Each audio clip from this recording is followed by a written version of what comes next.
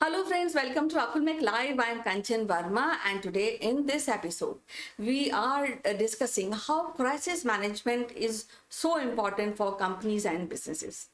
So stick around to this episode. We'll be meeting you after a few disclaimers.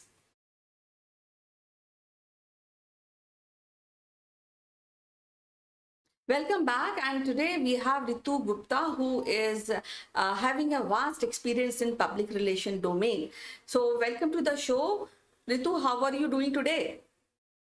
Thank you, Kanchan. I am absolutely fine and feel so happy to be part of the show again. Well, you know that we'll be discussing about crisis management, and you know that crisis management for companies is so important. So, what is this crisis management? Well, Kanchan, the crisis management is actually the public relations. In public relations, when you maintain relationship with your client, then there are certain problems also which can happen with your client, your own organization, you as a celebrity. So managing that, communicating right things to the media so that through media those things are communicated in a right manner, the way exactly you want to present yourself during the time of crisis in a positive manner to the concerned people, like the shareholders, your client, the people who have invested money in your organization. Those are the people, and also the general public. So that is crisis management. Crisis can happen anytime, every time it's happening. So managing the crisis, talking right to the people, writing a good the press release, writing exactly the right things in the press release, publishing that to various media houses, and talking to the people so that you have a positive image also at the time of the crisis. That means you don't have to press the panic button, but at the same time, give the correct communication to the people, but manage the crisis in the right manner because you're always there in the public eye.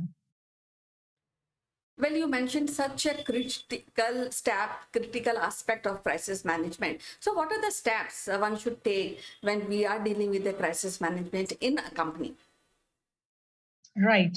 So when a crisis takes place, it is the media which can make or break your image. Like in the last my episode with you, I spoke about media relations. Now here is the media, the importance of media relations. So whenever the crisis is taking place, give the information, the kind of information you want people to know, the kind of information people publishes in the media. So give that kind of information. Present yourself as the caretaker, as the philanthropist, as the people who care about the community, and give the right information so that people are not in any kind of doubt.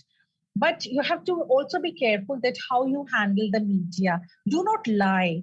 People should not lie. The company, the organizations, the industries, they should not lie to the people. You should always present the actual image. But what you want to say, you have to play with your words. And at the same time, always keep your investors uh, with you. Always let them know that what is happening so that later on you don't get a bad image. That is what crisis management is all about. And I will just want to give one example about Tatas and Godrej. We all know that they're philanthropists, and there was a time when there was an attack in the hotel in Mumbai. We all know about the infamous, in fact, the hotel attack in Mumbai. That was the crisis. Mr. Ratan Tata was there present all the time outside the Taj Hotel. Now, the way he and his PR team handled the crisis, no one in the country gave any bad name to Mr. Tata. In fact, the way he managed everything, the people who were staying in the hotel, their families were given some kind of job, their families were given money. The people who died, the employees of the organization, their people, the one of the person in the family was taken in by Mr. Tata in various companies. He has schools also. The kids were also given the admissions in the school. So that is how you handle the crisis. You give the right information to the government, to the concerned body, and your own employees and the clients. You take care of them, and so that media write good about you, because here is the time you have to handle your PR image very critically. it's very important. Well, it is so tragic and it is so heartfelt incident which really happened at Taj, Mumbai, few years back. Now, that is one case study which you have just mentioned, but I would like to ask you, what are those instances or those incidents when crisis management plays a vital role? So there are few things, the PR team should always be number one, should always be in touch with the media. Number two, the PR team should always be touch with the management and the people who have been affected, because the role of the PR is they're basically the bridge between the organization and the various publics. Now, what you write, what you publish in the media is very important. You have to play with your words because it's a very sensitive situation.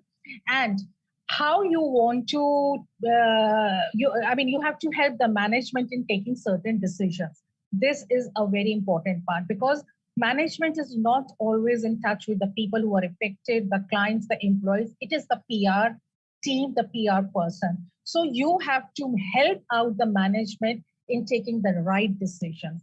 So basically the things which you need to do is, whatever steps you take, you have to keep in the mind that you have to have a very positive image about your company, the organization, and the individual you are working.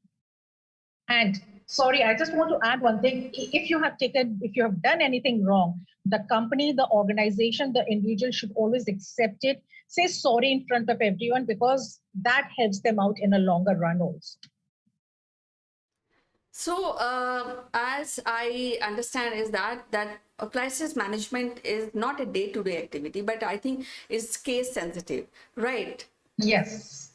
So, what are those incidents which can affect company, and we deploy crisis management public relation team to handle that? So there are many incidents. The very common one is that an employee dying while working at the workplace, like accidents do take place in factories. So that is one thing, that how you handle that thing. When the person dies, if he's the only bread earner of the family, are there people you can give, some position in your organization?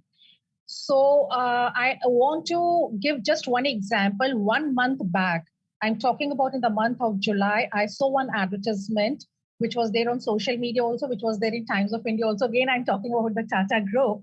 So they have given one big advertisement, and they were talking about Women 2.0, that any woman and every woman can start her career again after COVID.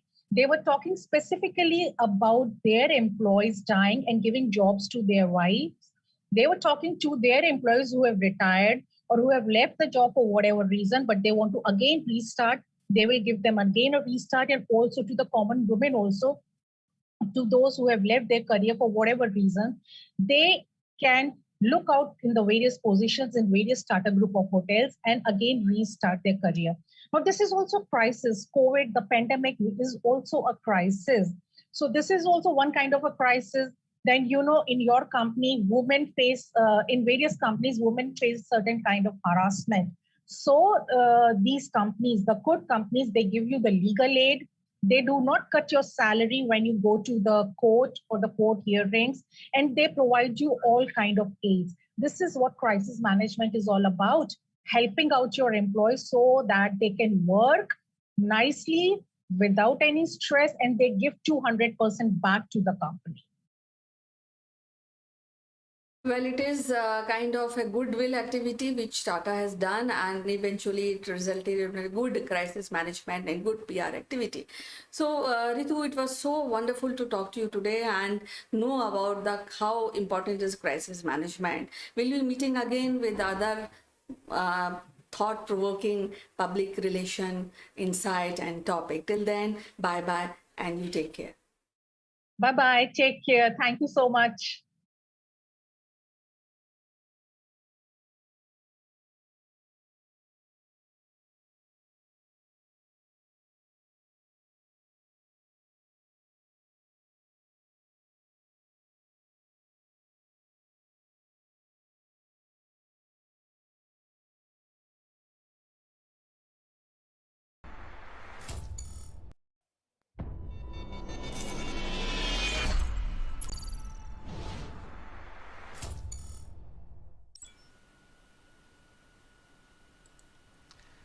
Hello, friends. This is Chandrakant from Akulmak, and today is a very special day. We are actually launching a book on our channel. The book is called Inner CEO, and it's written by Jeremy Blaine, who is my friend from UK. And as the title is so catchy, I'm sure this book has a lot of information for all the chief executives and everyone who's working in the corporate sector or also running the startups. So, without further ado, let me invite my friend Jeremy to explain about his book.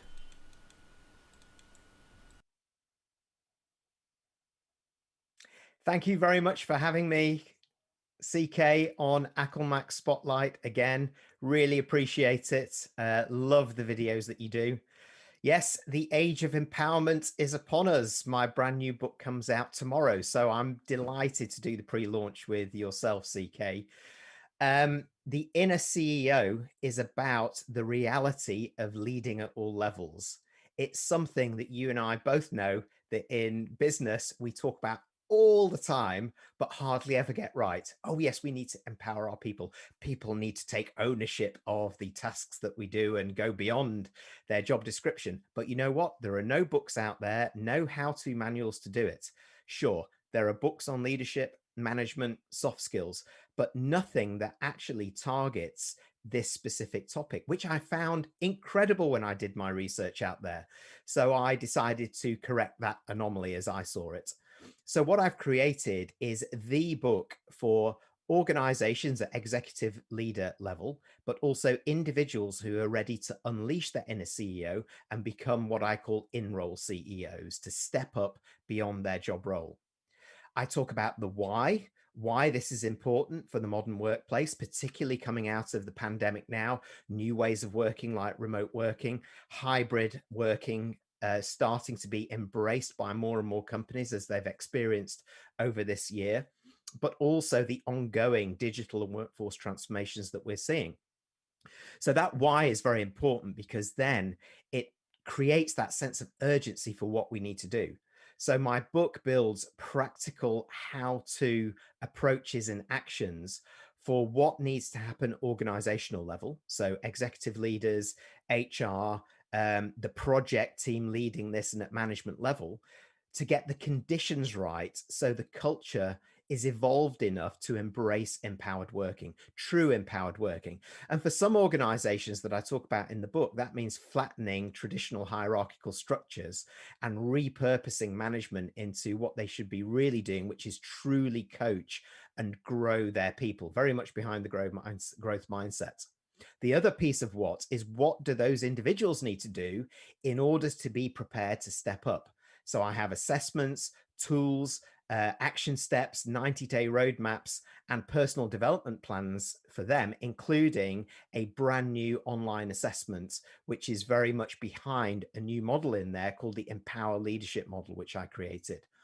This talks about how they should step up and envision, so create their direction, how they engage others, how they execute their new plans beyond their job role, and how they excel as an in-role CEO, so the personal development angle. So all of these things come together within the book and make it extremely practical and extremely action-orientated, CK. It sounds very interesting, and especially when you talk about the models that you have for self-assessment. I think this is very interesting, and when people read the book, they can also do their self-assessment and come up with a rating about themselves, and then probably they can play a little practical game within the organization, within themselves, with their team. So I think this is very, very interesting. I'm sure this book is going to be very valuable for people like me and my other industry colleagues in the who are there in my network.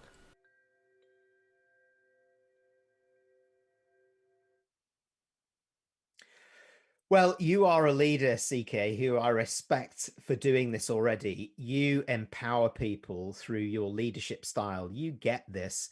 What is really astonishing that not many organizations do, there is a lot of lip service to this topic, but not much action to actually make it happen in reality.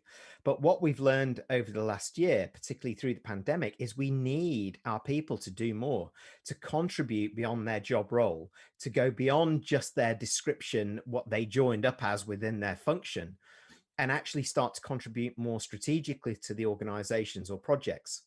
So as well as all of these tools that I've talked about that are in the book, I've supplemented the book with examples of lots of organizations who are trying to do this now, who are getting it right, and some who are getting it wrong, I have to say, because we learn from both. But it's all about fail fast, fail early, isn't it? And also, exclusively for this book, I've got 6 interviews with senior leaders across HR, general management, learning and development, talent, from organizations who are doing this already. Organizations like Essilor, JLL, Spotify, the financial services company Mambu, and more. These are companies that commit to empowering their people, and they understand what has to happen at leadership level, at line management level, and at cultural level within the organizations. I extract that from them in terms of the magic that makes this work and some of the results that they're enjoying, to look at the benefits and risks of not doing it for some organizations who are wavering at the moment. All of those interviews dovetail really well into a lot of the advice and practical tools that I then provide, and we refer back to those interviews. So I'm really convinced that it's a book, not just another business book, but it is on point for the modern workplace of now, and exactly right for executive leaders and the organizational level people who are leading this to actually do it in the right way. But giving the tools to the individuals that are going to step up has been really critical for me in this book. So spending a lot of time in helping them through the book is what I was very what I felt was very important when I started the book. And as I said, very little existed out there. So I'm really pleased that I've been able to do it, supplemented by these 6 interviews. It's very interesting, Jeremy. In fact, such a book is in fact required for all of us to read, especially when we are going through the pandemic and we have to rebuild our organizations. I think these are the directions that we need as leaders within our company, and also when we are actually approaching the client. I think we need to change ourselves. So these are the inputs that we need, and I think everyone is looking towards that. It looks like a big book. How big the book is? Yeah, it's not too big. Don't worry. I don't want to put people off. It's about in its print version, it's around 220 pages. And that's mainly because I've added these other elements into it. I've added a lot of tools, a lot of diagrams. These interviews that I talked about take up quite a lot of time of the book because I wanted it to be so practical. So while I put in the what, why, and how, etc., all of that is followed by here are the action steps that need to happen. So it's available as an ebook through any Amazon site across the world. It's available in print version as well, of course, for those that prefer that. And I still, honestly, secretly, I still prefer a physical book in front of me. And it's one of those books that you can read in a linear fashion, or that you can choose to dip into and come back to, make notes on as well, and then come back to. And I've supported that actually through a lot of additional services that I felt are really important. So training that I can offer organizations that are going through this process, consulting, also keynotes and leadership briefings that I can do to explain it in a little bit more detail and help them take the first actions. And of course, the online assessments and self-help tools and resources that I have on my website. Fantastic. So it is available on Kindle as well. So secretly, like you said, you prefer a book. I prefer Kindle, and I'm sure a lot of people prefer Kindle because it's easier, it's automatic download, and it's also low cost. So tomorrow it is getting launched, viewers, and how much it is going to cost us? Well, actually, for launch day, there is a special on Amazon for the ebook. So I will go with you. I think a lot of people prefer the Kindle or the ebook version, whatever your reader happens to be. So for a very special launch promotion, it's going to be the equivalent of 99 cents or 99 pence on Amazon all day through the launch day. So tomorrow, the 25th, is the day to get your ebook, CK. Well, 99 cents is almost a dollar, which is like in India 70 rupees. It's such a valuable piece of professional work available only for 2 bottles of Coke just for tomorrow. I think that is a very low price, but after tomorrow, somehow some people miss to buy tomorrow. How much it is going to cost, Jeremy? Just in dollar terms, if I talk dollar terms, I believe the ebook will go up to around $7 and the physical copy will cost around $20.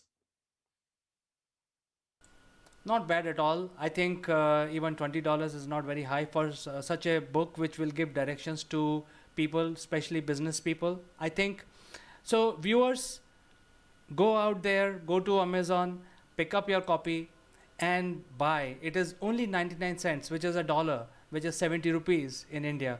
So I think that is something which you can all afford. Go to Kindle and search for CEO, Inner CEO by Jeremy Blaine and download it tomorrow.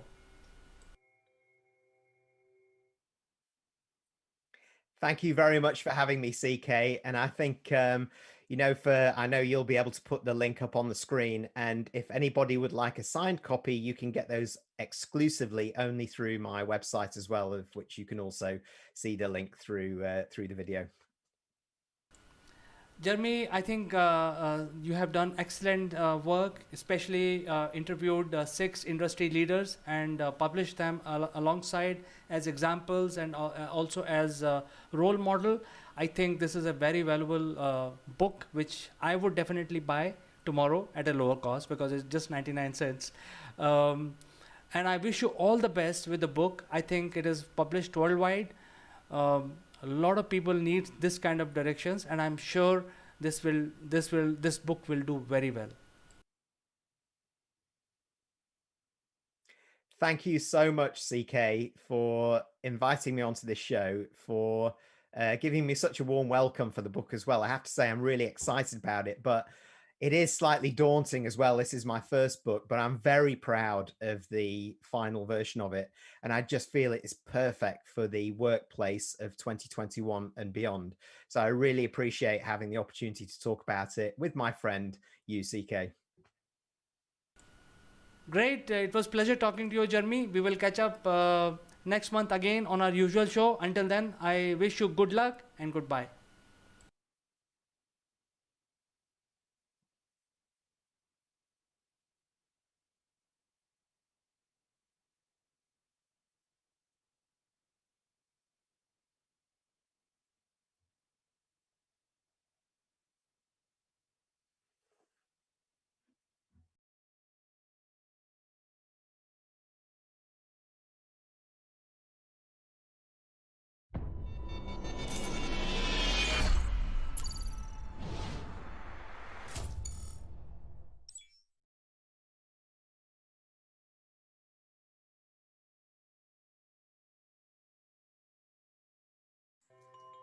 Hello friends, this is Chandrakant from Oceanic Technologies and welcome to Legal Matters. And as you know friends, we discuss the legal matters and also something which is affecting the nation and the people. And for this discussion, let me invite my friend from Ahmedabad, Mr. Jeet Bhatt. He is a very well-known lawyer practicing in High Court in Ahmedabad and also very well-known legal luminary. So we are very happy to welcome Jeet. Thank you very much, Chandrakant, for introducing me and inviting me for this program. I'm looking forward to having a discussion. Certainly, Jeet. In fact, what I want to discuss today is something which happened just yesterday, and that is the bail given to Riya Chakrabarti in the NDPS Act. And since we were discussing the NDPS Act also previously last week, and I want to know your opinion as a lawyer, as a legal luminary, that she has got the bail, but what next? Yes, Chandrakant, as yesterday itself, the Bombay High Court has granted bail on strict conditions to Riya Chakrabarti, wherein the High Court has imposed certain very stringent conditions, wherein she has to deposit her passport. She can't travel out of country without the court's permission. She, in fact, Even if she has to leave the jurisdiction of Greater Bombay, she has to inform the special judge in Bombay. And so, well, yes, bail has been granted, but there are stringent conditions. She has to appear on every occasion at the trial. So ultimately, though her personal liberty has been granted to her, but on very strict conditions, and the judgment is also a very landmark judgment on this matter relating to NDPS Act, which I will be discussing. But what next is now, once the uh, once the trial begins, then the witnesses will be called, and ultimately the trial court will determine whether all these accused persons have been found guilty of the charges leveled against them. And if yes, then there are, as I said, there are very strict punishments which can be imposed. And the offenses which have been initiated against these celebrities, the offenses, the minimum punishment starts from 10 years and it can go up to 20 years. So if ultimately the court finds her guilty, then probably minimum which would be imprisonment which would be imposed would be 10 years. That's a very long imprisonment if she's found guilty.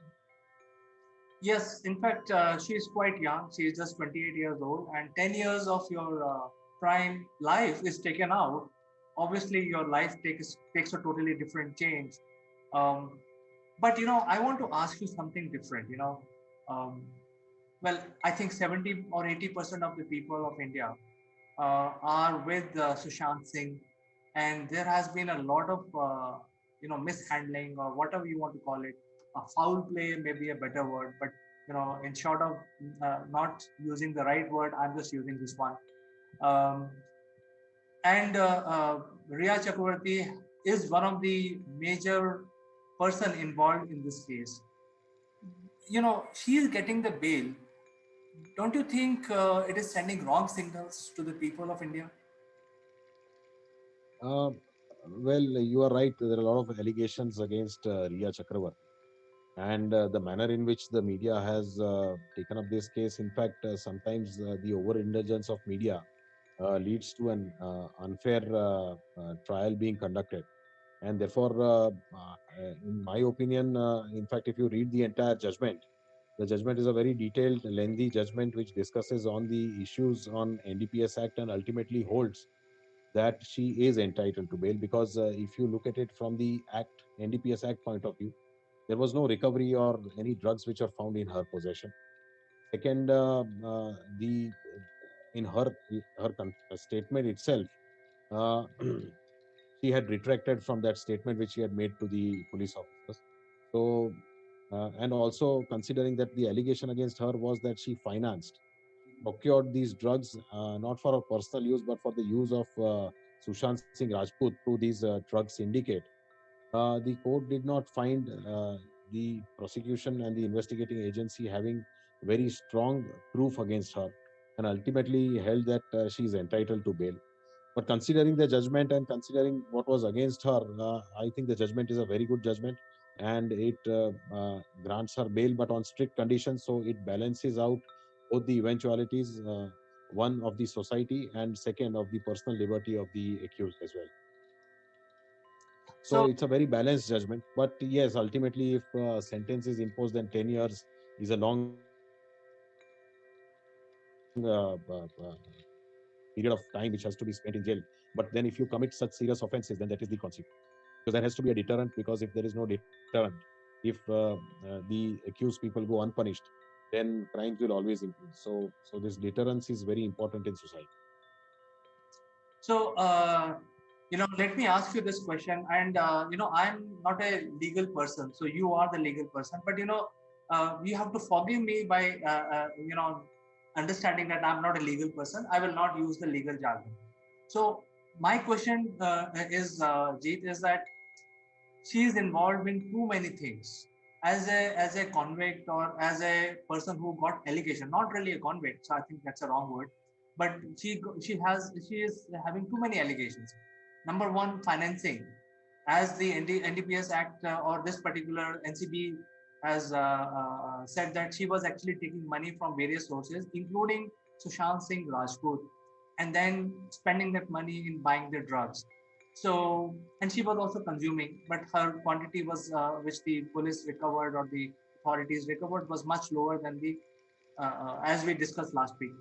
So, don't you think that even though in the trial, when the case goes for trial, she would be given at least a minimum of 1 year of punishment? Uh, yes. So it depends because the quantity, as per the judgment and the facts which I gone through, the judgment doesn't say that she was recovered or there was some narcotic substance found in her possession. In fact, what the facts say is that the NCB had got some secret information on 28th of August 2020, and they caught hold of some Abbas Lakhani, who was having possession of 46 grams of ganja.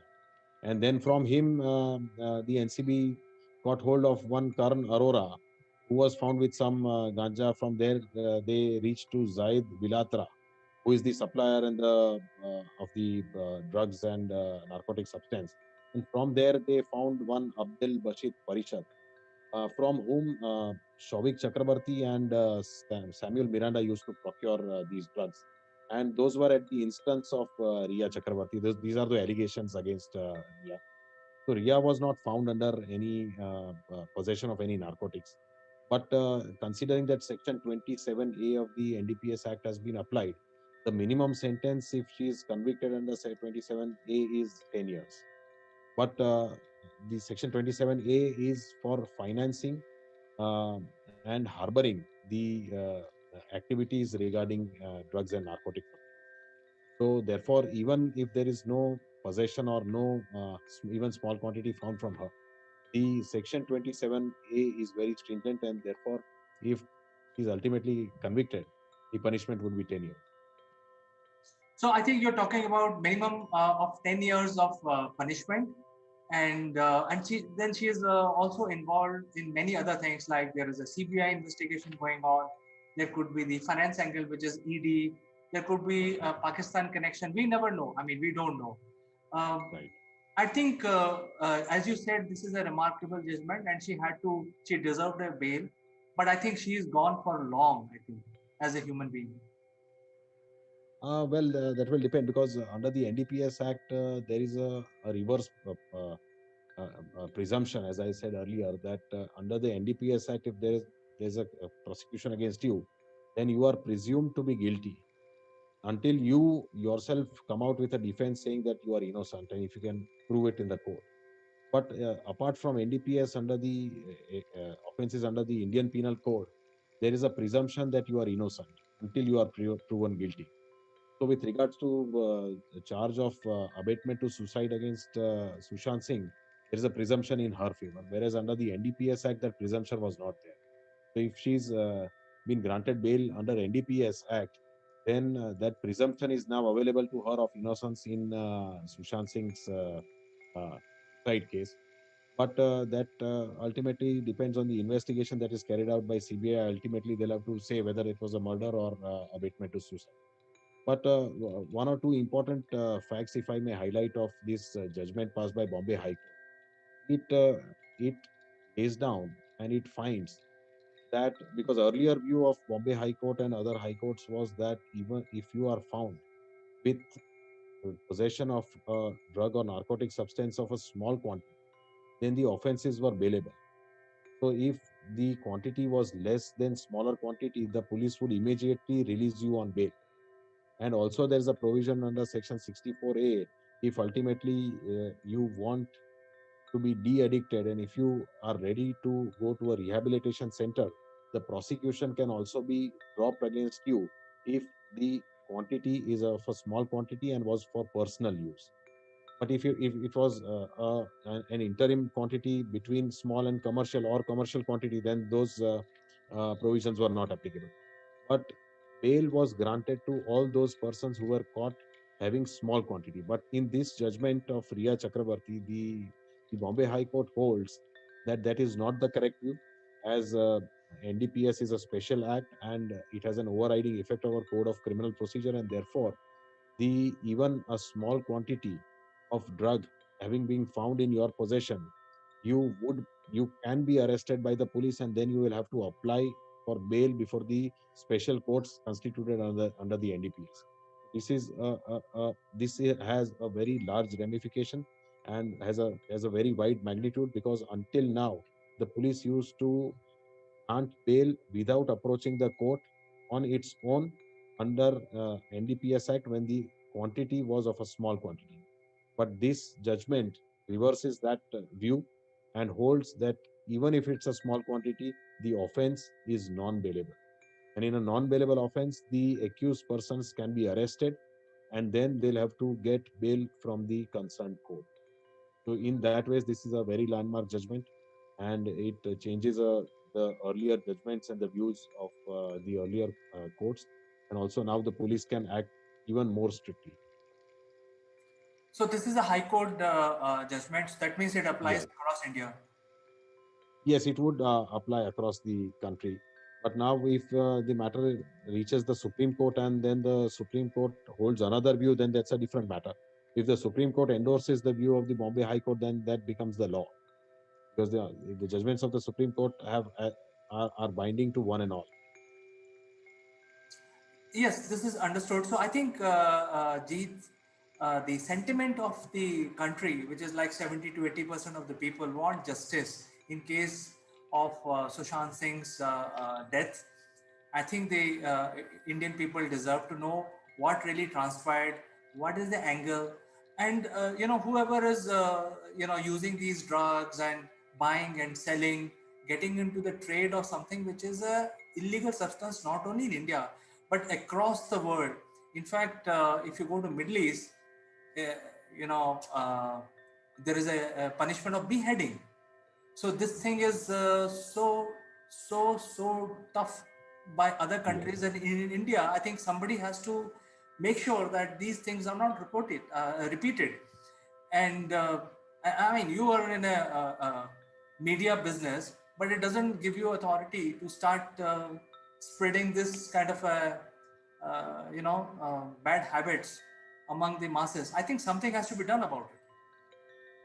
Right. So, yes, absolutely. You are absolutely right. The act is, though it is stringent, but not as much as it is in the Middle East. But Middle East, the manner in which Middle East deals with these offenses also undemocratic, because you can't have beheading and cutting your fingers or cutting your hands for offenses. These punishments are completely barbaric and are not permissible in a democratic country. This country is based on rules of law, and based on the rules, uh, the same has to apply, and justice has to be delivered. So, but yes, these things cannot be recommended. Drugs cannot be recommended.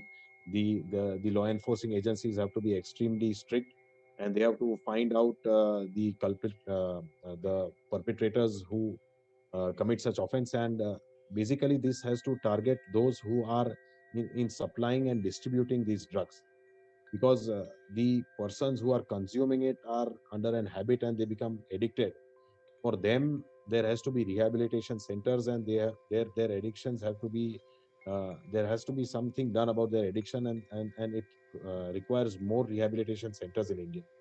But for these persons who are financing it, those who are supplying, those who are cultivating it, they are the main perpetrators who are committing very, very serious offenses. And yes, the offense under the NDPS Act is, in fact, more serious than rape and murder as well, because this uh, these offenses can demolish the entire country and its future. So yes, the provisions have to be extremely strict, and strict actions have to be taken by the law enforcing agencies. Jeet, in fact, this case has just started, and she got the bail. Bail is a right in the democracy, as you said. The country is governed by rules and regulations, and there are bail as a regulation. So I think it's a normal activity where the court has granted bail. But I think it has just begun. As you said, the charges are very, very serious.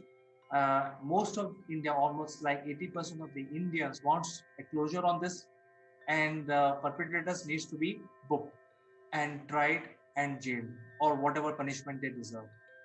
So Precise. So with this, Precisely. yeah, sorry, go ahead. Yes, precisely. With this, they have to reach to a logical end. And but one thing which I want to tell you is bail under the NDPS is not as a matter of right. In fact, the provisions are so strict that bail normally in cases are always rejected. Rarely in special cases bails are granted, but the facts of this case were such that bail were granted to the main accused, but other accused bail, including Shavik Chakravarti, has been rejected because there was some material incriminating that was found against him, and therefore his bail has been rejected by the guy. So it means the brother Shavik will not get the bail because there was a recovery and there is evidence against him. And Ria got the bail, yet the case has to go on trial, and there is ample evidence against her. So I think she will have to go through the whole cycle. Precisely, yes, absolutely. So I think people who are watching this, the learning from an expert is that this law is very strict, and even though Ria got the bail, and this is exactly what we are discussing, but it is not, and it's a conditional bail. That means there are certain conditions, very strict conditions attached to it. So it is not that she can just get out and lead a normal life. And when the case goes on trial, there will be a lot of other activities which will be coming out. And then if she is found guilty of either financing a drug racket or consuming it, she will be booked and finally sent to the jail. Punished. Precisely. And now it is more stringent of because of this judgment is that even small quantity possession of even a smallest quantity will also lead you into jail, and the offense has become completely non-bailable, and therefore also they are very strict. So I think this is a very good information that you have given us, Mr. Jeet, and thank you so much. And I'm sure our viewers will like and probably like to post their comments, also like to engage with you. So I think it's a great information and great learning for our viewers. Thank you very much, Chandrakant. In fact, I enjoyed this session, and I hope that your viewers get to know in depth the provisions regarding the NDPS Act and how strict they are. Certainly. So, viewers, if you have any questions, please send it to us, and we can pick that up in the next session with Jeet. You can also engage with us live during this discussion. But just in case, if you forget to write your comments, you can send us later on. The email is also listed at the end of this video. So, Jeet, thank you very much for joining us today. We will catch up next week once again. Thank you very much, Chandrakant. We'll see you next week. Bye-bye.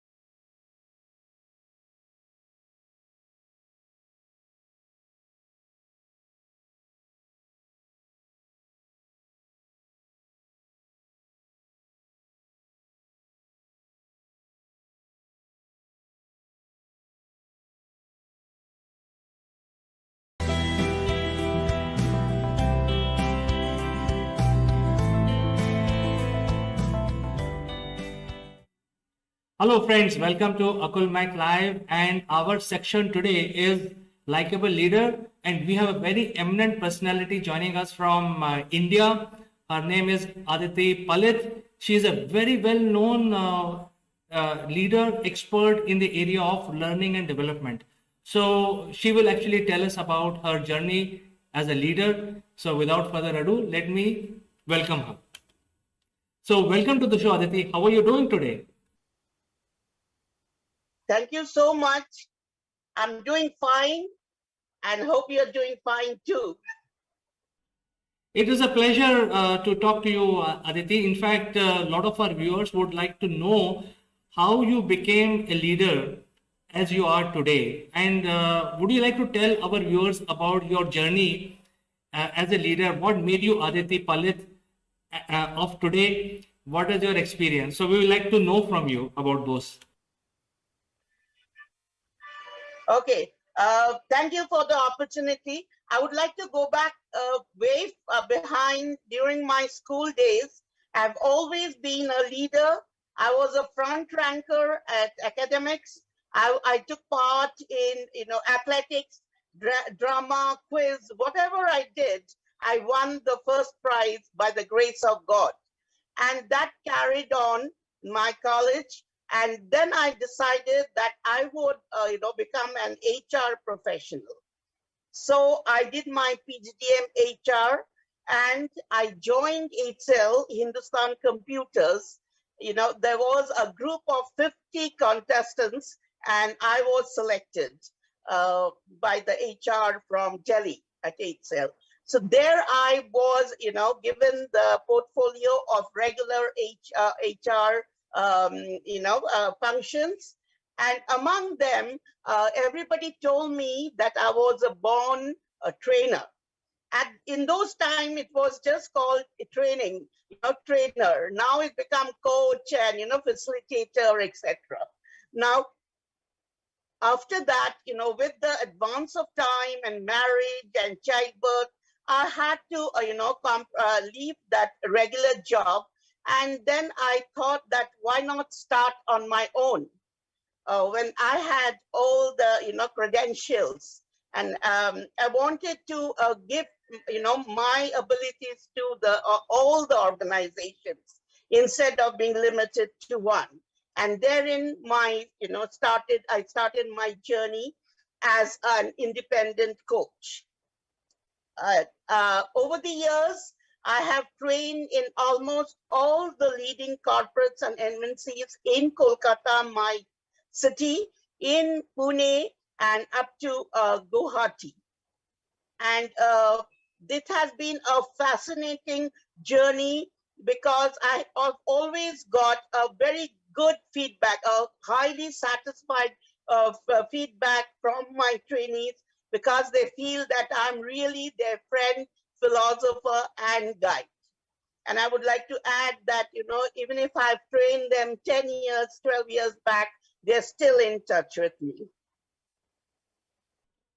Well, Aditi, in fact, most of us know you, and because we might have crossed our paths, and you had such an illustrious journey, such a long career, and you have not only worked with people in Kolkata and the Northeast, but also rest of the India. And you might have seen so many changes happening in the industry. So what are these transitions? And does these transitions help you shape up your journey also as a leader? Actually, absolutely. See, it's been a journey of 2 decades, more than 2 decades. So as I said, when I joined, it was just a very mechanical kind of imparting or executing the HR portfolio. But one thing good was that the human aspect was given the maximum importance. Now, through my journey, and especially during the pandemic, as we all know, technology is almost taking over. Now, from my point of view, I feel that, even if the apps and the softwares are taking precedence, but we must remember that they are being invented and run by human beings. So the human resource is and will always be the most important aspect of any organization. So I would love that to see where technology is taking a little bit of a backseat and the humane aspect is given that most importance by the leaders and managers. Well, Aditi ji, you have already answered my next question, and that is about the changing scenarios. And as we actually work in the industry, the scenario keeps changing every 3 to 5 years. And you've already answered that, because you're talking about that the human touch is so important and technology is just a facilitator. So I think that is a message which we have got today. What is the most important achievement of your life, which you feel very close to your heart, and you felt that this is something that I've achieved and this is the ultimate achievement for you as a leader? Would you like to share that today with our viewers? At, at the cost of repeating myself, I would say that, I have really touched lives. It's been shown by the fact, as I said, my trainees are in touch with me. Before the pandemic, they should, invite me for their marriages and for their, children's birthday parties.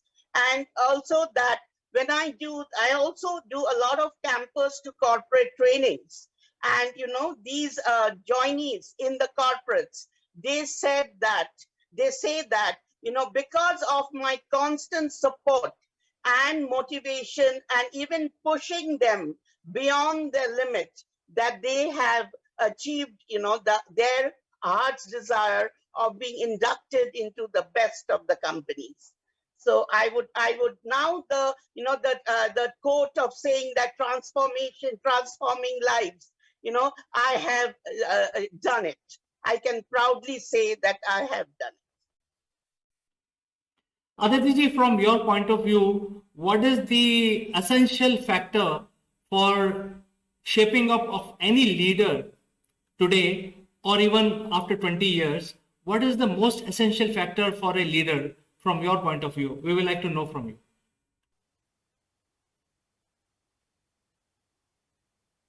As this is what I've been doing before. I'm into leadership training, and the pandemic has thrown open this aspect is empathy. It really means that you understand that why a team member is not performing, as per your expectation. As a leader, and now that I'm grooming leaders, I would like to say it is the leader's failure to, to motivate, even, to understand the lacking of the employees, of their team members, if even single team member does not perform. So that should be the, and the pandemic has shown that, you are going to the, the lives. Now, the thin barrier between the, working hours and the recreational or personal lives hours have, almost thinned. So the leader has to constantly find out whether, there has been a lot of mishaps, tragedies in the lives of the employees. Maybe that is happening. Maybe a team member is insecure about the technology that the manager is expecting him to adopt and follow. Virtual meetings, virtual, submitting of the targets. These are a big challenge to those who are not tech savvy. And I understand very well, because that's one area where I'm also a little weak. So the manager has to be totally empathetic and, not issue orders and then pull to task any employee. If he's not doing deliberately, that is different. But as a manager, you should be able to take all your team members to fulfill the ultimate target. Well, I think there is a lot of human side of it. In fact, working in an offline manner, the CEOs are now getting exposed to the personal life of their employees, and empathy. I think you mentioned these very powerful words, which is the human touch and empathy. So I think one question which is running in my mind is about how did you took the failure, because now you're training the leaders, you're training the trainers, you're training the go-getters, but in your personal life you have a journey as a leader. Did you had a failure in your life, and would you like to share what was the learning out of those failure, or one or two failure which is really which you can't forget? So something like that you would like to share? Yes. I want to bring forward that, work-wise, I've been always very sincere. I've adopted to changes, etc. But my physical, well-being has always been compromised. I have a big health issue. I have survived from, a near fatal disease. At the point where my, post-graduation was completing, I'd given, I wanted to go abroad for higher studies.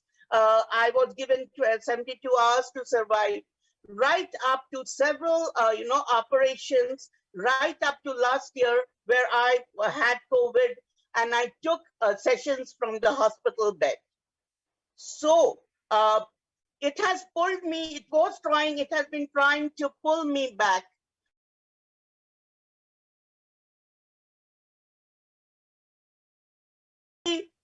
Lesson that I have taught myself is, if I give in to failures, I am the one who suffers. The world will go on, work will go on, there'll be other achievers. And if I sit and think that my luck is bad, then I'm going to be the loser. I always believe that it's inner motivation. You have to push yourself and be an eternal learner and be optimistic that as bad days are there, good days are sure to come also. You have to rise above failures. Well, Aditi ji, hats off to you. I think you have summarized the very mood message for our viewers that never give up and always learn from whatever stumbling block you get in your life and whatever failure. So failure is nothing but another milestone in your journey. So let's change gear back to the business. And you know that the businesses are actually dependent on the investor community, whatever business, even learning and development, education, or any R&D. What sort of role you see that going forward the investment companies should be playing to modify, to transform our industry? Do you have any opinion on this aspect?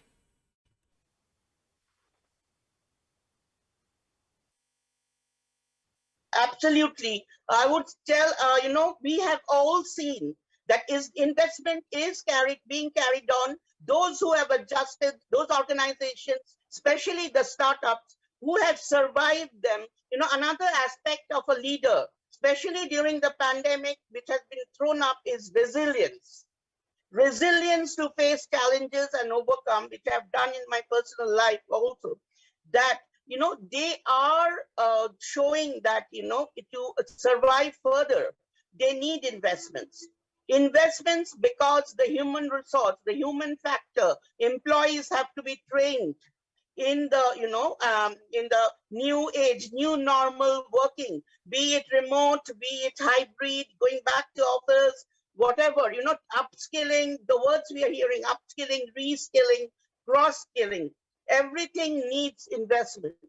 And those who I'm sure the crowdfunding has come to the forefront.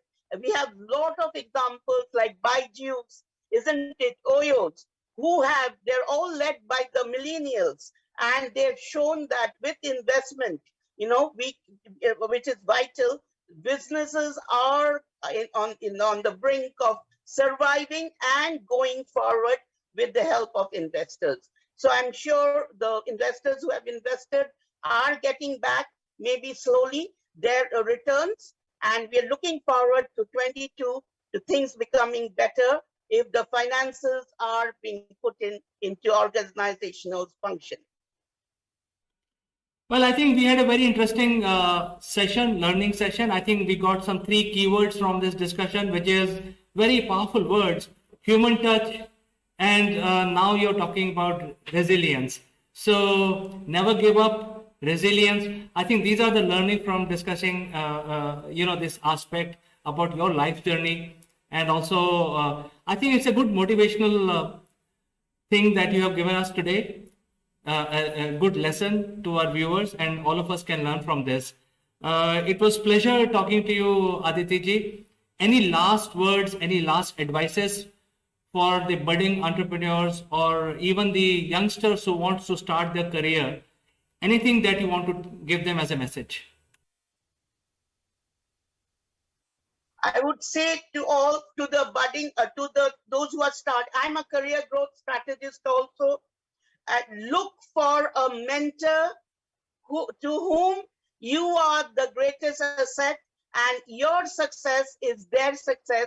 Who does not look at this? I believe I'm still fighting that, training and development, coaching, facilitating is a one of passion, and it's less of business. It is, of course, business, but we should so look for a coach or mentor, get trained by those who have made a name for themselves.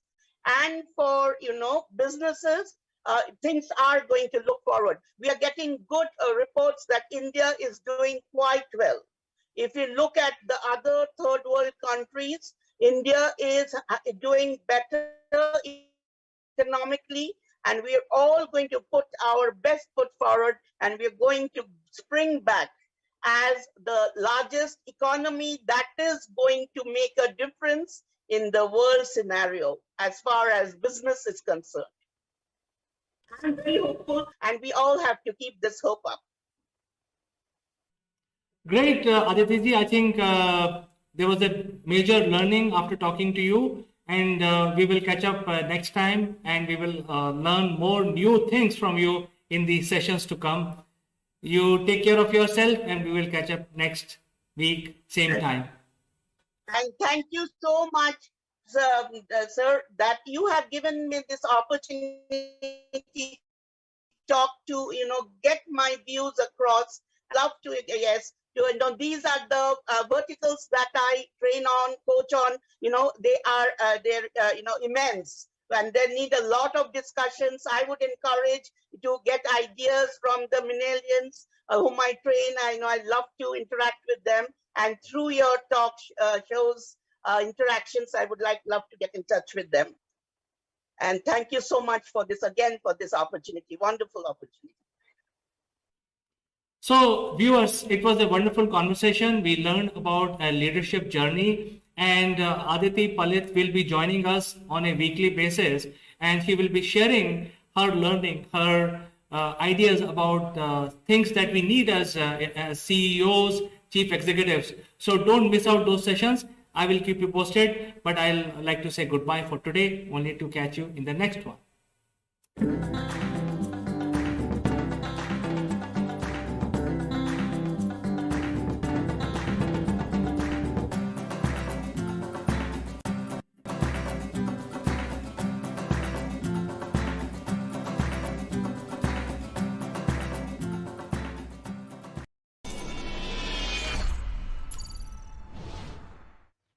Hello friends, welcome to Akulmek Live. I'm Kanchan Verma, and today in this episode we'll be talking about art, heritage and architecture of one of the wonderful places of the world. And we'll be discussing this with our guest. So I'll be meeting you after a few disclaimers. So stick around.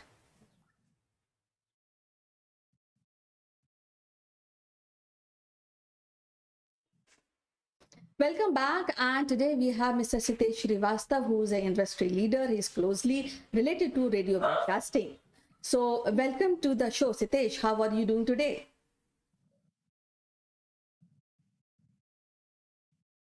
Thank you, Kanchan, for connecting me from anywhere in this world. And as you can see behind me is the world's beautiful biodiversity. But before I tell you more about it, how? Well, I'm perfectly fine, and I'm so eager to hear which place we are visiting today. This place is only called as Cape of Good Hope.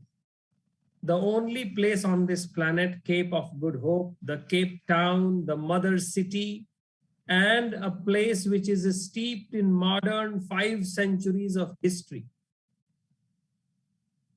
That is the Cape Town for you, Kanchan, this morning. Well, lovely, because I know this is a quite an old place, an old city, and there's, I think, a lot of mingling of people from different continents, different cities. So I'm more eager to know about the culture and the art of Cape Town. Of course, the legislative capital of South Africa, Kanchan, colloquially called Mother City, there are two other capitals in South Africa. One is the Free State in Bloemfontein, and the other one is in Pretoria. And interestingly, Cape Town is located approximately on the same latitude of Sydney in Australia and Buenos Aires in Argentina. It is located at the Table Bay. It is one of the oldest urban areas in the Western Cape. In the modern history, I am told that somewhere around 1488, the Portuguese explorer, Barto Diaz named it Cape of Storms. And then John II of Portugal names it as Cape of Good Hope. There must be a reason why a place of, and on the confluence of Indian Ocean and Atlantic Ocean, known as Cape of Good Hope, where the sea is actually very rough. The Atlantic side is very, very peace and calmful from far, but the Indian Ocean side is very, very rough, Kanchan. 1497, Vasco da Gama also recorded the sighting of this Cape of Good Hope. By the 16th century, French, Danish, Dutch, English, they all were there. But the Portuguese were, the most commonly, fleets continued to stop over in the Table Bay while they were reaching out to the, Indies, which is the far east or the Asian side. And the trade was tobacco, copper, and iron. And they were also trying to fight for a place with the cocoa plants. And you must, today life looks so easy to us. We just hop onto a flight and we travel across the globe in 13, 14 hours. Think of those days, Kanchan, when the North America, South America, and the Europe, to connect them to the Asian side and the Australian side, Cape Town was the only place, only port of call where ships used to come there for repair and some rest.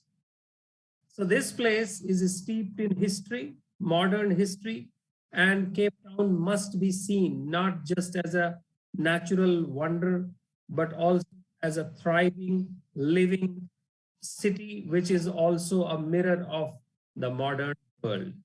I'm sure you have heard about it and you have seen its pictures, Kanchan. Well, yes, and as you mentioned that was ancient port. This is ancient port, and I'm sure people who were traveling by ship in older times in antiquity, they must have faced a hardship and crossing from one place, one continent to another continent, and keeping that distance, keeping that area, and reaching to America or European country. So definitely, and this place, I think, as I mentioned, that many people must have landed on this place, and I'm sure they must have left their mark on that place. So what kind of culture we see in in Cape Town? Well, Kanchan, the question that comes to my mind whenever I have been to Cape Town is that this place was discovered by the seafarers, by the sea explorers who were trying to find out new lands, not just for trade, but also for dominion.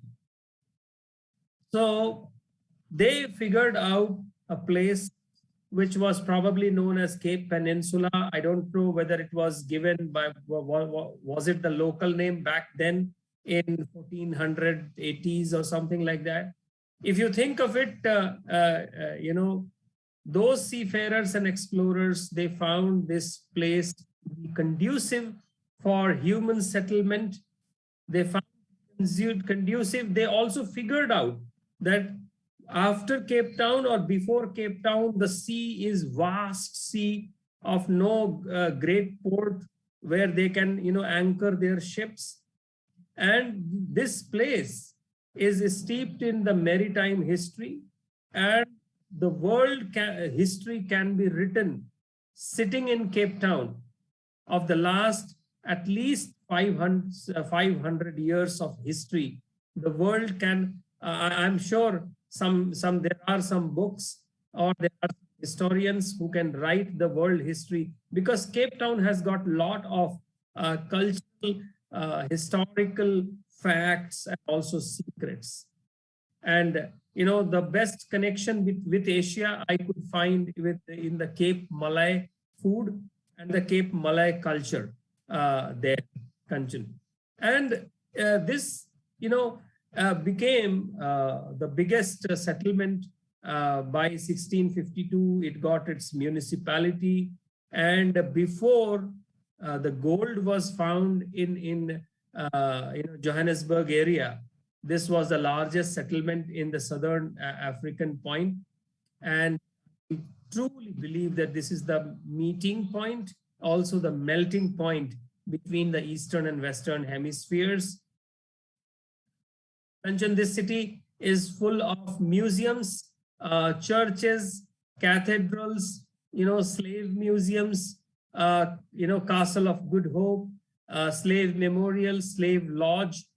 And these museums basically throw the last 5 centuries of history. Robben Island Museum, and Robben Island I will touch again with you in the show. And this is something that people say, I say that please visit Cape Town once in your lifetime. Well, there are so many special places to visit in Cape Town, and I've heard about those places. But one thing which really, I mean that it makes me interested in visiting Cape Town is that you can watch a shark in a cage down in the sea. So a part of this, what kind of sports adventure Cape Town offers? Well, yes, you can see sharks, but Kanchan, who is in the cage? Is it the shark is in the cage, or is the tourist is in the cage? So that is the reality we must understand. That is a kind of $1 million question. Actually, we have to do a lot of meditation on that. Yes. So yes, visiting the sharks, seeing them so close, seeing the penguins so close, little far from there, you can also see whales. So there are a lot of water-related sports, water adventures, around the city, lush green golf courses, and of course a great seafood around the Cape Peninsula. So this is, as I said, what the tourist wants. Some tourists come for wine tasting, Kanchan. One of the best wines in the world comes from the Cape Town region, Cape Peninsula region. And most of the vineyards have opened their doors. So you actually drive inside a vineyard. You can taste all kinds of wines there kept with cheese. So this cheese goes with that wine, that particular red wine goes with this kind of a cheese. And a lot of wine tasting happens. And I'm sure people who are always scared of drinking and driving can feel a little relief that is still they can do wine tasting and still drive around in the city. Okay. So the best way to see Cape Town is to rent out a car and then go to its places of interest. And there, in that way, one can see lots of places like Signal Hill, Lion's Head, Devil's, and of course the one and the only Table Mountain, Howth Bay, Sea Point, V&A Waterfront, Bantry Bay, Clifton, Chapman's Peak Drive, lots of beaches, Two Oceans Marathon, and then around 176 kilometers from here is something called Cape Agulhas. which is the place where you can see the Indian Ocean and Atlantic Ocean, meeting. And of course, that site is very interesting, where you stand and you feel that this is the place where not just the oceans meet, but also a lot of cultures meet. There are a lot of shipwrecks in the area. And it is, I feel that if all the shipwrecks are pulled out from the sea, the kind of rare things which will come out, it will make South Africa one of the richest country in terms of monetary terms. And Cape Town is also called Mother City, Kanchan, because the modern South African history in the last 5 centuries can be traced to this place. And, when I talk about Cape Malay food, there are the early slaves who came here along with their Portuguese masters. So there is a slave lodge, there is a slave memorial, there is a church memorial on Church Square. It's a heritage landmark. There you can also find, the 4 Nobel laureates nearby from South Africa. Robben Island, Kanchan, makes a specific mention in my discussion about Cape Town. Robben Island is a place which was used for the political prisoners and other kind of prisoners, which is around 10 kilometers from the city. Many famous political prisoners were held here for, including Nelson Mandela, for almost, I believe, 15 to 18 years in the same jail cell inside the Robben Island. And I have seen that place and I had my, goosebumps. How can somebody live in this small place away from the family, the friends and the community for, so many years? And so Robben Island is also a UNESCO declared World Heritage Site from 1999. And people have been banished and isolated on this island for almost 400 years, Kanchan. So this city is about the slave culture. This city is about the Cape Point, Cape of Good Hope.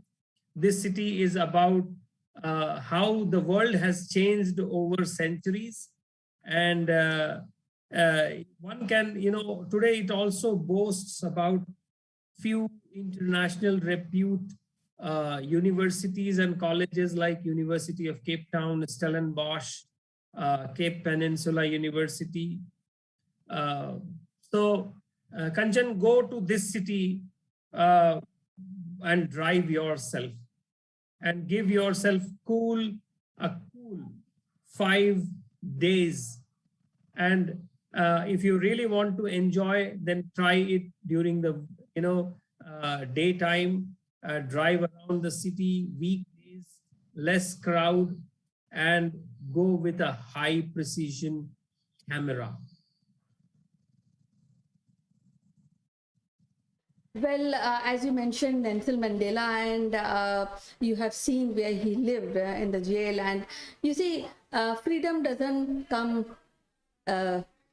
it is very costly, and the cost is a soldier's life, and people who are instrumental in getting us, because we were also colony, independence or freedom. I think that has to be saluted maybe every day. At this point, I would like to ask you one important thing: how you will describe Cape Town in one sentence?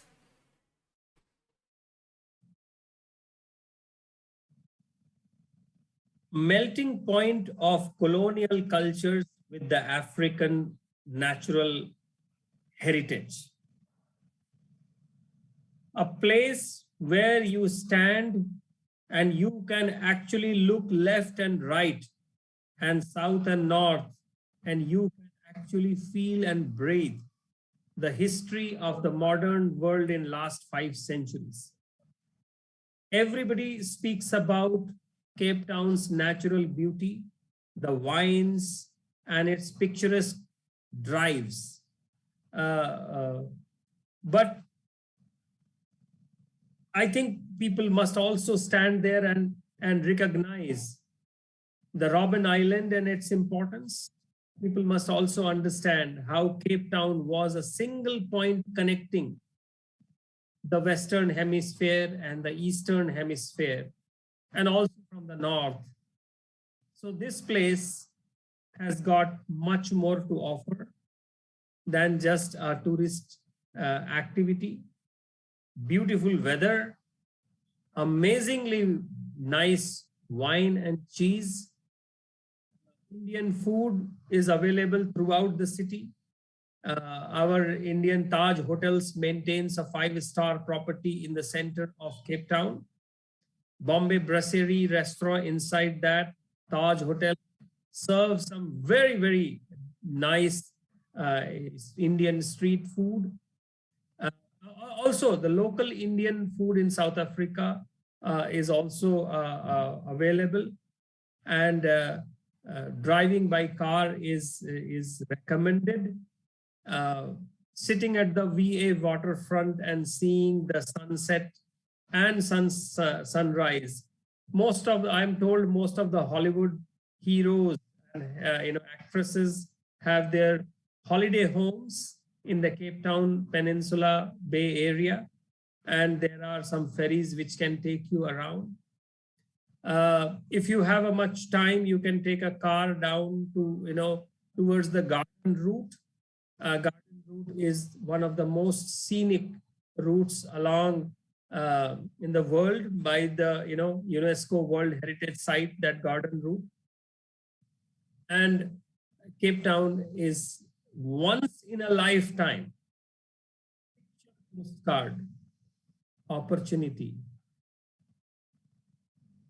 Well, it was so wonderful to really know about Cape Town and listen how it is a wonderful place and one can visit at least once in lifetime. So, as usual, it is so wonderful to talk to you today, and we'll be meeting again with some other wonderful place. Till then, bye bye, and you take care. Thank you, Kanchan. Goodbye from Cape of Good Hope.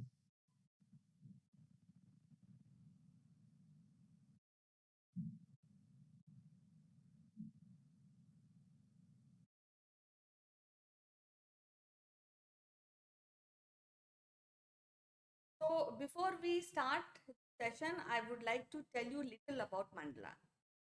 The mandala is circular figure representation of universe in Hinduism and Buddhist symbols. Now, what it said, generally it is said that it's a psychological aspect of creation, and it is a symbol of dream representing a dreamer's research on completeness and self-unity. Teaching mandala is symbolic, generally in Sanskrit circles, and there are of three types. One is a religious mandala, sand mandala, and teaching. Now, when you are learning mandala, that means that we are initiating a step forward for learning something very auspicious. Like when we say that we are learning meditation. So first we have to learn meditation and then we have to practice. Likewise, mandala also we have to learn mandala and then we have to practice to come out to get the healing and spirituality aspect which is related to mandala art. Even if you go back in history, even Mayan calendar, in Mayan era, it is also represented in mandala art. Time you can visit any site and find out. The mandala in modern era is that Swiss psychologist Carl Sang, he explored mandala and he said that in his personal journey and in his practice, he believed that it collectively, unconsciously heals you while doing mandala. So let's now start mandala learning.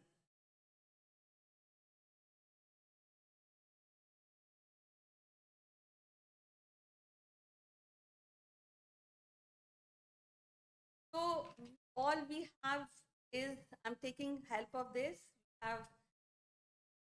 have paper, and I am dividing this paper into equal parts.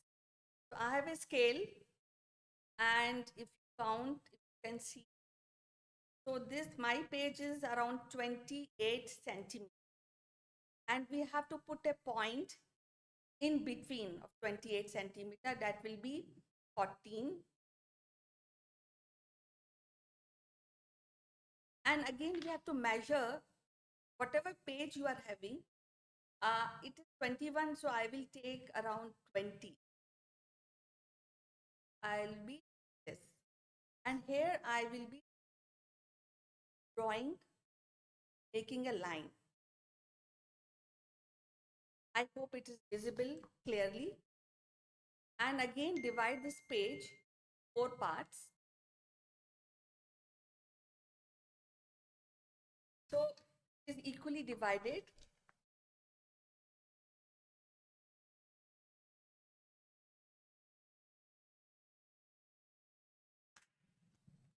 Now I'll take a compass.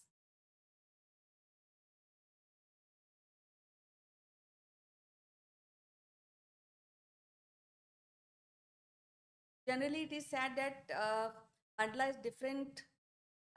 It's not different, it is pattern based, but actually it is different because unconsciously it your spiritual mind, unconscious mind. So first of all, I'll take a measurement. I will take 10 centimeter scale and then draw a circle here from the midpoint here, and I am making a circle. Then I will take half of the centimeter, 5 centimeter actually, and make another circle above of this 5 centimeter. Measure it 5 centimeter. Measuring 5 centimeter.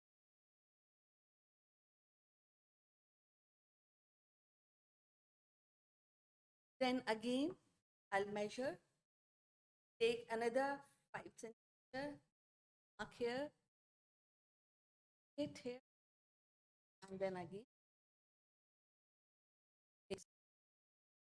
Then again measure, depends how big you want to. Again, I'll mark 5.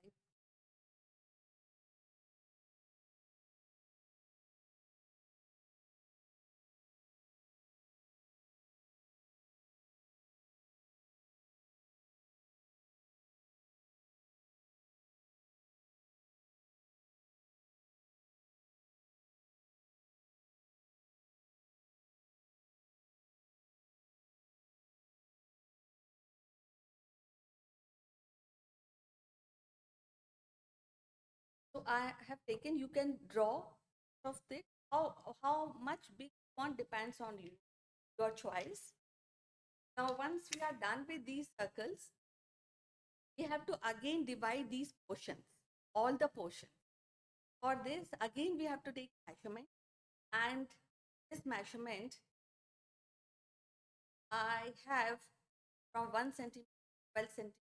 I will mark a line here at 6 centimeter, and then in cutting this point, I will make, again draw a line. We have divided the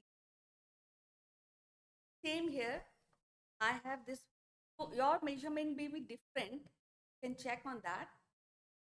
Again, I am taking 12 centimeter here, mark the middle, that is 6, and then again draw line, cutting the center point of the circle.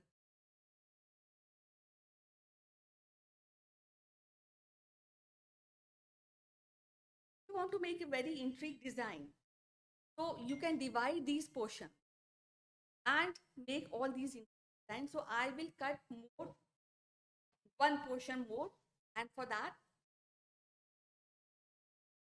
have around 6 centimeters here.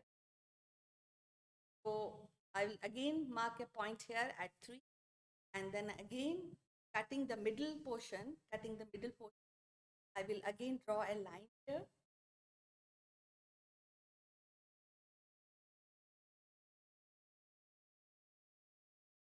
Here again, this is 6 centimeters. I'll mark again, I'll draw a line.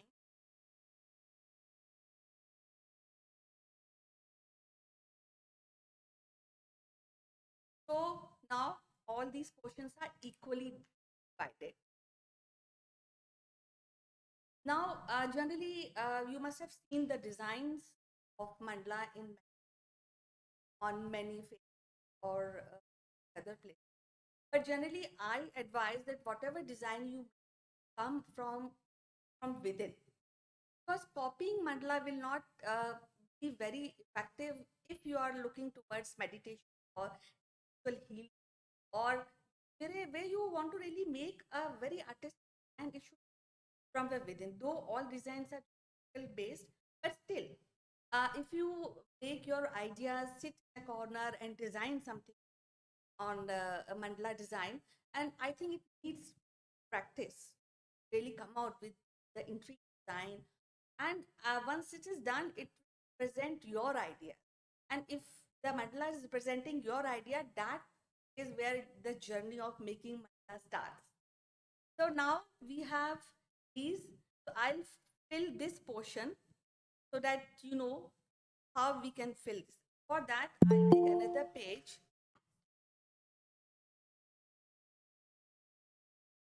One minute, as some joining me.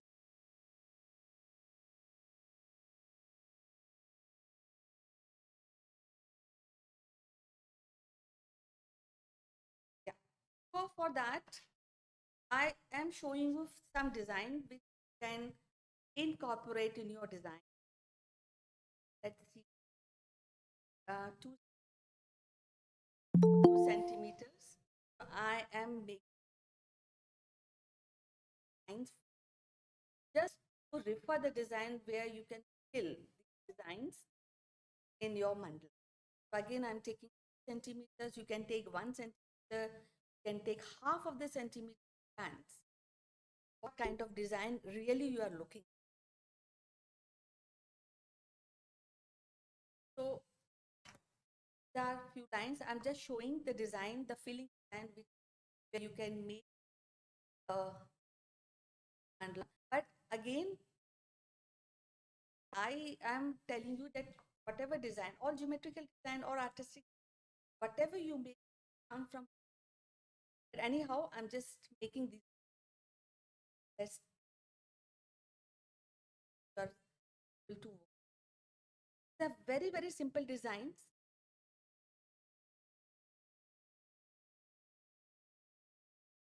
And you need not to copy any design.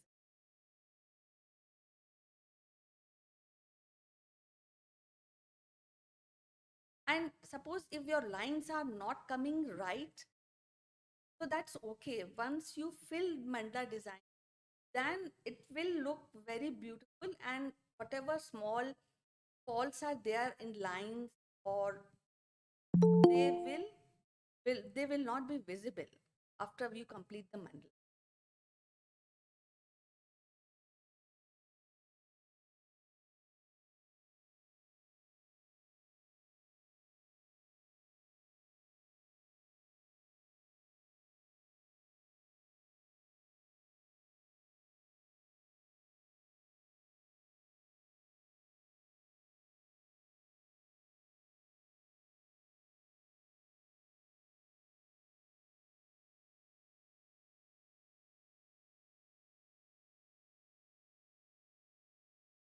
Something like this, or you take count and you fill this, and then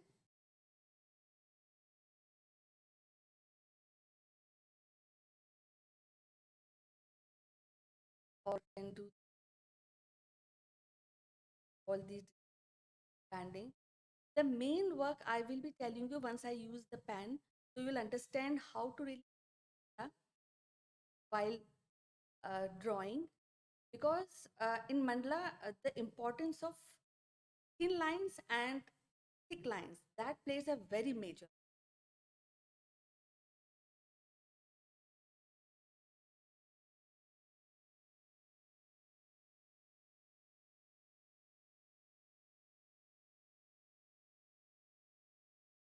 You can always share after the class design if you want to know more, like show you design, can fill of design. Whatever comes in your mind, whatever design you make, in any case, it will look nice once the mandala is complete. You can fill this, and if it is the top line, you can always put kind of design, all these kind of design. You can take circular designs, you can triangles, you can make more artistic by using thick and thin pants, black color pants. I will be showing some designs which I have done in the puja and good. So these kind of design you can make. I will be sharing a list of tasks. So now I usually take pen, art line pens. They are very good. I am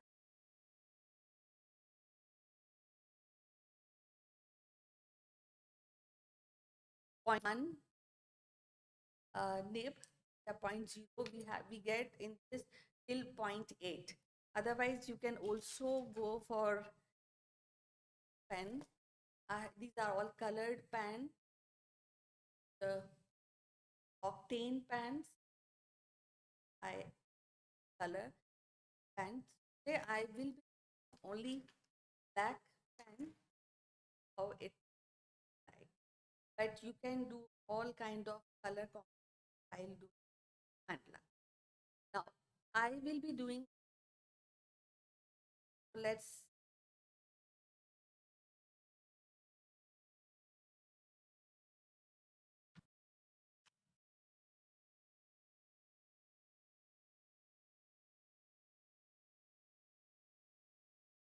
I'm filling these uh, designs in these measurements. Now, I would like to tell you, you can also draw a line. If you draw a line in between these portions which I have done, then again a design will look very nice and you have more options to really fill the patterns.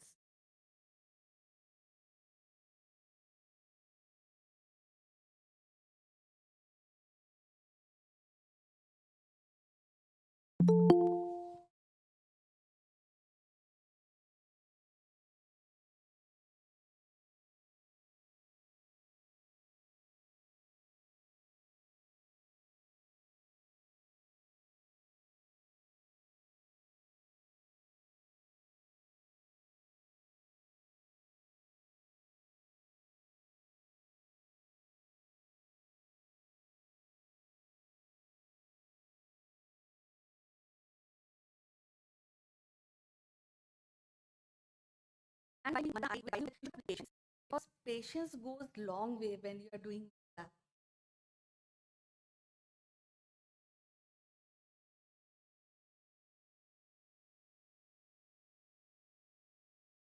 You can fill it, you can make any designs, faces.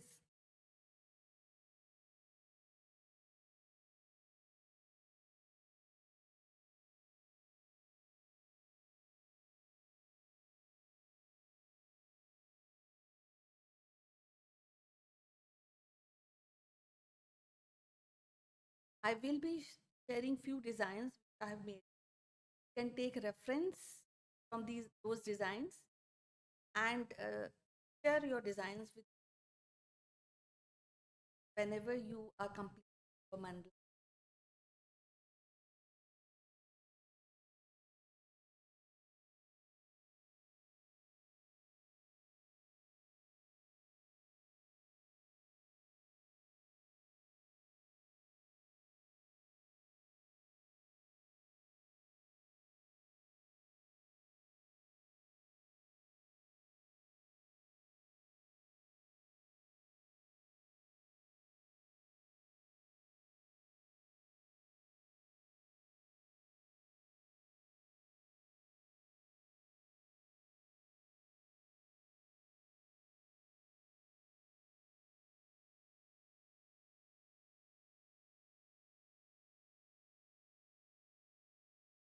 can fill this design, or you can take these dots kind, or you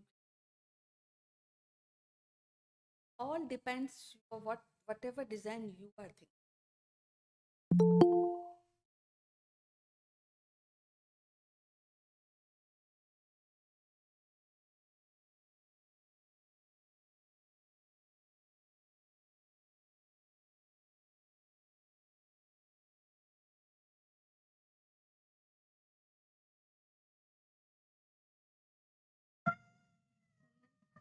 अब उधर जाओ अभी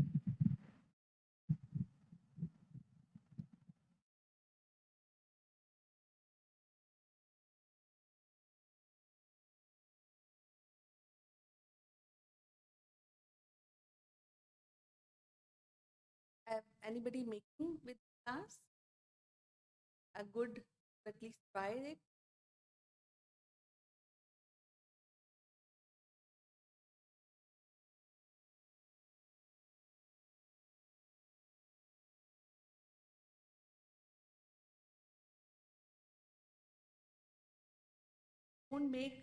Don't use sketch pen, because the sketch pen doesn't look nice.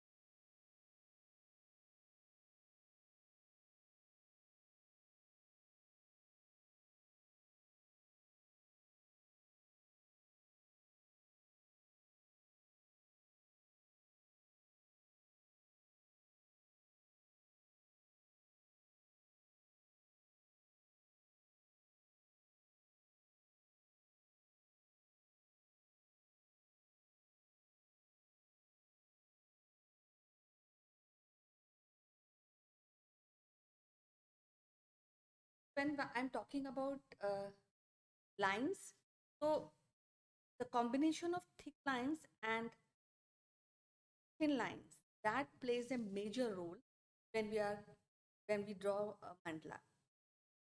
And what happens, you see mandala everywhere around, but sometimes we really fail to really this. And we will find basically more of this in mandala art in Buddhism and Hinduism. In Akulnaik, we have also done research on mandala. There's a professor, is Illinois professor. She is in University of Illinois, and she has done a great work on mandala. And she says, according to her study, the Kashi itself is having an architecture of mandala. All the buildings are made Kashi, Banaras. Ancient buildings have taken the concept of mandala, and she has done a research. If all are interested, I can send a detail of her research. It's there in our uh, channel. I will share you. So it is very, very important to really understand and appreciate, and of course do it, because that, as I told you, that they are learning meditation, they have to, they are learning likewise. If we are learning mandala, then we have to practice, come out, excel at that. And I think there are far-reaching effect of drawing mandala. As it says, it deals with the spiritual part of, quite interesting and quite good part of this art.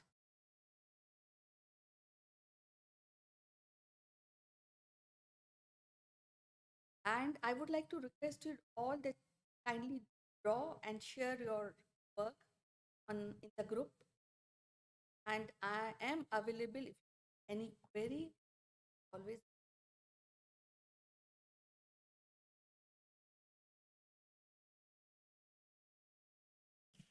So something like this, I am drawing. Designs are your own. I will be sharing some patterns. So, and I also have done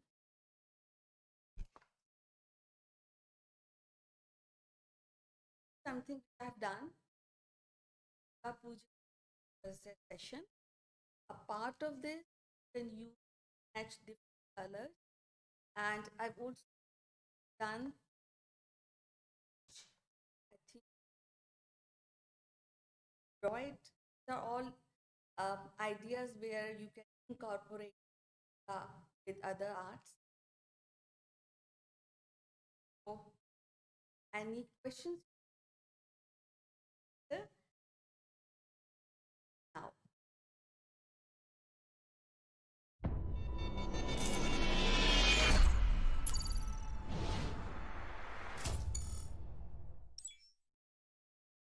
Hello friends, this is Akul Mac Live and I am Chandrakant.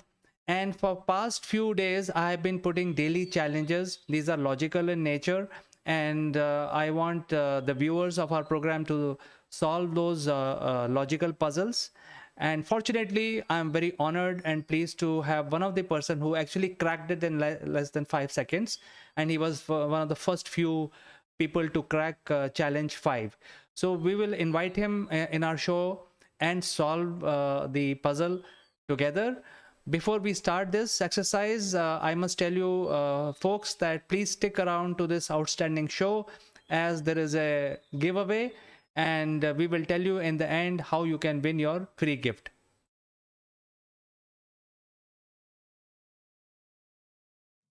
Welcome back, friends. And today in our show, we are actually solving one of the challenges. As you know that we are putting some challenges for people to participate. And these are all very simple challenges which involve geometry, mathematics.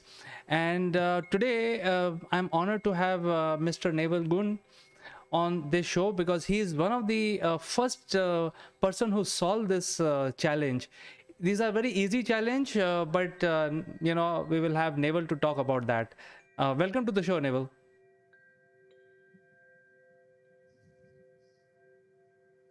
Good morning, CK. Good morning, everybody. Well, I don't know about one of the quickest, but it's basic geometry, isn't it? It is basic geometry, but I called it a challenge because I wanted to bring in more elements so that people get confused, but they have to think straight and logically. And you're absolutely right. We need to think straight and logically. And like anything else, we can all look at something and we can go, oh, that's a bit complicated. as indeed I expect the majority of people did when they saw your little puzzle. But the simple things in life are simple, and to get the answer to the puzzle, we need to break it down into component parts. Now, I can tell you what the answer is. It's in the back of the book, but don't look, it's cheating. The reason is, so why do we need to know this stuff? So this is the issue that a lot of young people, particularly when they're learning maths, because geometry is maths, okay, they say, oh, it's boring. Oh, why do I have to learn this? You know, it's going to have no impact on me whatsoever. But the answer is, there's actually a reason for everything. And basic geometry has got some really good foundations in your practical life. So, for instance, CK, okay? What would be a very practical solution that you're looking for if you need to use geometry in your house? You know, because when you get older, we're all homeowners, and we all like doing a little bit of DIY.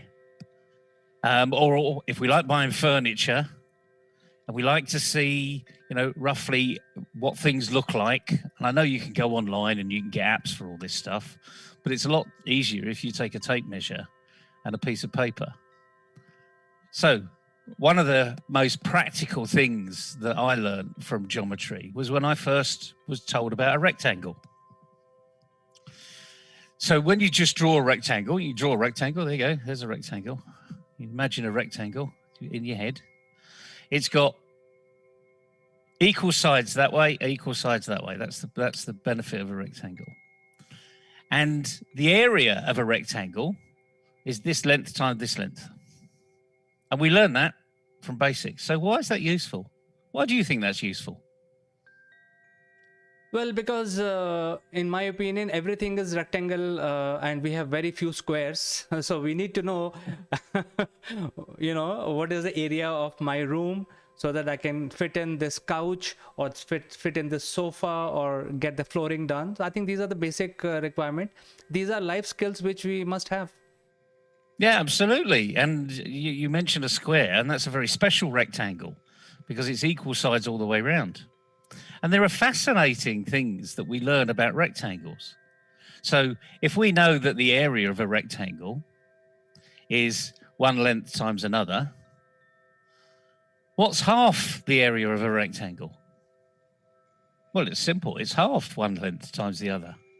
But now draw a rectangle in your mind and split it in half. How many ways can you split a rectangle in half, CK? Well, I think about 3 ways. You can cut them horizontally, vertically, or diagonally. Yeah, I mean, our teachers used to say, you know, put a mirror because you want half and half. So if you put a mirror down the middle, you definitely get half and half. If you put a mirror horizontally across the middle, you definitely get half and half. And if you put a mirror diagonally, I'm not too sure you get half and half because actually it doesn't quite look like a rectangle when you look in the mirror. It looks like a kite. Then all of a sudden you start to think about different areas, different spaces, different objects. But the nice thing is, you now know the answer to the puzzle. So let's have a look at the puzzle, shall we? Well, Neville, the puzzle was like this. I have classified this as circles and tangents. And as you can see, just few minutes I will explain to the viewers. There are 2 tangents which are now, so hopefully people know what is a tangent. It is a line which just touches the perimeter of the circle. And in this example, what is happening is there are 2 tangents coming from both sides of the circle, and then they are at an angle and intersecting each other at certain distance. And then from the where the point the tangent touches the circle, there is a line which connects to the focal point, and that line is called radius.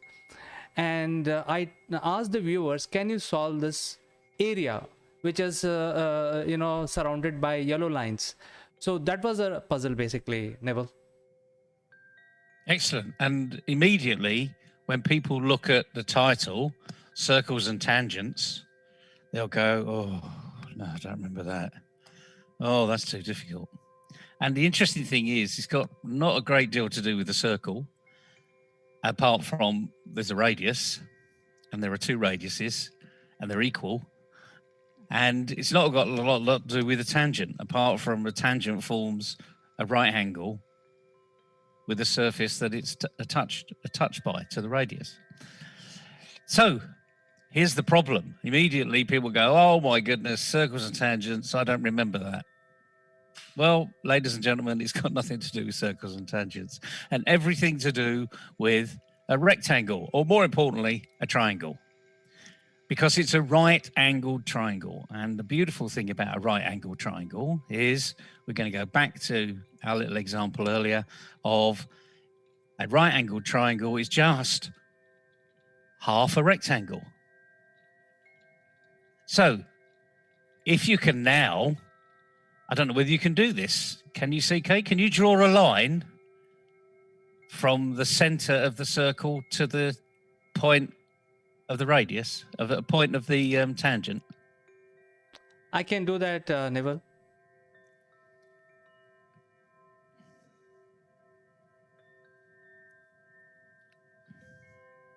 Doesn't have to be perfect, just... Oh, brilliant. Oh, that's not bad. Yeah, that's pretty good. That'll do. Excellent. So now what we've got is we've got two triangles. But the beauty thing about that is those two triangles are exactly the same. So all you need to do is know the area of a triangle. And I've told you the area of a triangle before. It's half the base times the height, because it's just a half of a rectangle. And it's as simple as that. So you can break these puzzles down into very, very simple geometry. But the reason is why you need to use it is most important. So on the side of any paint tin, it says, this paint tin will cover 10 square meters. Well, it's pretty good to know how many square meters in your house you want to cover to know how many tins of paint you need to use. And not all tins of paint say 10 square meters. Some might say 5. Some may say 7.5. Some will say this needs 2 coats and it will cover 15 square meters. So all of these things that CK is putting up here have got some practical use. So I hope that makes sense. And it's a very simple, this is a very simple question, but what you need to do is see through the red herrings.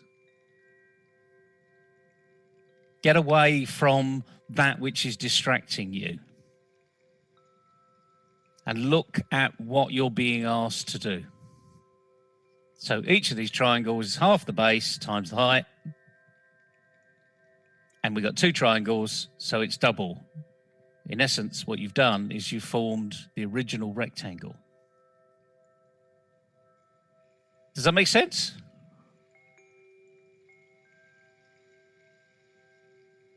There you go. There's your answer.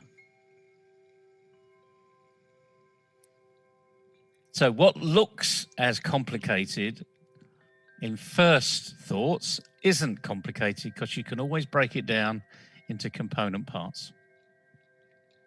Absolutely, Neville. In fact, I gave the hint, and that was a very big hint. And I have mentioned that it's a 90-degree angle, so it should be straight away clear to the people that it's half of the rectangle. And we are trying to show that in dotted lines here, that had it been a rectangle and we have divided that diagonally, then it will look like this in the blue dotted line. And so the area of a triangle, of a right angle triangle, is basically height into base, and that is half of it, because it's half of a rectangle. And since there are 2 rectangles, 2 triangles, or 2 fictitious rectangles, all you have to do is basically multiply by 2, and that means this is basically a quadrilateral, which is height into base. the answer is very, very simple. There's always a simple answer, but you have to just break down the problem. So once you've broken down the problem into its component parts, you get to the answer very quickly. But like anything else in life, you can be confused by the title, circles and tangents. The context is the triangle. Absolutely, Neville. In fact, this is exactly why the challenge is tricky, and it's a challenge. It's a puzzle. It's not a mathematical problem. It's a challenge how logically you think. And some of these challenges that we are putting now are very simple in nature. People have to just look at it, and like you are explaining it, it's half of a rectangle times 2, and that is a solution for this challenge. There is nothing to do with tangents or 2 pi r, or none of those formulas are required in this. It's a very, very simple challenge, which you are the first one to crack in less than 5 seconds. In fact, I gave 3 minutes, but you cracked it in 5 seconds. Well, to me, it's never a race. It's about trying to do the right thing. But the key thing is, everybody, is break down the problem into little component parts, and then makes life a lot easier. I've got a challenge for you, CK. I would like you to imagine, in fact, you could even bring a whiteboard up if you like. I would like you to imagine drawing a clear piece of paper, and drawing a small circle on that piece of paper, and colouring in that circle so that you've just got a dot on the screen. Can you do that?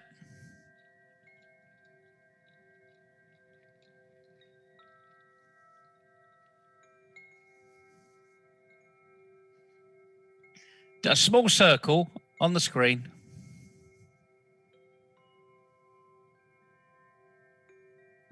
It's not small either, but anyway.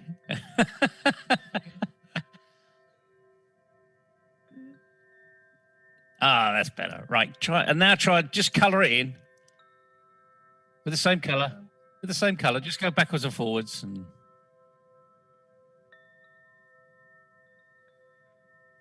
Okay, that'll do. Well,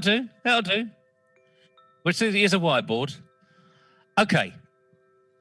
Now, I want you to close your eyes. Take your hands off the screen, off the keyboard, and close your eyes. Okay? Close your eyes. I can see they're open. Close your eyes. Okay. In a minute, I'm going to ask you to open your eyes.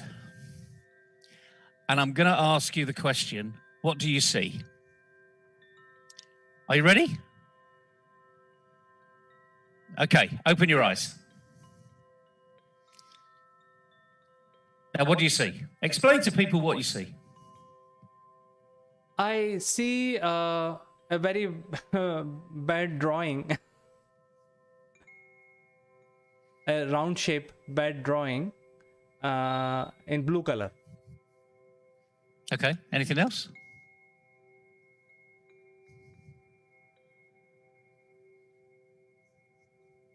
I think I also, it looks like a sphere to me, not a plain circle. Okay. Looks like a sphere. Anything else? It is the only thing on that white sheet. Okay, now we're getting there. Okay. Because what you've done is what everybody does. They focus on the small things. They're not focusing on the white sheet of paper. What you could do with that white sheet of paper, how big that white sheet of paper is. The fact that this little blue dot that you've drawn pretty badly that looks like a sphere has no relevance whatsoever because it's on a huge white sheet of paper. Why did you draw it in the middle? Is it in the middle? Is it to the left? Is it to the right? And this is just making a very simple example of what we were doing earlier. We focus on those things and we go, oh my goodness, I've got to explain that little thing.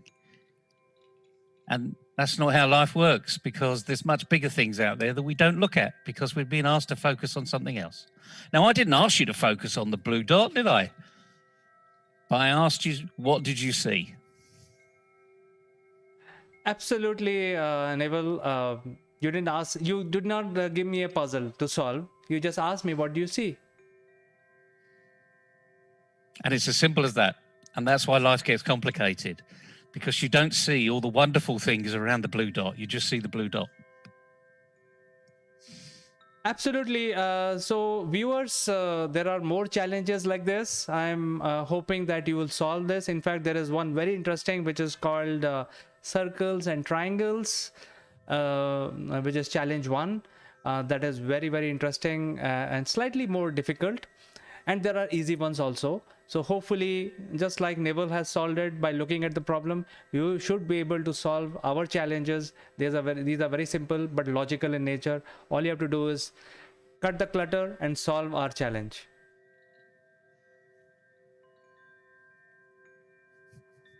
Thank you, Neville, for coming and providing this solution to our viewers. And we will catch up in the next solution. Until then, I'd like to say goodbye for today. Cheerio, everybody. We have some unique Akulmek memorabilia which will make you look outstanding. The graphics on these corporate gifts are based on the global best business practices. To become recipient of one of these gifts for free, you have to watch this video till the end and provide your valuable comments. Or you can also share your experiences. The person who makes the best comment would be chosen to become a recipient of these beautiful Akulmek gift, absolutely free, delivered to your doorsteps. The winner would also get a chance to be invited live as a distinguished panelist during our next video. What are you waiting for, friends? Please subscribe Akulmek and smash that.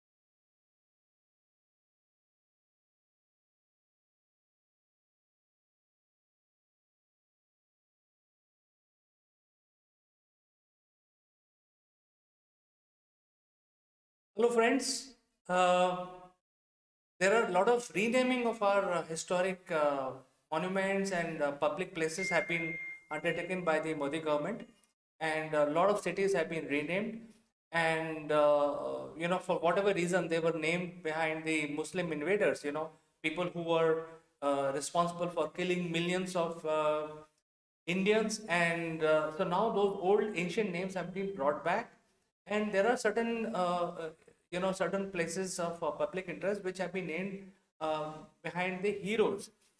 A lot of people have this issue. I don't know why they have an issue, because I think these are our local leaders. We can't be eulogizing the invaders who are basically the foreigners. And today I want to talk about renaming of Habibganj railway station of Bhopal to Rani Kamlapati railway station. Now, for whatever reasons, she was a very well-known character from our history in the state of Madhya Pradesh, and her legacy has been completely erased. I think this is the time when we should actually bring back those great people, their great deeds into limelight, and I think by naming them is one of the methods. So I don't know who was Habibganj, and many people don't know who was Rani Kamlapati also.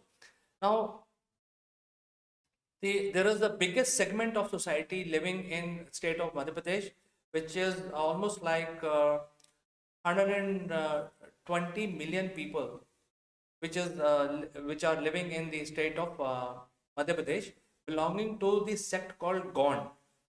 And Rani Kamlapati was the last queen, last monarch in 18th century coming out from this community. And she was the wife of Naval Shah, and then she became the monarch. And her pictures are also not saved because of whatever reasons, historic reasons. So there is a statue of her, but I think some people have written about her personality. She was very charming and beautiful person, and she created a lot of schemes for the locals. And also one of her bigger contribution is creating Kamlapati Palace, which is 7 stories high palace, and it is now managed by Archaeological Survey of India. So I think this is something which I fully favor. Why you need to change name and keep them behind the invaders in the first place, so that we don't have to change them again. Our place, our land is very old, and the names have been coming out from generations. There's no need to change. I mean, if you invaded India, there's no need to change in prominent city centers, etc., behind the invader's name. We can bring back that legacy and rename them. In fact, it is not a renaming, it's like naming them back to their original names. So the station has been now renamed, commemorating the respect that Rani Kamalapati deserved as the ruler of Madhya Pradesh, belonging to the largest sect of that area. So, friends, this is what I feel personally, and I feel that you can also contribute by giving your messages to this, and I will respond to each one of your messages, and I'll catch you in the next one.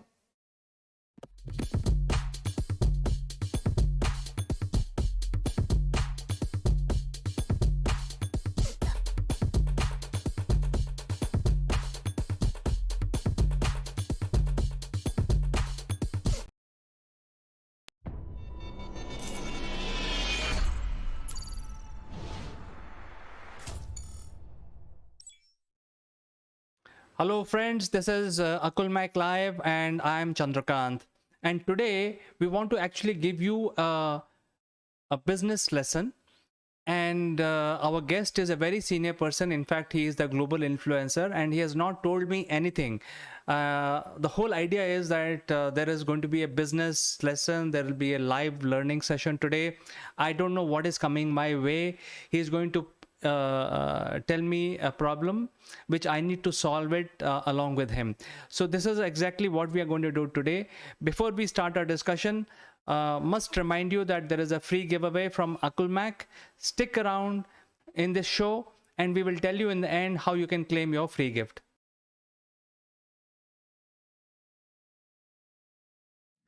Welcome back, friends, and let me also invite our guest today. His name is Mr. Naval Gund, and he's joining us from London.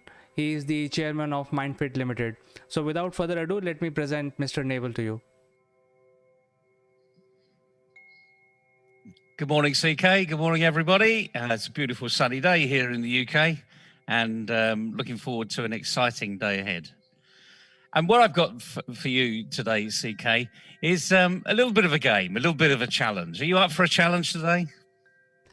Absolutely, Naval. In fact, you mentioned about this sunny day in London, but surprisingly, we have a cyclone hitting India, and it's quite cloudy and quite windy and quite comfortable today.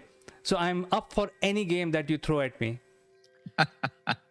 Jolly good, jolly good. Well, hopefully our listeners will have a bit of fun with this as well. But there's a serious message about it at the end, so stay tuned because it's that serious message that I really want to focus on. So, CK, what I'd like you to do is to bring up a whiteboard. Fantastic.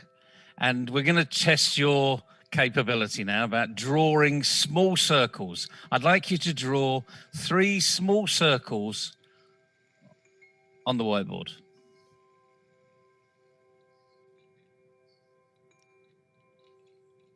Well, that's a good one. Yeah, fill them in a little bit. Oh, never mind. Gone around the edges, not a problem. You're getting pretty good at this. This is good. Oh, yeah, even better. Oh, fantastic. Well done. And another one. Excellent. Excellent. Oh, well done. Well done, CK. Jolly good. Right. Okay. The next part of this is, and you don't need to use the whiteboard anymore, I want you to close your eyes. Okay. And when you open your eyes, I want you to explain to everybody, what do you see? Are you ready? 3, 2, 1, open your eyes. So what do you see? Well, I see a whiteboard, of course, and 3 different, I mean, you asked me to draw circles, but these are very different type of circles. I am not very good at it. But 3 dots on the whiteboard. Anything else? Yes, I also see that there is a distance between these three circles, which are filled in with the same color as their outline. Okay. Anything else? In the whole canvas, I see a lot of other elements, but I see myself also in the screen. Okay. Well, that's good. I mean, I asked you to draw 3 dots, so you drew 3 little circles, which is really good. And you started to expand in the whole screen. But notice how your mindset and your focus was on the 3 dots. So that's what happens in life. You were focusing on the 3 dots. Look at the whiteboard that is there. How much space do those 3 dots occupy? 1%? Less than 1%, I think, of the whiteboard. Less than 1%. Yeah. So 99% of what you were explaining to me is white. And that's where they were. That's life. That's where we are focusing on. But you didn't focus on that. You just focused on the bits around the whiteboard. And this is what's true. This is what's really true in life. We just focus on these 3. You even said there was a similar distance between the dots. Now, you've imagined it. I mean, you've drawn it. We could have gone into this conversation in depth, and I could have said, so do any of those dots look like they're in the middle? You know, why have they got about the same distance between them? So we're just going to be focused on those 3 little circles. And yet, there's a huge world out there. 99% of that whiteboard is white space, and you didn't focus on it. Now, that's right, Neville. In fact, I was absolutely focused on the problem that you want to throw at me. So I was more concerned about, what is coming my way.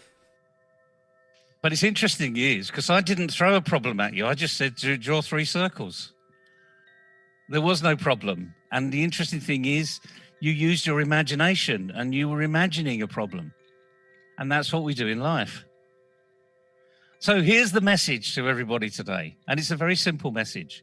And this is why things don't work out as we expect them to do. Because we focus on the minute pieces. We focus on the nitty-gritty. And we don't actually take a step back and look at the big picture. There's nothing wrong in focusing on the nitty-gritty all the time when you're really focused. But what is wrong is when you don't put it in context. Because if you're always focused down at the lowest level, you never actually take a step back and say, does that look right? Does that feel right? Am I still on the same wavelength? Have I got the strategy right? Does that make sense? Yes, Neville, I think the lesson that I have learned today is look at the bigger picture, not look at the problem at hand. But we are all humans, and you preconditioned my mind. You said that you're going to throw some problem at me, so I was waiting for the problem. But I think the lesson learned pretty well, that you have to look at the bigger picture. And even in the corporate world, okay, this is why change actually doesn't take place. This is why 80% on average of change programs, digital transformation, the 2 words that have been put together over the last 14 months because of COVID, where people are looking for digital transformation, they're looking for instant results. And this is what happens. They focus on 1 dot or 3 dots, doesn't matter how many dots, frankly, but they miss the bigger picture. And let's just, I'm just going to ask you a question here. So this isn't a game, this is reality. When you look at digital transformation in an organization, what's the digital transformation aiming to do? I think it's a fairly simple question if you ask me. The digital transformation is aiming to do is increase the revenue and that is the aim of every company whenever they talk about digital transformation. But I think the real question that needs to be answered is, are we actually embracing the digital transformation in real sense? But I think that they are not. Almost 80% of the organizations are not really following digital transformation at all, and they are waiting for good times. Yeah, you're absolutely right. And the reason they're not following digital transformation is the chief exec says, that, oh, this is digital, it must be IT. So it's the IT's responsibility. So it ends up being the CIO, when in actual reality is it should never actually leave the CEO's desk. The CEO should be responsible for that digital transformation. Because as you quite rightly say, let's not bear any bones here. Let's not put too much fat on it. The fact of life is the digital transformation is to increase revenue. That's the bottom line here. It's actually to be more focused, more revenue generating, less cost focused. But where's the revenue going to come from? Well, from my point of view, Naval, the answer is very simple. If we are actually on the digital platform, the revenue has to come from digital mediums. It cannot be a physical medium. So we have to have digital transformation done from end to end, from delivery to collecting payments. Yeah, you're absolutely. But who's going to pay for it? So the people who are in the digital space, they will pay for it. So we have to find new customers. Customers. And the bottom line is, this is, business 101, as you quite rightly said. The whole purpose of digital transformation is to be more efficient, more effective, and to generate more revenue. Even with a not-for-profit organization, that's one of the reasons you should be doing digital transformation. And fundamentally, it's generating more revenue from customers. So the other message for today is those 3 circles on that page, okay? One of them, make sure one of them's a customer, and actually make sure it's so big, it actually not just fills out less than 1% of the page, but it fills up 99% of the page. Because if you don't focus on your customers, your revenue stream will disappear. So, CK, a little problem today, little problem solving, huge issue. Don't focus on the detail, always look at the bigger picture. And the other thing is, customers king. Not a bad little lesson for a Tuesday morning, the bright sunshine here, and you're expecting a cyclone. Absolutely, Naval. In fact, thank you so much for giving such a positive message. And I'm sure, I think the viewers must get it. They must understand what is the real message, the crux of the whole thing. So thank you so much for coming and joining us. We'll catch up tomorrow again in something more interesting. My pleasure. Have a good day, everybody. Bye-bye. We have some unique Akulmac memorabilia which will make you look outstanding. The graphics on these corporate gifts are based on the global best business practices. To become recipient of one of these gifts for free, you have to watch this video till the end and provide your valuable comments. Or you can also share your experiences. The person who makes the best comment would be chosen to become a recipient of these beautiful Akulmac gift, absolutely free, delivered to your doorsteps. The winner would also get a chance to be invited live as a distinguished panelist during our next video. What are you waiting for, friends? Please subscribe Akulmac and smash that like button.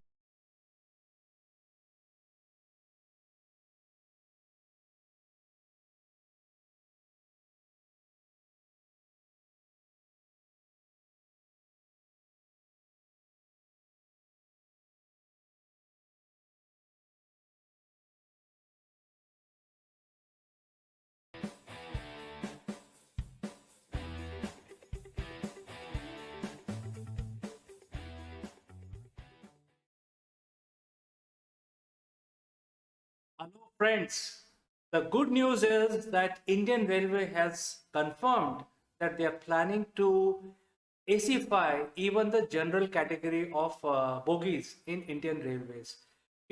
I never understood why we need 3 classes. If you actually visit any other country, there is two classes, which is Class A and Class B, in the train travel.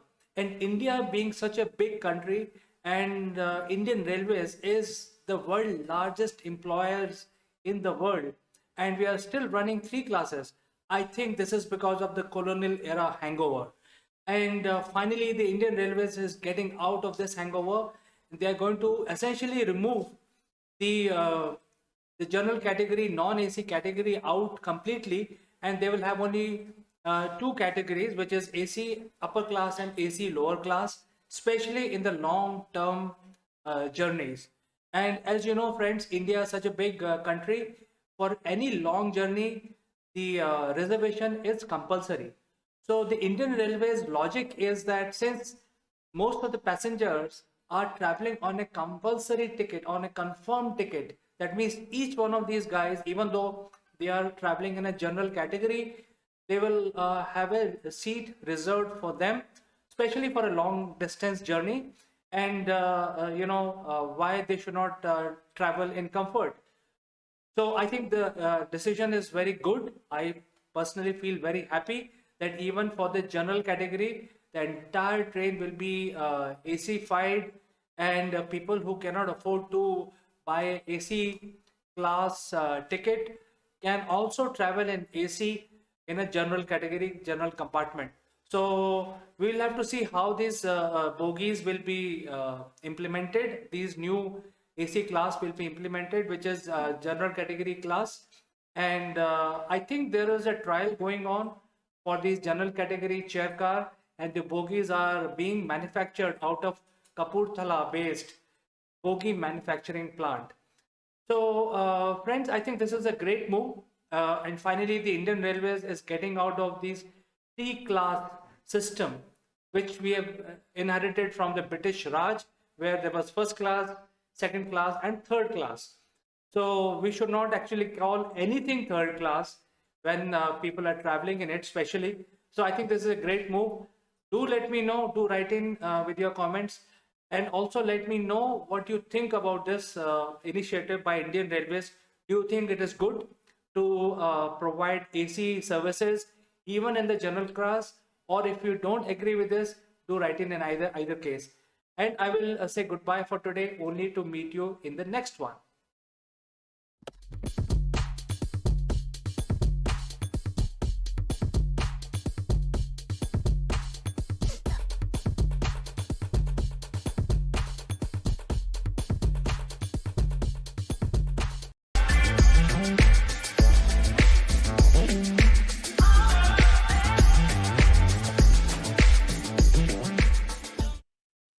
Friends, when you are going into the ocean and there are so many different types of vessels, how do you keep track which boat or which ship is running in which part of the world ocean? And there are so many, especially, and going out in the ocean is different from going in the air, because there is an air traffic control, and whichever flight which is flying in the air is actually monitored by a global system. And that is how people know that this particular flight is flying in this area. So similarly, like this, we also have a system which keep track of each and every vessel which has gone into the ocean. And this is called automatic information system. And this includes a device which you need to pick up and install on your boat or your ship or your yacht, so that this device will keep sending the data about your your position to a central system which is accessible by everyone. So this information is basically made available freely to all ships across the world, and also to shipping companies, so that they can actually plan the routing of their ships, and also other ships can track which is the nearby vessel. This is a very good system basically, and it actually help save a lot of lives, and also in a lot of planning. And as you can imagine, how this system will basically come into picture is basically this device that I showed you will keep sending data to a central satellite, and via central satellite to a network which the ships can access, and the shipping companies can access that data. Now, this will also help shipping companies to decide which area of the ocean is heavily having huge traffic, and in case they have to send some cargo at very high speed and they have to maintain a certain commitment to deliver on such and such date, so they can actually evaluate and find out which is the fast route available, so that they can turn their ships into those lanes without increasing the traffic in that area. So it's like a super highway in ocean. And AIS actually keeps track of all of these boats which venture out into the ocean. Now, why I'm giving you this information? Because there has been, from 1st of November, there has been a drastic decrease in the traffic, ocean traffic in the South China Sea.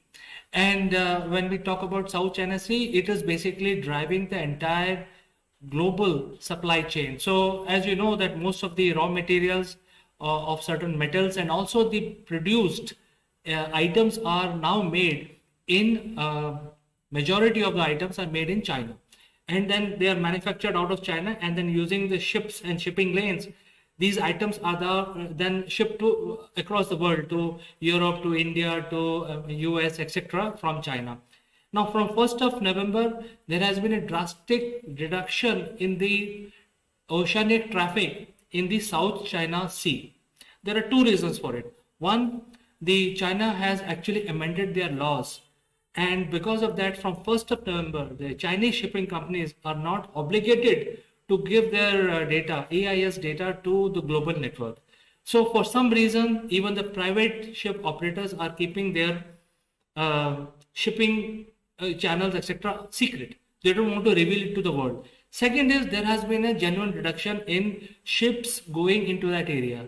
Now, there could be many inferences that we can draw from this.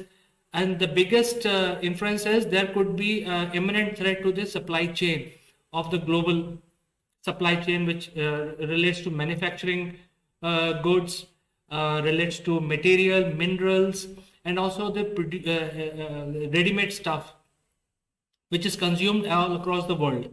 So this is something which is alarming, and I think we need to get into depth of why this is happening and why the AIS data is not being provided, or if there is a genuine reduction in the ship traffic in that area, what is going on? We need to know. So this is something that I raise as a question. Friends, if you have more knowledge about this, you can write in and we can actually do a little bit digging around this and present it to people so that people are ready. Otherwise, if you have any suggestions or comments, do write in. I will respond to you to best of my ability. I'll say goodbye for today, only to catch you in the next one.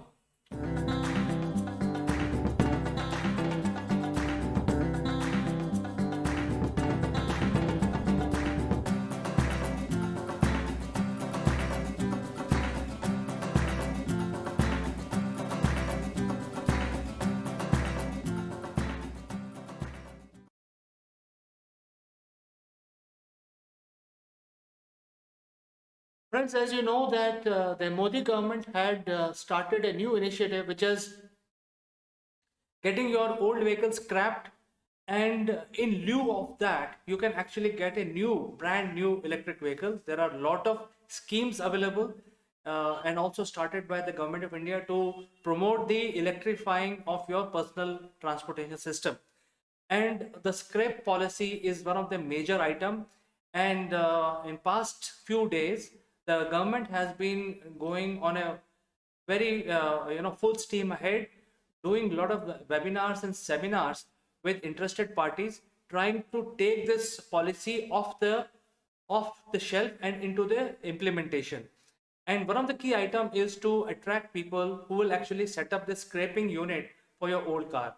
As of now, if your car is older than 20 years, which is personal car, and if you have a commercial vehicle older than 15 years, they will be deregistered from 1st of June 2024. So we are already in 21. I think we have 3 to 4 years time before this particular policy come into picture, and that is why government is making sure that everything is set up, and the starting point is scraping your vehicle.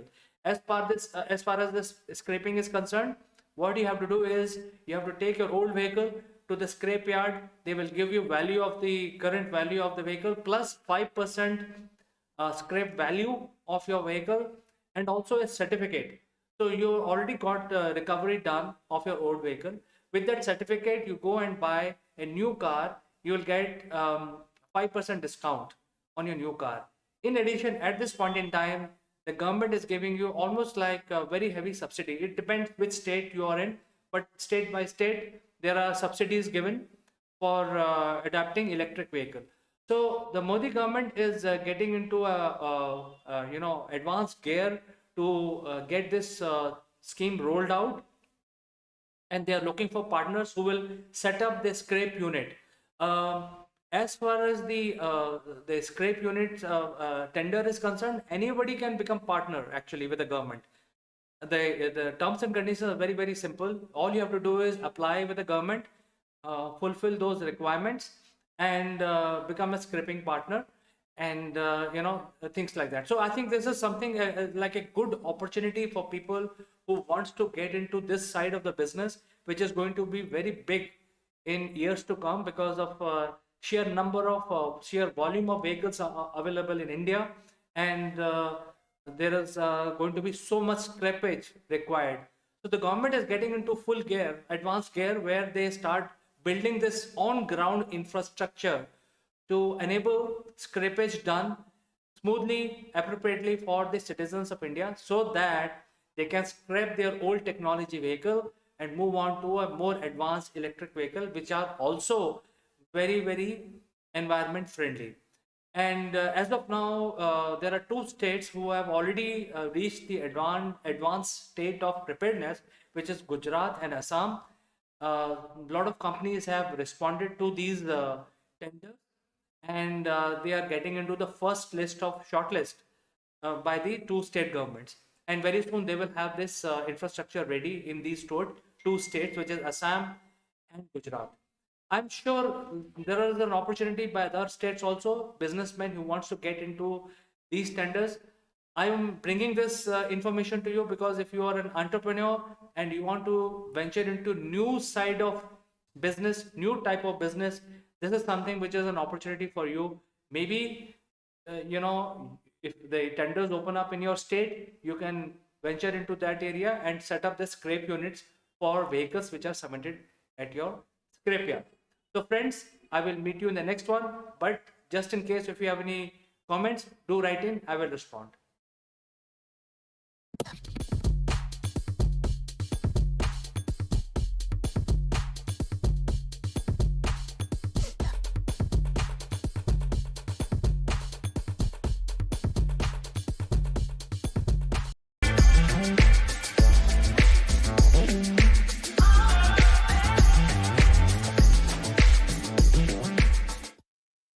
Friends, welcome to Akul Mac Live, and I want to draw your attention to the recently conducted COP26 meeting in Glasgow, in which some decisions were taken in order to save our climate.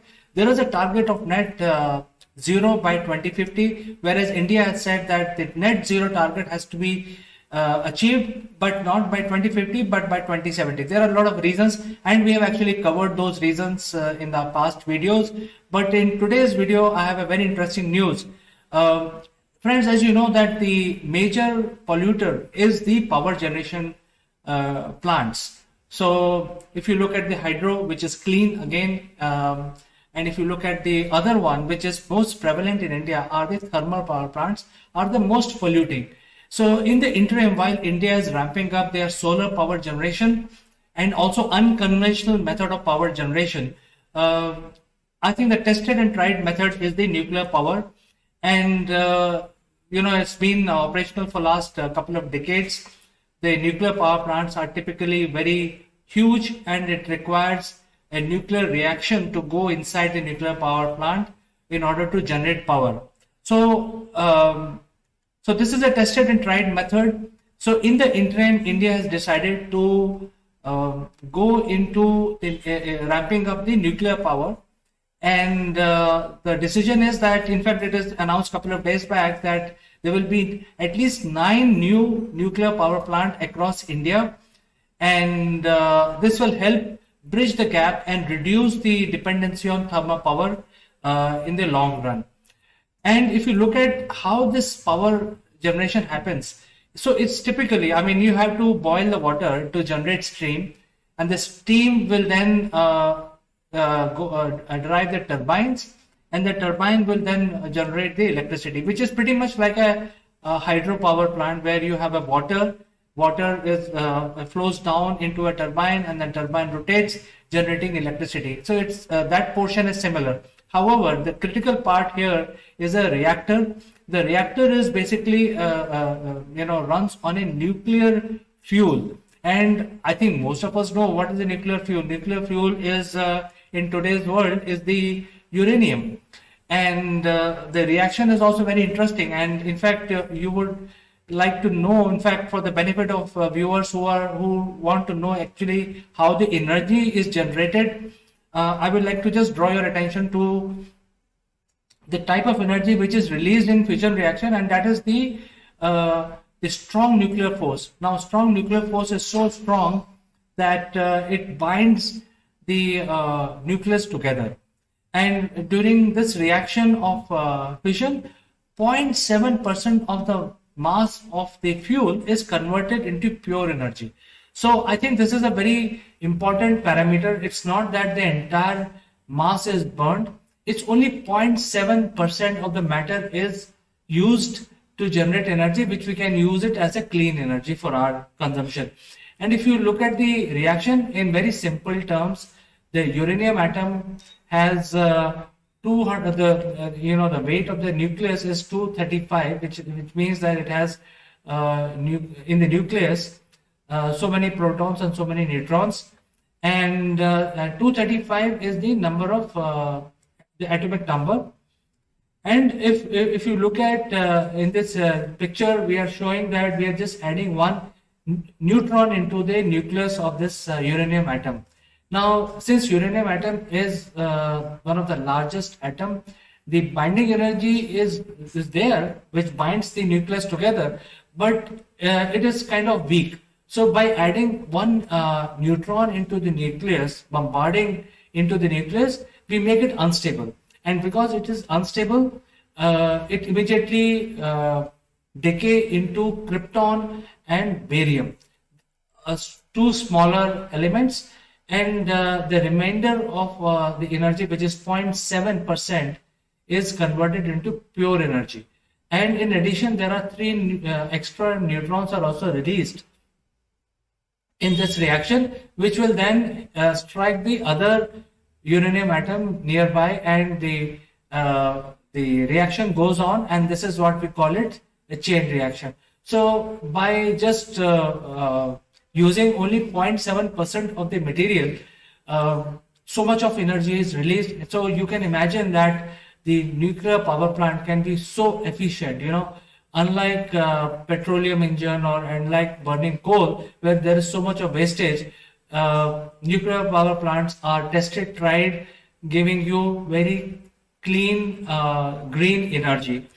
And there are 2 types of variants of uranium, which is 238, which is slightly bigger, and 235, which is slightly smaller. So the type of reaction that happens, I have demonstrated in the previous slide, was basically based on uranium, which is 235, and it is purified. So if you have a purified version of 235, the previous reaction will happen. However, if you have 238 also, which is a very different kind of a variant, which has extra mass in it, but a different type of reaction will happen. If you use a mixture of 235 and 238, then this kind of reaction will not only give you a lot of energy, a lot of heat, but also give you plutonium. And plutonium is the weapon grade material. So it is used in atom bomb, etc.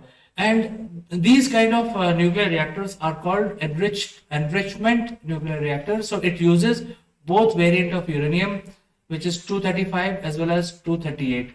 So you can imagine now, friends, when I'm telling you about the nuclear energy, you have to just find very small amount of uranium, and that will basically last for a lifetime. So typically, if you look at the nuclear power plant, they come with fully loaded for about 20 to 30 years. That means once they are constructed, they will be completely protected using lead and concrete dooms.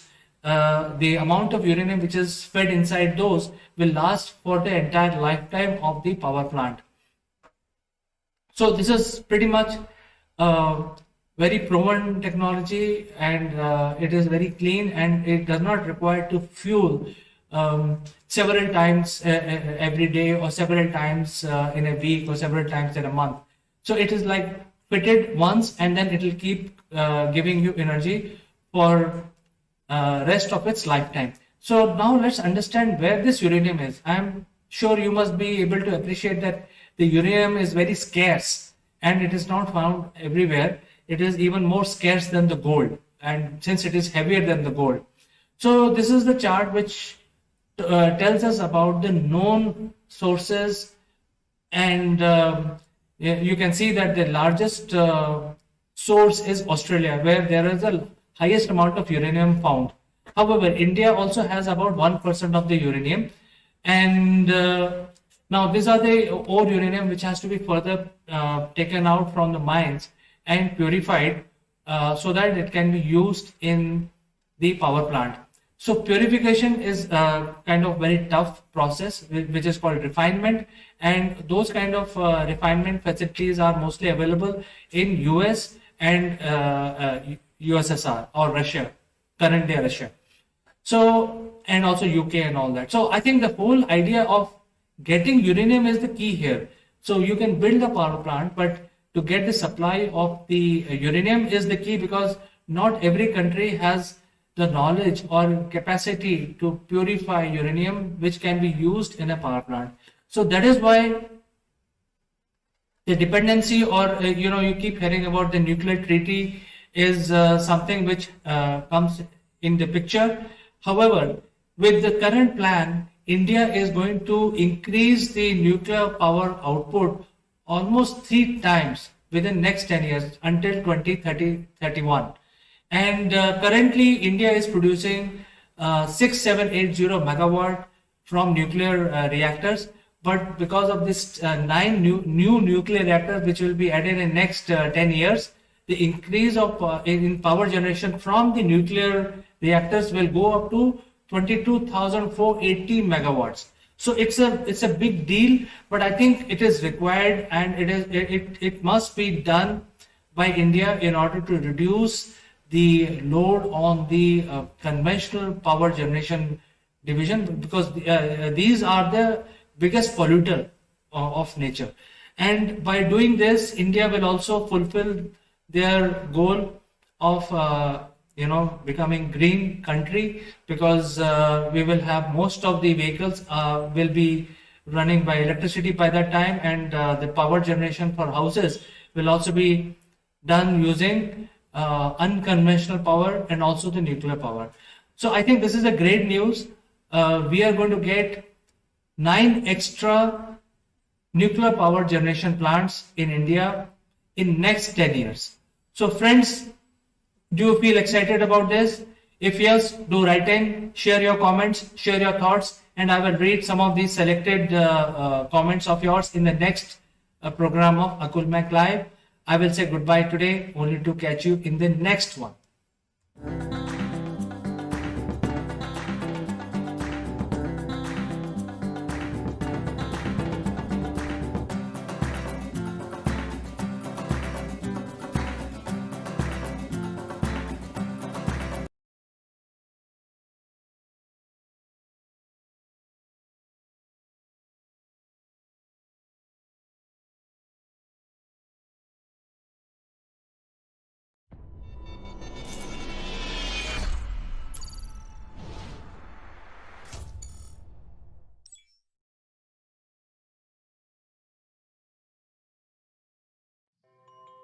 Hello friends, welcome to Akul Mac Live, and I am Chandrakant. Today morning, I got an email from Zoom saying that as per the new IT Act, they have modified their use policies. And I've actually glanced the policy, the new policy, and some of the things which are mentioned here are the age limit. You know, we have defined very clearly who is the probable user of Zoom services. Then there is a record regulation around recording, and also regulation about the content distribution because it could be copyrighted. To discuss this matter, I have a very senior distinguished personality in the studio, Mr. Naval Goon, and we will discuss this policy impact which is happening in India.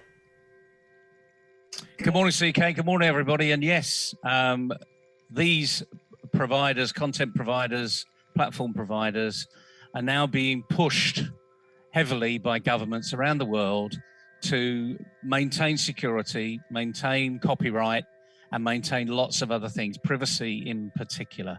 But I think something that may have missed a lot of people's attention here, and this is particularly for schools, because the majority of schools during COVID jumped into the digital world, and by far and above most other platforms that were currently existing, Zoom is one that I think an awful lot of schools have locked into because of the flexibility and the ease of use and the fact that you don't have to have a huge program running in the background. It's all web-based, it's nice and digital, it's nice and quick.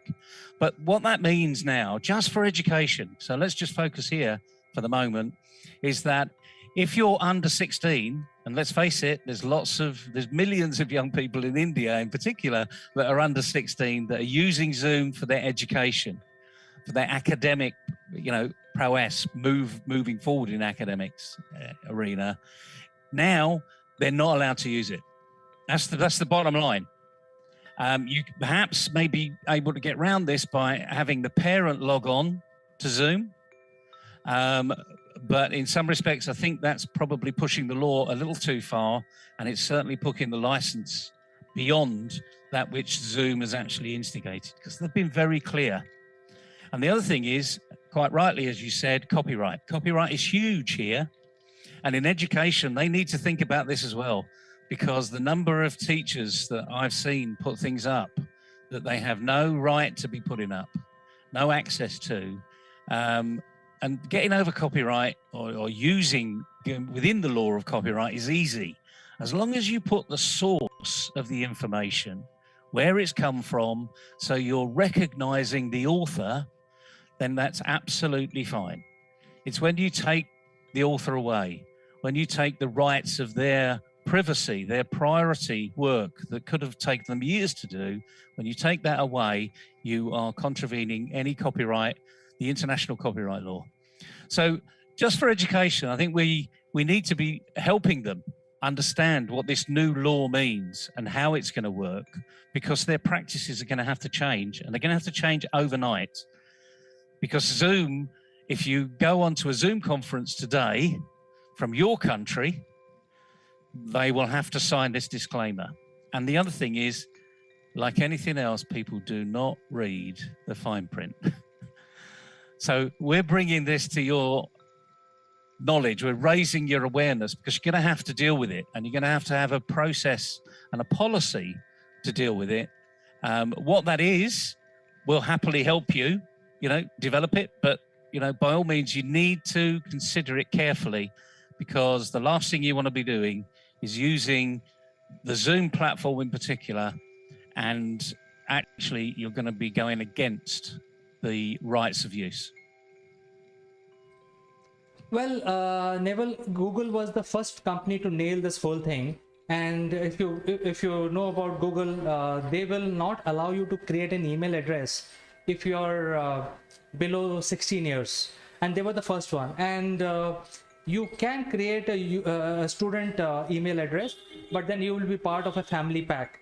So if you're like 15 years old child, then you can create, but your parents will have to create it for you as part of a family pack. And then using that email, whatever you do, it is intimated to the parent. That is how the Google has solved this legal problem. But in case of Zoom, you're not even allowed to use if you're below 16. And you have to indemnify Zoom about all the content that you're sharing. So there is a content sharing policy. I've not gone through this in detail, but I'm sure it must be uniform across the world. You know, you are supposed to be owner of the content which you're sharing. It should not be obscene in nature. It should not be a sledging kind of content, etc. And then Zoom has most importantly said that if they identify some of these violations, they will simply remove you from their client list. And you see, that's the important part that we need to make. We need to get education clear of this today. This, in many respects, is the first that's actually said you can't use a video machine, a video content machine, a platform, or anything like that if you've got under 16-year-olds. They haven't even included a family pack by the words I've written. Now, that may be, you know, something that Zoom need to address as well.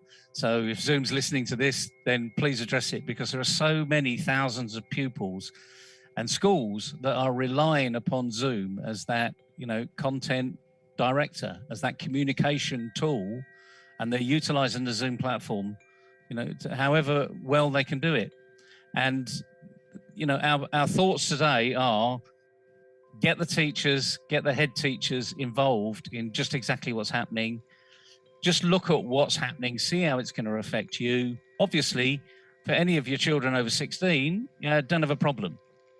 But there's millions of young people, not just in India, but across the world, that are tuning in to teachers giving lessons over Zoom.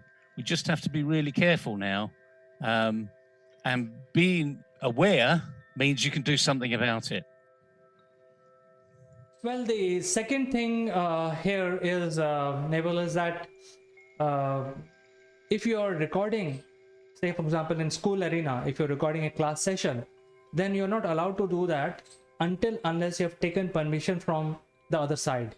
So if the schools are recording some 30-40 students joining the session, and if they're recording it for you know, improving the quality, they are not allowed to do that using Zoom platform. So they have to use some other platform. I don't know what that platform would be, but at least using Zoom, they have to take permission from each and every student, and it's like an opt-in service. Well, like anything else, there's always got to be a first mover. As you quite rightly said, you know, Google did this some time ago just on email addresses. They were smart. They created a family pack. So what that meant was that there was a discussion in the family, which is really good news. People that want to get around that can still get around it. You know, they can ask their uncle to do it because their mum and dad won't, or something. But my point is, at least they looked at what should be happening.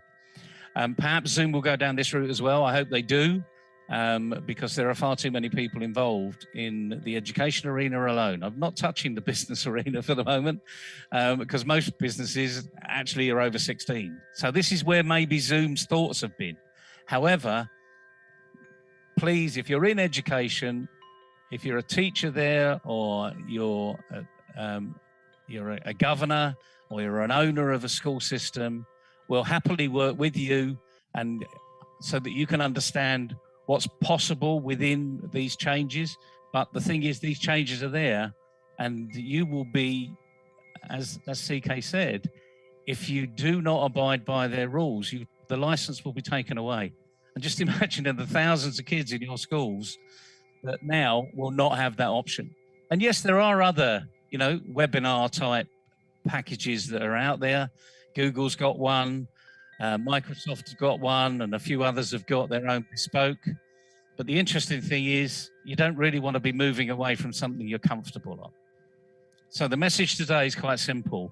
The rules have changed. Please listen to what those rules are. We've just literally scratched the surface on these changes, but these are the three important ones, and you need to be aware of what's happening and make sure that your school or your school district or any parent now needs to be aware of this. And the last thing you want is to slow down education, which we had during COVID.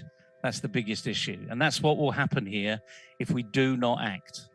So it's a tough subject, I'm afraid. It's a bit of tough love for people that are out there, but the rules do change. You just have to be aware of them. Yes, Neville. In fact, the third thing is the copyright, which is when the school teachers are showing some examples, some diagrams, uh, some study material, it has to be their own content. They cannot take any other content from Google and show it to people or the students. So I think that is the third important aspect. And because these things, I read it and I have written to principal of my school of my kids saying that what are they going to do now, because they are heavily using Zoom for everything, freely. It's a free tool, just use it, that kind of thing was happening. What they are going to do now is the question mark. And I've written to the principal. Let's see what decision they take. Well, again, part of what we're doing here is just raising awareness, and hopefully raising Zoom's awareness as well, because there are things that they can do. I completely understand why they've done what they've done, but when we're talking about under 16-year-olds, they have to recognise that there's a lot of users out there that are under 16, and they're in the good arena, they're in the education arena, and the last thing we want to be doing now is having a fight over the next 2 to 3 months over what is allowed and what isn't allowed, because young people have missed enough schooling around the world over the last 18 months. So now what we need to be doing is fixing this very quickly, or at least having a patch, a workaround that works within the law, but obviously it's not stopping young people in their education. Absolutely. In fact, the schools can come out with their own ERP, with their video sessions, and they will have to exert a little bit more and not rely on the social media platforms like Google or Zoom. I think they have to get out of it. That's the only solution which I see. And just in case if some smart student who thinks he's a smart cookie create a email address with a wrong age, then as per the legal liability and indemnification clause, he is liable for violating the law. So the law is very clear. I think we are going to see some big changes in the education industry now. Yeah, you're absolutely right. So it's about taking personal ownership. So it's a message we just want to pass to people. There are ways you can work within this and make it work for you. It may mean a little bit more process up front, but we'll also hopefully be sending Zoom a message to just say, what else can you do? You've looked like you've solved the business arena, but actually, I think you've missed a big arena here too. So this is a watching brief, but the last thing is we want to stop activity. We don't want that to happen. We want young people to get the education that they deserve and they have a right to have, and technology shouldn't stop that progress. It should actually enhance and improve the process. But it's an interesting discussion today, CK. I hope the education arena is listening. It's not just India. This is going to be a global phenomena because India may be one of the first that are out there, but believe you me, Zoom are going to be doing this across the globe. So whether you're in education in any other of the continents, you need to be addressing this now. Absolutely, Neville. In fact, we can end our discussion right now, and we keep following this story as it evolves. It just happened today morning, but I think we will keep following what changes the schools are making, and I will come back to you with more updates. For today, I like to say goodbye. Cheerio, everybody. Have a good day and have fun.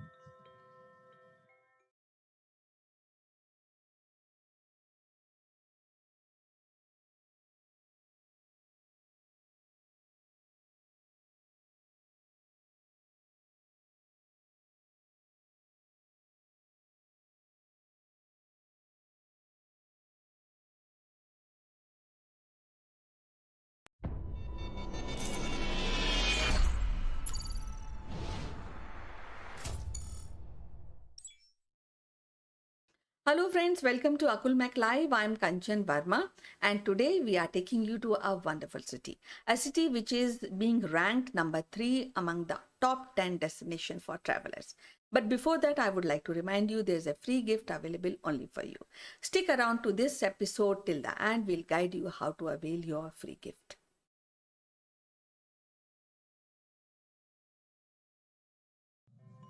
Hello friends, welcome to our show today and we have a wonderful guest today who will be discussing about a wonderful city. And the city is said is being settled around 723 BC. And this is also a city which is called a city of temples. And again, it is earlier it was called Kantipur because this city used to be very, very beautiful. So without wasting any further time, I would like to welcome our guest today, Mr. Sitesh Srivastav. So welcome to the show, Sitesh. How are you doing today? Thank you, Kanchan. Have a great day ahead. And it is always lovely to talk to you, especially about the places where I have visited, which I cherish. And I want to visit again with almost like a great, big, expensive lens and hearing from the people about the culture, the history, and probably rediscovering. And thank you for that. How have you been? I'm fine and I look forward for a very wonderful discussion about the city. So I just maybe bust the mystery. We are discussing about Kathmandu and why Kathmandu. I'll just tell you before you start your wonderful experience with the city that the Kathmandu is shaped like a ball. And once upon a time, this was a lake, and in this lake there used to be a lot of snakes who used to live. But there was Manjushri, by the king by the name of Manjushri, who cut this valley and drained all the water, and thus it was created city Kathmandu. Well, Kanchan, this is amazing. And I have seen Kathmandu being very close to the Nepal border, where I used to stay a small place which is called Raxaul. It is a border town on the Indian side. On the another side is a town called Birganj. And there was a road, in fact, made by India many years back when we used to stay at that side. And I have traveled to the wonderful Himalayas, and I can proudly say that that has been my first international visit when I was still in the school times and later as a teenager. So Kathmandu is actually a kind of a spiritual capital, not just a physical modern day capital, but a spiritual capital of the Nepal territory. And it compasses a lot of great traditions, cultures, religions, art, and together from the Tibetan, from the Hindus, from the Chinese, from the Buddhism, and of course from some of the Asian populations. And it is actually an ancient valley, and it is amazing. Not only because of its beauty, but it has got lots of UNESCO World Heritage Sites, and one can spend a long time about experiencing the mystique of Kathmandu. Right, and it is said that it ranks third in the traveling destination, which is being declared by few travel agencies. And so I would like to know more about this wonderful city. So, Kanchan, till 1950s, Nepal was kind of isolated from the international travel circuit, tourism circuit. And from 1950s onwards, there was an effort to open up the Kathmandu as a cultural capital of South Asia or Southeast Asia, as we can say. And then the world discovered about some great places like Darbar squares, Hanuman Dhoka, and Pashupati Nath, Swayambhu Nath, and Tribhuvan International Airport. And there are many, I mean, there are a lot of alleys in the city. There are a lot of art and architecture spread across the city. And mostly they are around the gods and the goddesses. And this is a city which the moment you land there, you feel that you are very, very close to Shiva, our Lord Shiva. And Pashupati Nath has been one of the very, very oldest and very active Jagrat kind of a temple. Yes, and I've also heard there are many temples which are dedicated to Ma Durga and many more Devis in this place. So I also want to tell our viewers that Shri Krishna is also closely associated with the city Kathmandu. So if somebody is planning to go to Kathmandu, what is the duration which is best to stay there and look around? Well, a person depends on the traveler, international traveler, what they want to see. I believe that lot of tourists which go from India, they have an interest in looking around some of the very, very old and very active traditional, conventional temples. And then but there are other international places, tourists which come to see the natural beauty, the history, the World Heritage Sites, and UNESCO heritage sites. But you know, Kathmandu is an enormous treasure house of art and sculptures. And there are a lot of temples, a lot of shrines, gompas, and the iconic symbolism of mother goddesses is very big hallmark of Kathmandu, I would say. And we can find so many statues, small statues, big statues, temples around the mother goddesses, such as Bhavani, Durga, Gajalakshmi, Harit Shitala, Mahishamardini, and Saptamatrika, 7 mother goddesses. So I would say it is actually 1 week's time, or at least 10 days time. For an Indian visitor can have even more than that. But I think 10 days time is a good enough to visit around Kathmandu, inside Kathmandu, inside the alleys, inside the temples, and the places, and get a feel of the place. And in fact, Kathmandu is also very popular. It has remained popular realms within Bollywood as well. Yes, rightly mentioned. I also want to ask you about, because I have read that more of the ethnicity of the country and the city is Hinduism and Buddhist people.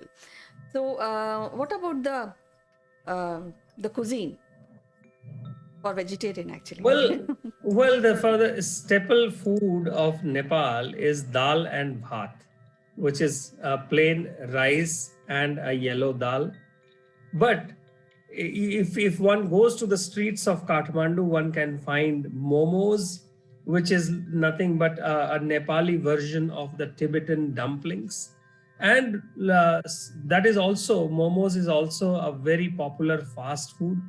And of course, Tibetan influence is there. So we also find chow mein on the streets of Kathmandu. But dal bhat still remains the staple, along with some chutneys and the pickles, and food cuisine wise, it is I would not say it's a delight, but it's a mix of South Asian cuisine all around the Kathmandu city. And you find Indian food also, Chinese, Tibetan, and some of the very few international food chains are also available. And of course, vegetarian foods is also available. And but you may not find a great menu out there, but a simple vegetarian meal is plentiful available, because Kathmandu is also a temple town. And interestingly, Kanchan, it is also a sister city of our Varanasi. And that makes it a wonderful town in terms of the religious mysticism and religious tour as well. Well, yes, I've heard that this is sister city of Varanasi. But at this point of time, I would like to ask you, suppose few people, they generally masses go to visit the temples and be inclined towards pilgrimage and religious thoughts. But there are some other travelers who may not want to visit temples. And so anything is there for them? Like any sport or any climbing or any trekking venue for them? So, yes, Kanchan. So as I said, Kathmandu is about South Asian culture's melting pot. So there is a lot of cultural influences from this region. And apart from the temples and the museums, there are a lot of heritage buildings are there. For example, Ghanta Ghar is one place, Dhara Hara is one place, and Singha Darbar, couple of old Nayan Hiti Palace, Hanuman Dhoka Palace. There are places of historical interest. There are places of course, Nepal tourism conducts a lot of trekking, hiking in the deep Himalayas, and of course the travel towards Everest starts from Kathmandu. The applications are accepted there, and Kathmandu airport is actually one of the very challenging airports for landing, and by road. I have traveled by road from Raxaul to Kathmandu, which is called a Tribhuvan Highway. And in between, I remember, Kanchan, there used to be a place, probably a place called Hetauda, where on the top of a Hetauda, the roads, the winding roads up in the Himalayas, one can actually count 80 roads down when the bus is at the top. And that view is spectacular. It is out of this world view. And reaching from Raxaul to Kathmandu is almost like a 6 hours of journey in a normal conditions. And therefore, now it is well connected. Raxaul is well connected, and Kathmandu is well connected by air, by road. And the best part is that for Indians, we do not need passport to enter Nepal. Yes, because we have a lot of similarities when we talk about Nepal, and we think that, yes, Nepal is a kind of a part of our nation. At this point of time, I also want to ask you that what is the art and architecture we were talking about a few minutes before? So the influence of on art and architecture is more of Indian, or it's a mix of Buddhist and Hinduism, or maybe a touch of Chinese influence on the art and architecture of Nepal? Well, Kanchan, art and architectural part of, especially seen in Kathmandu. I mean, we are talking about Kathmandu in focus. So there are three major periods there, of evolution, depending on which kingdoms or which big communities ruled that part of the country. So one is the Lichwi or the classical period is there. Then there is a post-classical period. And the modern one, which is started at 1400s onwards, it is called the Malla period. And there is a lot of influence on the Tibetan demonology. So a lot of dragons, a lot of those Tibetan demons. That is part of the stupas and the temples and the arches. And of course, there is a religious art is also there. And it can be seen in various temples, palaces. And there are a lot of folk tales. When the kings used to live, there was even a tale of the certain families from the king were not supposed to visit certain temples because it is cursed for them. So, you cannot separate the temples and Buddhism temples, the Hindu temples, and Changu Narayan temple, Bodhnath temple. Rani Pokhri is one of the very famous pond, a very old and very famous pond somewhere built around 1600s of time. And Budha Nilkant is a very place in when I was a kid, it was told that Budha Nilkant is a very haunted kind of a place for the certain families. And one special thing that I want to mention, Kanchan, is that when I was in a school and I used to visit Nepal on the way towards Kathmandu, I used to see every shop, every hotel, every shopping complex is having the photos of the king and the queen in the background. So that shows the dedication towards the kings, the Rana kings and Gorkha kings of that area. And India has great ties. It has always been a great ties from our several of our small princely states directly having relations with the Nepal's kingdoms. And in recent times, we have seen Bollywood and our famous Koirala, Manisha Koirala, from Nepal's political family, first political family. So yes, it is a great place, and Kathmandu is a visit, not just once. Yes, it is a wonderful city and it is a destination that one should always visit at least once in lifetime.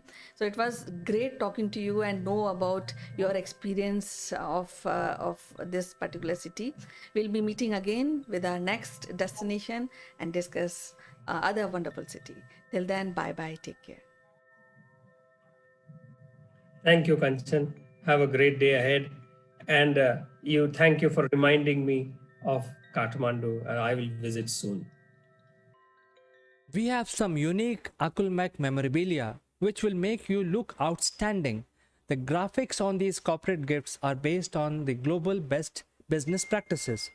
To become recipient of one of these gifts for free, you have to watch this video till the end and provide your valuable comments. Or you can also share your experiences. The person who makes the best comment would be chosen to become a recipient of these beautiful Akulmak gift, absolutely free, delivered to your doorsteps. The winner would also get a chance to be invited live as a distinguished panelist during our next video. What are you waiting for, friends? Please subscribe Akulmak and smash that like button.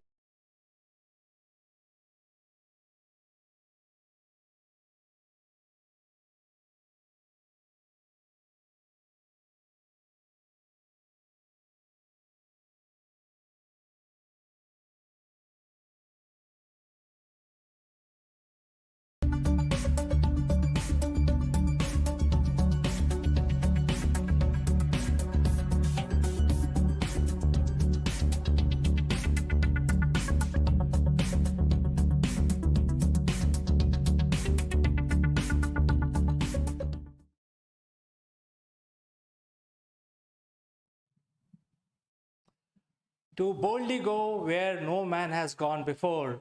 And it is not like going to ladies' toilet, it is the final frontier. And the news is our childhood icon, Mr. William Shatner, Captain James D. Kirk, is going to shatter a world record. And to discuss this, let me invite my friend from UK, Mr. Neville Moon, who will actually throw more light on this event. So let's welcome him.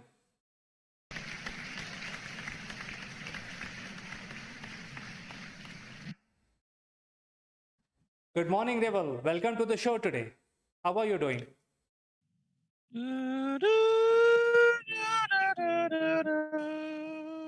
Oh boy, this takes me back to the 60s and 70s, my childhood, seeing Captain James T. Kirk to boldly go where no one has gone before. Engage, whoop, Mr. Zulu. Do you remember those times, CK? Ah, it's coming back to me as though it was yesterday. Absolutely. In fact, I used to play characters of Spock, Captain Kirk, and Mr. Zulu, and I used to get into their character, and I was in probably 7th or 8th class, or maybe 6th, I don't know, but we used to get this old series in India on the TV, and I used to be glued every Sunday morning 10 a.m. and I used to wait for the whole for this episode the whole week, and I used to watch it. I think it was mesmerizing. Yeah, you're absolutely right, CK. Good job it wasn't put out at 10 o'clock on a Sunday morning where I was, because I'd have been in church and I'd have missed it. So, but it tended to be in the evenings. But boy, what an eye-opener for what space was all about. And the interesting thing was, we also had something called Thunderbirds on the other side, the marionettes, if you remember. And the contrast between the two was absolutely amazing. And yet the techniques that they probably had at the time were very, very similar. But of course, Star Trek, or being a Trekkie, were real people. And I loved, all of the glamour, the glitz, the American style that it brought to the TV.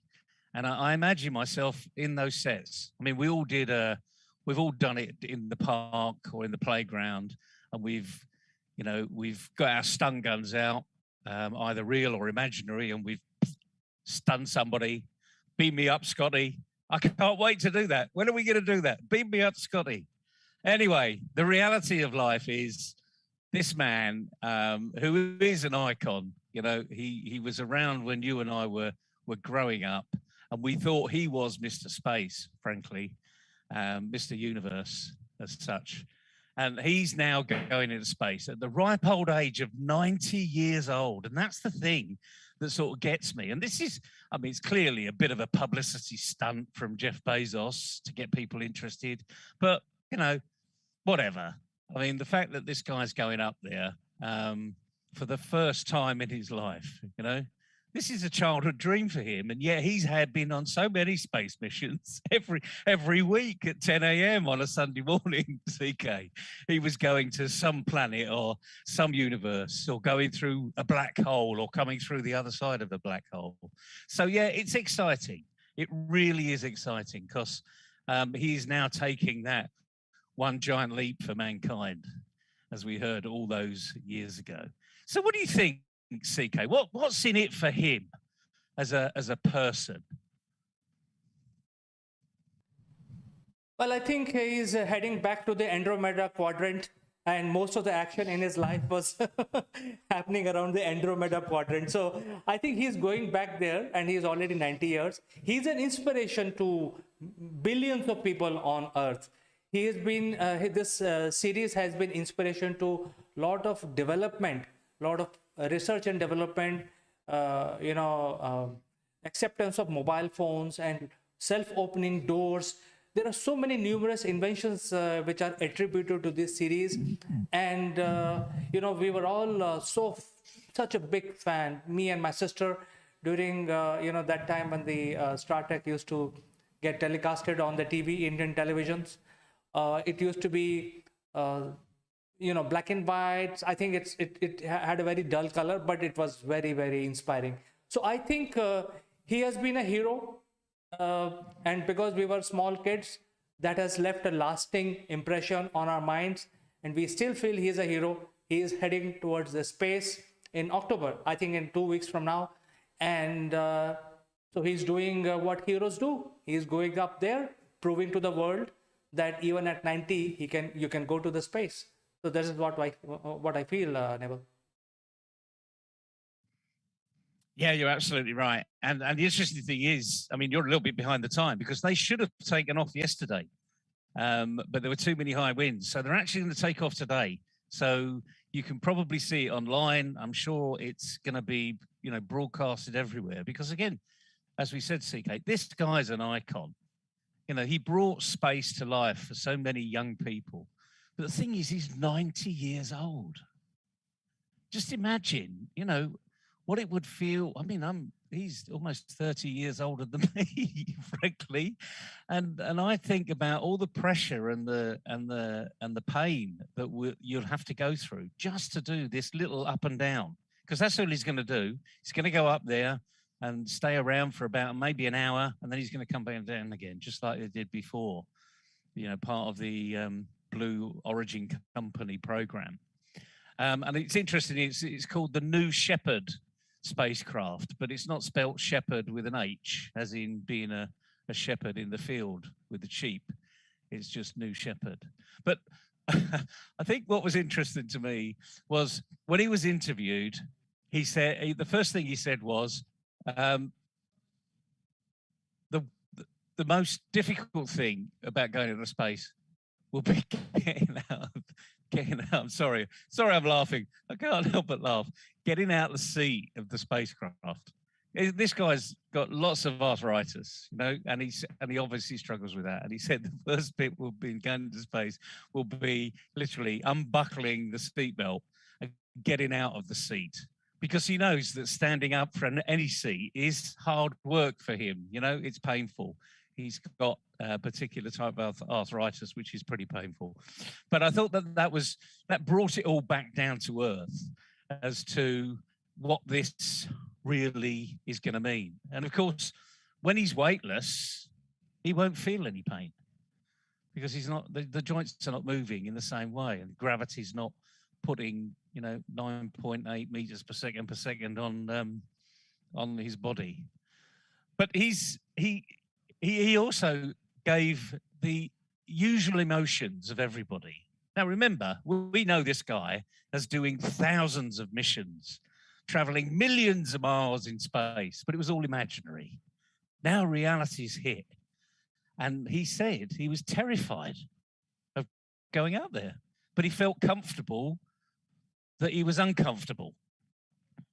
But he knows it's safe. He knows he wouldn't be put at risk. He knows it will be safe. And I'm sure, even though they've only had a few days training, the training's been enough to say that the doctors have given their okay. The last thing that they can risk is someone having a medical emergency in space when all of this is going on. But in his little interviews, he also said, it's looking at the vastness of the universe, looking back down on Earth. Of course, we think he's done this many, many times before, but he hasn't. You know, he's only seen it as we've seen it when we've seen pictures from the space station or a little movie that the space station has given. But now this time, he's going to do it for real.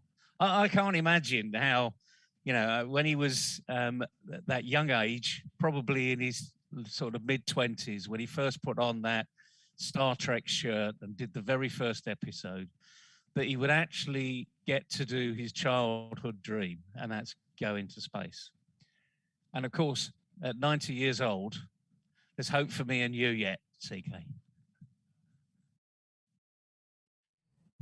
Well, Neville, I think there is a very, very loyal viewer for our channel, Mr. Syed Hussain. He has given an observation, rather a comment, and which is that this also involves overcoming problems. So Syed, so thank you to, watch our channel, and, you always engage with us. So thank you so much for your comment. Well, I think Neville, as I said, he has been inspiration for billions of people, especially mine. And I used to always set my, gun to stun when I was child, setting to stun, and then I used to stun my my friends with that imaginary laser beam. So I think it is very exciting. I'll be watching what goes on there. He's pretty old, and I think he's a deserving candidate to go to space, if not anybody else. Yeah, you're absolutely right. If anyone deserves to go, it's him. He brought so much joy to a lot of people on the TV, and as did all the team. Spock, as I could have never pronounced at the time, and Scotty, and Bones. You know, these were icons, you know, household names, as kids will know today. You know, they have Marvel and Universe. Well, I'm afraid, children, you know, I have to let you into a secret. We had the real thing. You know, these guys only came out of good old being a Star Trekker. Of course, the other thing is, I wonder how Sheldon's feeling about this, you know, because part of the whole one of the programs that's pretty live on TV at the moment over here is the Big Bang Theory. And part of the program is dedicated to Bill Shatner. So I just wonder how they're feeling. Of course, remember, Sheldon is just an imaginary character. He's an actor. All of these guys are actors. But I wonder if they'll bring back the series with a special mention of this particular event. It's got to be done, hasn't it? I mean, it's being written for them. You know, come on, you script writers, get out there. You know, pen some new episodes because we're all waiting for it.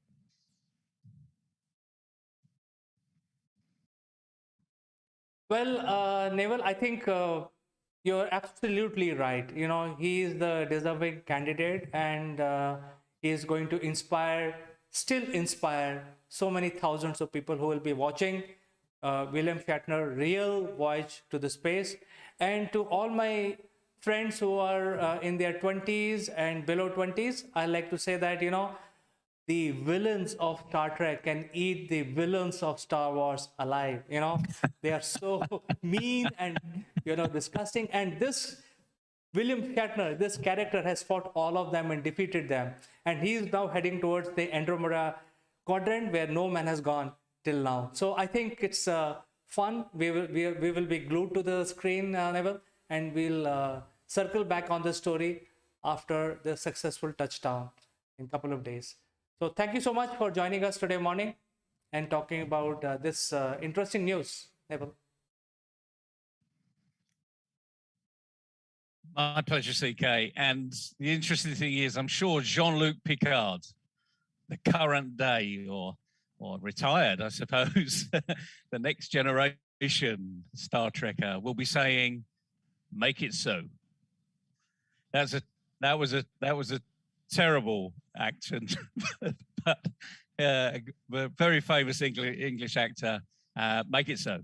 Anyway, I'm sure that Bezos will make it so, and I can't wait for William Shatner to go up. Hopefully later today, when the winds have died down. Safety is absolutely paramount, as we would all expect in this particular arena. And I hope he goes up and down in a very safe way and comes back. I just want to hear his first words. I really just want to hear his first words. Not when he's up there, but actually when he gets back to Earth. Because I think we'll be in for a surprise. Yes, Neville. So we will catch up on this story again, maybe tomorrow, maybe day after. And I like to say goodbye. And, you know, you can make that gesture. I can't. So why don't you make it for the viewers before we go? Awesome.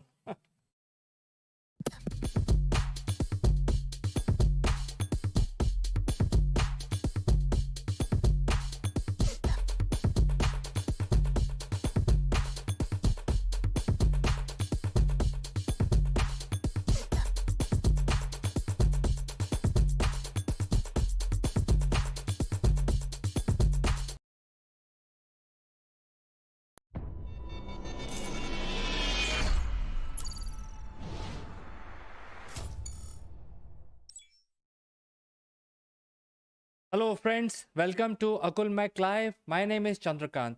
Today, there is a fantastic news. You know, as of last night, the Ingenuity helicopter took off for 30 seconds on the surface of Mars, flew around a couple of feet and then landed after 30 seconds. It's a great engineering feat. It's for the first time after 100 years, mankind has flown a man-made flying object on a different planet. So that is why we want to discuss this today. Before we start our discussion, a word on our giveaway. We have some unique Akul Mac memorabilia which will make you look outstanding. The graphics on these corporate gifts are based on the global best business practices.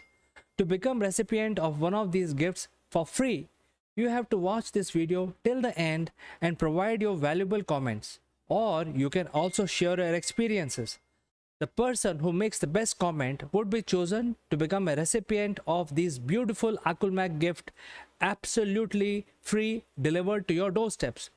The winner would also get a chance to be invited live as a distinguished panelist during our next video.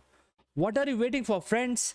Please subscribe Akulmak and smash that like button. Now let's get back to our discussion.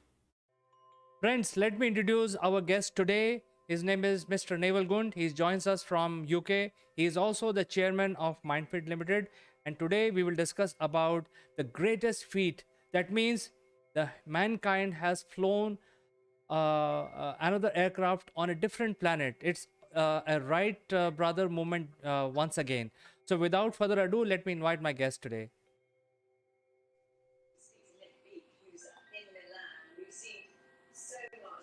Good morning, everybody. Good morning, CK. Yes, what a feat of engineering. Millions of miles away in a planet we've never walked on before. And all of a sudden we've got, as you quite rightly say, it's a Wright brothers moment. And the irony is, it's just a little helicopter that's taken off, gone a few hundred feet in the air, flown around for a couple of minutes, taken a few pictures and landed safely. But what a feat of engineering, all done remotely from millions and millions of miles away. I mean, it's unbelievable.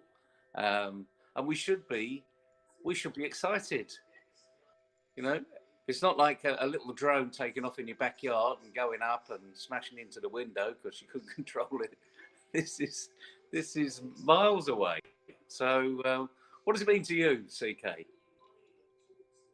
Well, Naval, one thing is for sure is that I tried to tune in into NASA live feed because it was coming live on the internet on the NASA live feed, and things were moving very slowly. So I want to tell the viewers that what was really going on and why the NASA live feed is showing you things which happened like very far miles, thousands, millions of miles away, and what really happened. So there are two things which are very important. One is when the signal from Ingenuity craft comes to Earth, it requires a lot of process, and there are very, very powerful antennas spread across the Earth which are capturing those signals. So even a 30-second flight, the processing of data has taken 4 hours. So the NASA live feed, why it looks like that people are sitting and nothing is happening. It actually, the fact is that a lot of things are happening, and the data which is flowing from the aircraft and finally it is reaching Earth is taking 4 hours. So it takes a lot of time to process. So that is one thing I want to say. What is your opinion on this, Naval? Well, I'm a bit of a techie, really, when it comes to all this, and I love playing with a drone. I've got my own drone. As a boy, I used to play with trains and Skeletrics and watch them go round and round and round and round. You know, never got bored with it because you never know, it might fall off. You'd have to put it back on again. But this is an amazing feat of engineering. This is humankind at its best. We are miles away. We're not literally operating it from where we are. And this is all pre-programmed. It's all very clever stuff. It shows our technical capability. It shows that humans are incredibly ingenious in what they're doing and what they're designing. And one of the feats here is a lot of people don't appreciate the technology that's gone into this particular machine. So there's one thing having a rover on a number of wheels go over terrain. And there's another thing actually taking off a flight, taking off on gravity system that's not normal to the UK, to the globe. You know, we have got our gravity here, thanks to Newton, measured it 9.8 meters per second is the pull of gravity. There, it's a lot thinner air. So these rotors have not only got to rotate much faster to get the lift, but they're also rotating in the opposite way, which is why they had a test the other day of testing the rotors on the ground. So making sure one spin the way it was supposed to spin and the other one was spinning the way it was supposed to spin too. And they're doing alternates. So it's a bit like do you know the little thing about patting your head and moving your hand? And if you can do that, that's what these rotors are doing. They're going in opposite directions. And that, to me, that is the real feat of engineering here. It's making sure that everything works in sync. And we've seen some amazing pictures from a few hundred feet up in the air. You know, we've seen the shadow of this little flying machine. And no wonder. I mean, did you see the pictures of the NASA engineers when it actually took off, when they saw it take off for the first time? They were absolutely elated. This is the ultimate in some of their careers. You know, some of them will be retiring in 2 or 3 years' time, and that's it. They've now achieved, you know, their lifetime's ambition, only paving the way for other people to take it to the next step. For SpaceX, you know, to take over and start colonizing Mars. I mean, we're seeing real amazing innovation in mankind. And by the way, we need to tell the viewers that this ship took off. This spaceship took off, not yesterday, not last week, but months ago. So it's not today's engineering that we're dealing with. It's engineering that actually is probably 5 years old. Because by the time they've manufactured it and they put it into design and got the specifications right, and let's face it, they couldn't test it here really because we didn't have the same atmosphere. So all of these things, will it work, won't it work? All this anticipation, all this risk, all these human emotions that they're going through, it's no wonder that some of them were jumping for joy. I wish I could have been there with them because to feel that excitement as an engineer, must have been absolutely amazing, stupendous. Can't think of the words really. There isn't a word to explain it. They've reached new heights. Well, Level, in fact, I want to tell the viewers about something which they have not heard so far. And one of the difference between taking a flight on Earth and taking a flight on Mars is the atmosphere of Earth.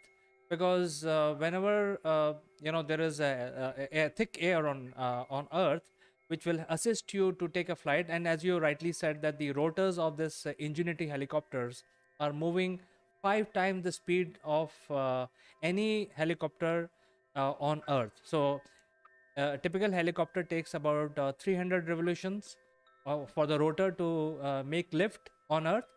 Now this helicopter on Mars requires 2500 revolutions per minute, and that is why they are moving at very high speed. And this is really an experiment. And now what people don't know yet is that there is lot of dust on Mars. And because of this dust being available, unlike Earth, because there is going to be rain and it will wash away the dust, and usually the air on Earth is clean, but on Mars there is always a lot of dust. Even though the gravity is low and the atmosphere is 99% thinner than Earth, but still it has a lot of dust. And you know what happens when there is dust? There is going to be static electricity. So this is an experiment, as I said. As it actually ages or it takes into multiple flights in future, then the rotor and the helicopter body will generate static current because of the dust particles, minute dust particles, which its rotor start rubbing into. And over time the static current will start building up into the outer surface of the helicopter. And it will be very interesting to see what happens, whether it's going to discharge or whether it's going to attract more dust, rendering the whole device not useful very soon, and it will not be able to live its own life, what has been planned for it. But I think it's very interesting because this static current will start building over the rotors, over the body, and then it may discharge. If it discharge, it will be a catastrophic explosion. So I think that is something which people are not aware, and I thought I will bring this fact upfront. No, it's a really important fact. I mean, there are two problems with dust, one of which you mentioned is generating static electricity. And the other one, of course, is it clogs up engines. So there needs to be a filtration system to make sure that it doesn't actually get into the engine. And it's not, I think we need to make sure that people understand this is not a typical combustion engine that we're talking about there. This is an electric engine, which is even more of a feat of engineering, to create an electric engine that actually delivers the power to weight ratio so that we can actually get lift. I did read somewhere that they will be manually discharging, and I think that's why some of the early flights are going to be quite short, and they'll be almost going back to the rover and plugging itself back in and manually discharging, and maybe even utilizing that electricity back into the battery power of the rover. I mean, who knows? But these guys are clearly, these guys are at the top of their game. I mean, they really are pushing boundaries. Let's just recap here. This is a completely different planet. This is not, a mocked up space facility in the middle of the Nevada desert. This is a long way away. It's Mars, and to get something there, everything seems to have gone to plan, which has to be a first, which can only set us in good stead for moving forward. I mean, like anything else, as we've seen, space travel is not without risk. Going down in a submarine deep in the water is not without risk. So let's hope that these engineers are mitigating a lot of that risk so that they're making spaceflight, maybe not for the likes of myself, part way through his 70th decade. And so we'll see. I mean, who knows? I mean, I'd love to go to Mars, wouldn't you?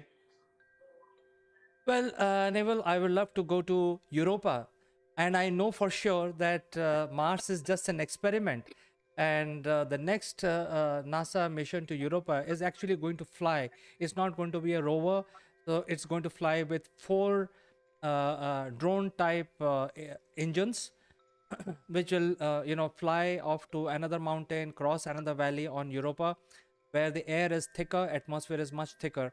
So I think the learning on the Mars, because of this Ingenuity helicopter, will help us refine our designs for Europa, which is going to be in 2030. So I think this is a stepping stone, as you rightly said. And if that mission is successful, I will definitely like to buy a ticket, if possible, to Europa.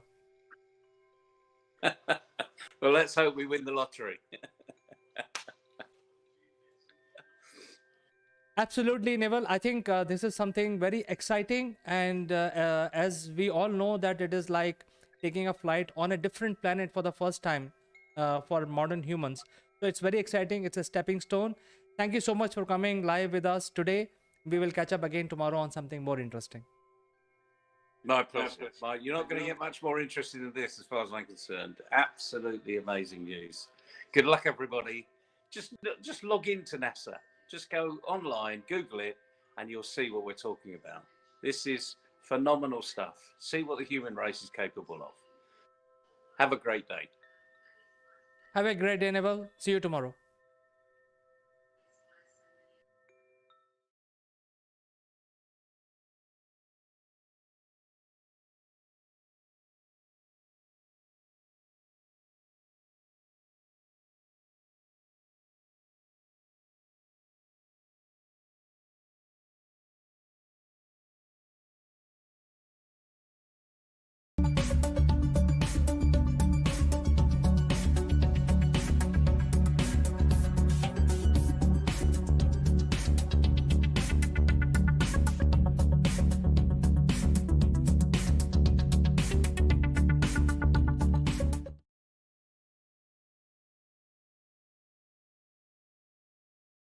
Good morning, friends. My name is Chandrakant, and welcome to Oceanic Live. China recently announced that there is a shortage of workforce, and to the extent of 40%. The United States has said that there is a huge shortage in workforce availability. People are not finding new jobs, and also in a large democracy like India, there are corporates who are suffering because the workforce, even though the workforce is available, but they are not joining the jobs. So today's discussion is about the age of resignation, and we will analyze this with facts and figures. So, friends, I think the reason could be that people have already predicted that most of the workforce in this decade, which is 2020 and up to 2030, will be of freelancers. You know, there is a lot of freelancers available, up to the extent of 60% works which will be applicable in the industry today across the board, agnostically, will be freelancers, starting from very senior jobs to even smaller jobs. So I think there is a age of freelancers triggered by the pandemic, where people were forced to stay at home and work from home. So, you know, I think the pandemic has changed um, the work environment in more ways than we can even think of. And one of this thing is the virtual office environment, where people are working from home, and then they are actually so it started off by creating another uh, scenario where we have to deal with the personal life of the employees. So this is another reality where the work from home started creating that, either using a digital scenario, and even if they are working, they are waiting for their calls, and so the work from home became a reality for almost a lot of people. And while these people are working from home, even call centers were working from home, the industries which were thriving earlier, booming industries like leisure, hospitality, suffered big time. You know, there were people who were actually going out. There are people, the blue colored workers and white collar workers, who used to necessarily get out of their homes on weekend, Saturdays and Sundays, and have a good time. They go to resorts, they have meetings with friends, uh, enjoy with their families, etc. So there was a whole industry to support it, either in terms of hotels or restaurants where you can go out, and tourism. So all these industries actually suffered big time because people are not now getting out, and it started off as a initially as a lockdown, and then people got into the groove of working from home virtually, and there was no need for them to get out of the home.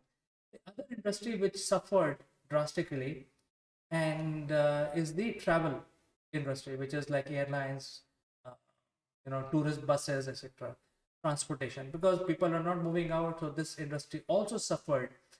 So while these industries suffered, there are a lot of iteration in these industries. The other industry which suffered was the automobile manufacturing industry, because when people are staying at home, there was no new need to buy a new car or a new vehicle.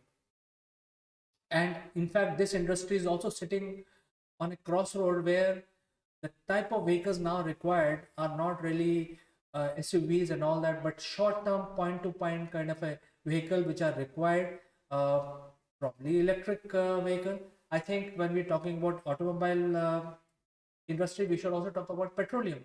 The prices of petroleum per barrel now running into minus $38. It's basically they will pay you, and you know, the oil producing countries will pay you petroleum, and they will also pay you $38 for buying it. So this is the extent of transformation which has been brought up by the pandemic, and these are you know, permanent situations. And because of that, this industry is also suffering. There are a few more also which are suffering. While these industries are suffering and there are a lot of iteration, the other industries like e-commerce is booming, because people are at home, they are ordering through e-commerce. Um, Healthcare is booming. Um, and there are other industries like stock market. Stock market is also booming because the stock trading has gone up by almost 150% in 2020 to 2021, because people are at home and they are seeing what they can do to utilize their free time, and as a result they are actually participating in more of the trading. So trading industry is also booming, and in fact you can see around you all the stock markets are booming.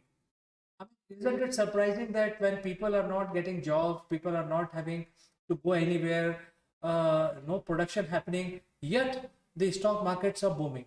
So I think these are the signs of things which are changing and have changed permanently. The pandemic has changed our work environment in a much more profound way than we can think of. I think one of the reason is all these whiles when we were working in the corporate job or any kind of job, we were not uh, choosers, and we were just engaged in a job because we had a job, and we were working. We used to get into our cars, go to office, get into trains, reach office, finish our work, come back home, had dinner, sleep. And that is why it was sort of a rat race where people are trying to be busy.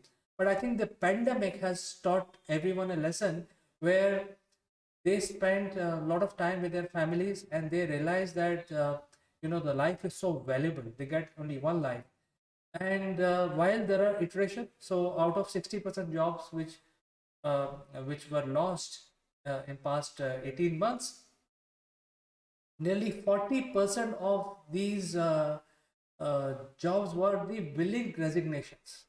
And it is a data which is there. In fact, people are not turning up, they are actually willingly resigning even though they don't have a job. So what is happening here is that the people want to sit at home and maybe rethink. They don't want to be in a rat race. They don't want to get into a job which is not as per their interest level. They don't just want to work. So some people are thinking, hey, why should I go to my office, which the job that I don't like? I like to be a painter.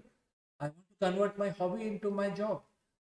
I can work only half a time, and half the time I can actually practice my hobby.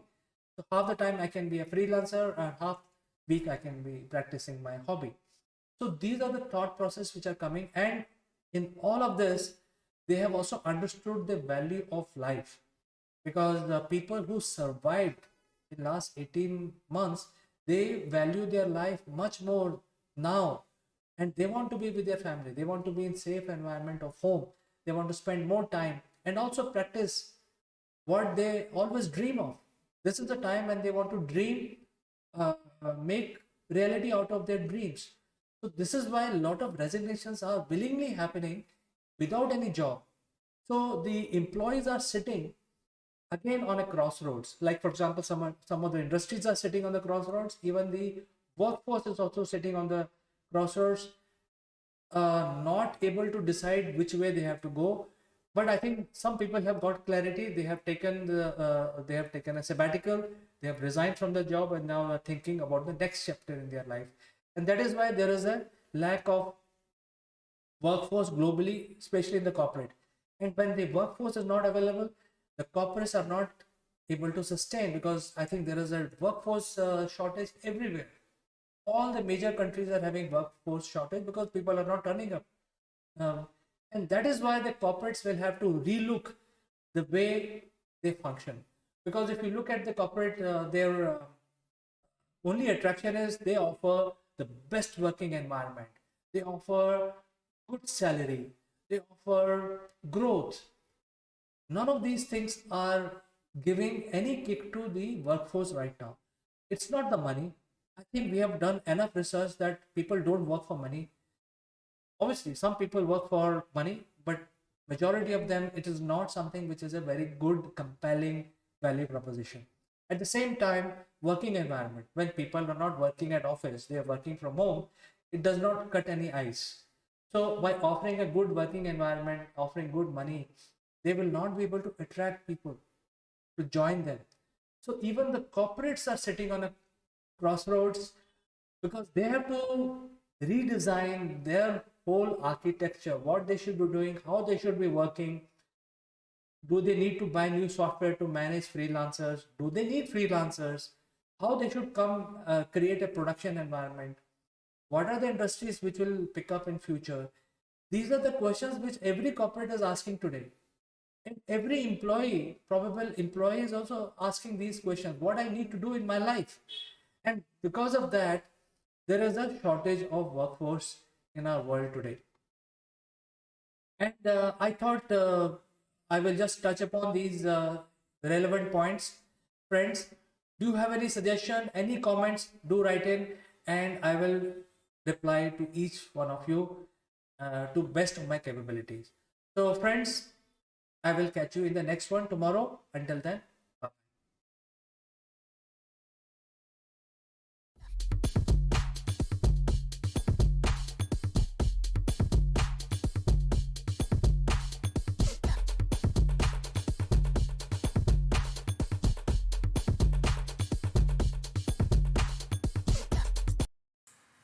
Hello friends, this is Chandrakant from Akulmac Technologies, and welcome to Top Brass DQ.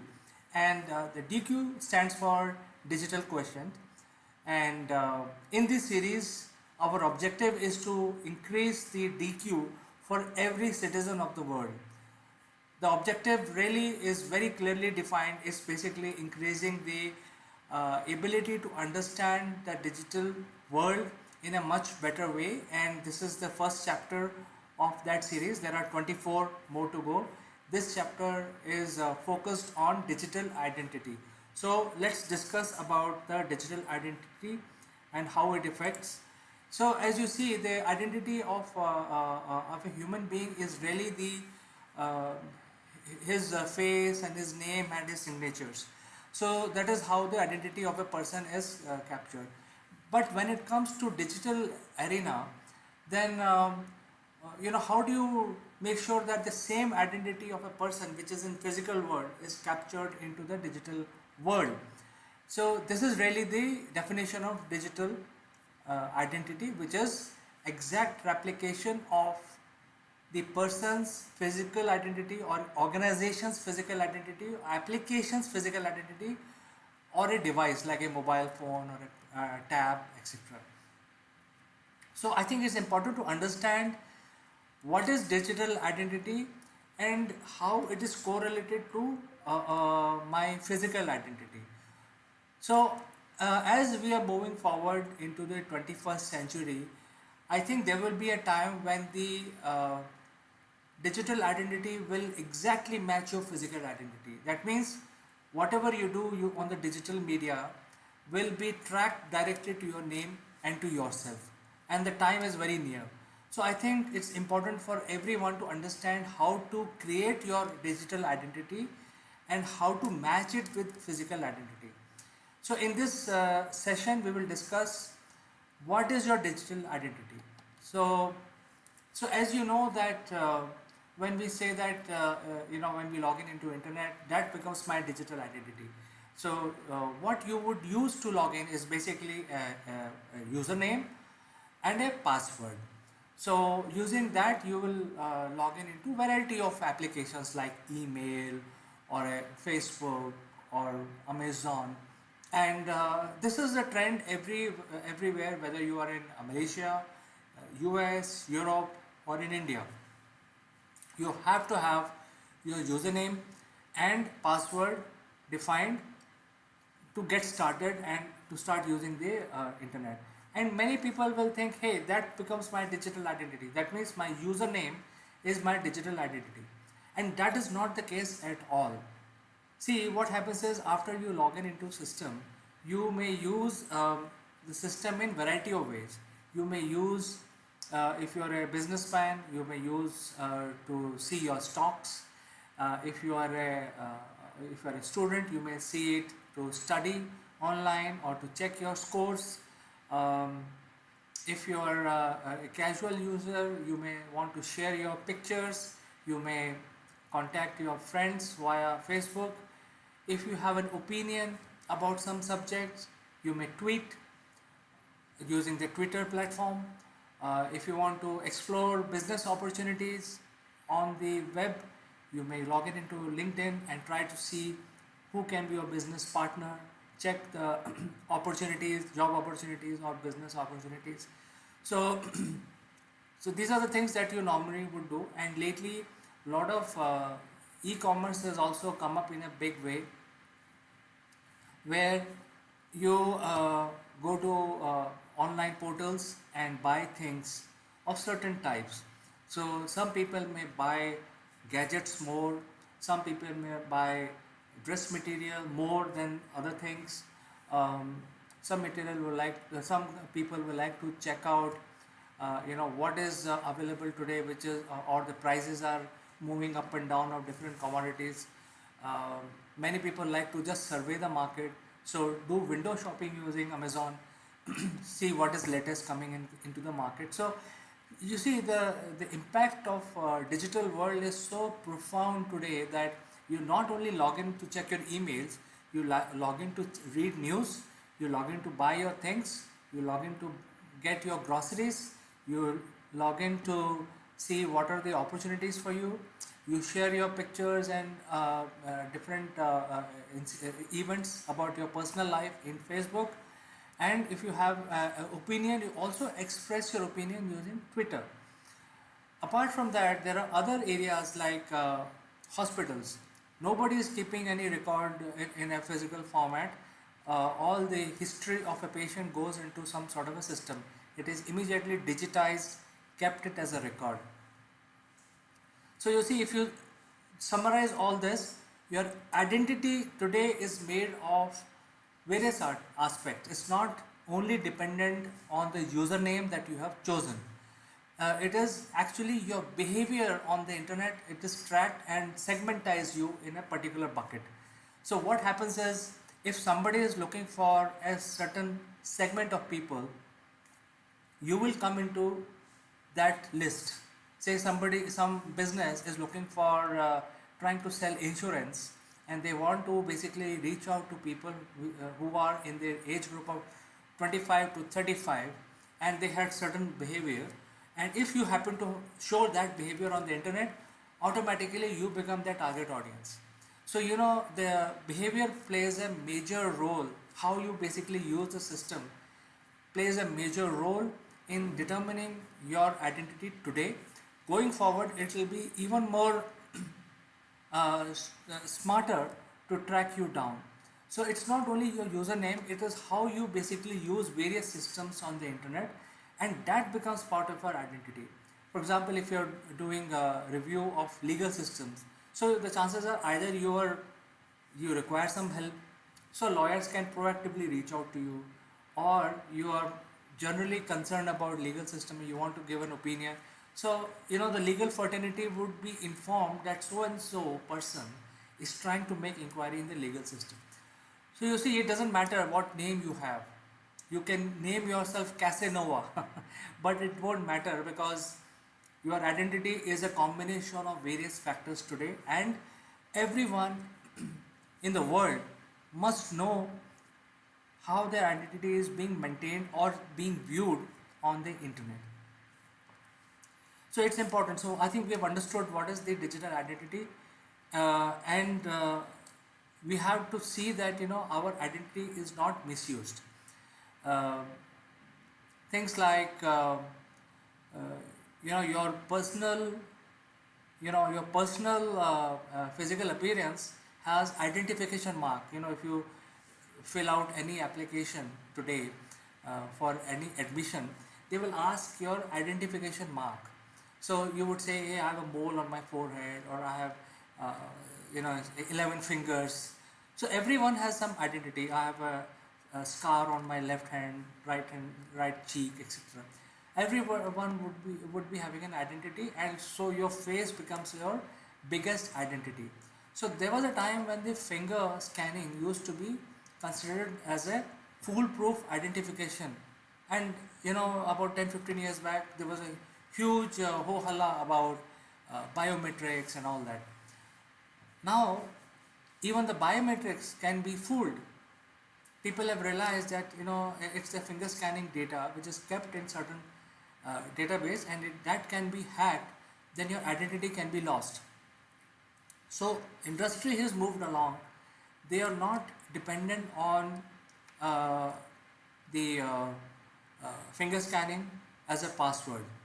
So, the emergence of finger scanning basically happened because it was easy to have a finger scan as your password, because your finger scan is very unique. In fact, there is no other person in the world which will have your kind of a finger. So logically it was felt that finger scanning is the best method, and that way you don't have to remember your password, just, and you carry your finger always with you. So all you have to do, give your username, scan your finger, and that's it. You're in the system, you're in the internet. But then it also had a lot of pitfalls, and because of that, now the emerging trend is the face recognition, because your face is your exact replication of your physical personification. So capture the face into the system in such a way that it exactly matches your digital identity. So world is moving towards that, and now this technology is so advanced that even if you wear a mask on your face, you can still be identified. So for example, if you walk into a bank, there is a CCTV camera capturing your image, and that image will, even though you have put a mask on your face, can identify you as XYZ. So this technology has evolved to so much, very rapidly evolved into this arena, and that is why it has become very, very powerful, and it's much closer now to replicate your personal identification with your digital identification. So I think even though you have multiple passwords in the system, say for example Facebook, you have one password, and LinkedIn, you have another, and you may think that, hey, I'm trying to protect myself by having different passwords and different usernames, but that won't help you, because your identification is captured by the face. And this technology is now available across multiple platforms. In fact, the mobile players have come up in a big way.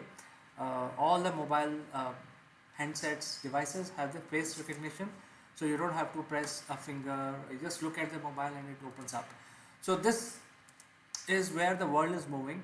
So that is why it is very important to know your to capture your personal identification into digital world. And how do you do that? And also protect it, because once you have come closer, uh, you have to make sure that your digital identity is not misused. So because there are various threats which are available today, and which can there are some people who are out there to steal your identity. So that, for example, I would say that if you some people give their date of birth, and they manage their passwords using their date of birth. So it's very simple for any hacker, a smart hacker, who can, if your date of birth is known to him, he can crack your password. So things like that, even though when you're capturing yourself into digital world, you have to ensure that how you're using the system, that is going to reveal you in the digital world. And if you're also giving information like your date of birth, etc., that can be misused against you. So how do you prevent all that is the question. So we will tackle some of these things. See, the whole thing is that if somebody is trying to steal data of say 1 million people, the easiest way to do it is use unprotected Wi-Fi systems. Say Wi-Fi in a lounge or a coffee shop or an airport or in railway station, which are not very well protected Wi-Fi. Why the hackers who are trying to steal your identity will use this method?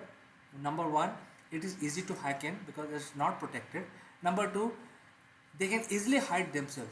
See, it is like this: somebody is trying to steal your identity and steal your data. They will like to first conceal themselves because they are obviously committing a crime.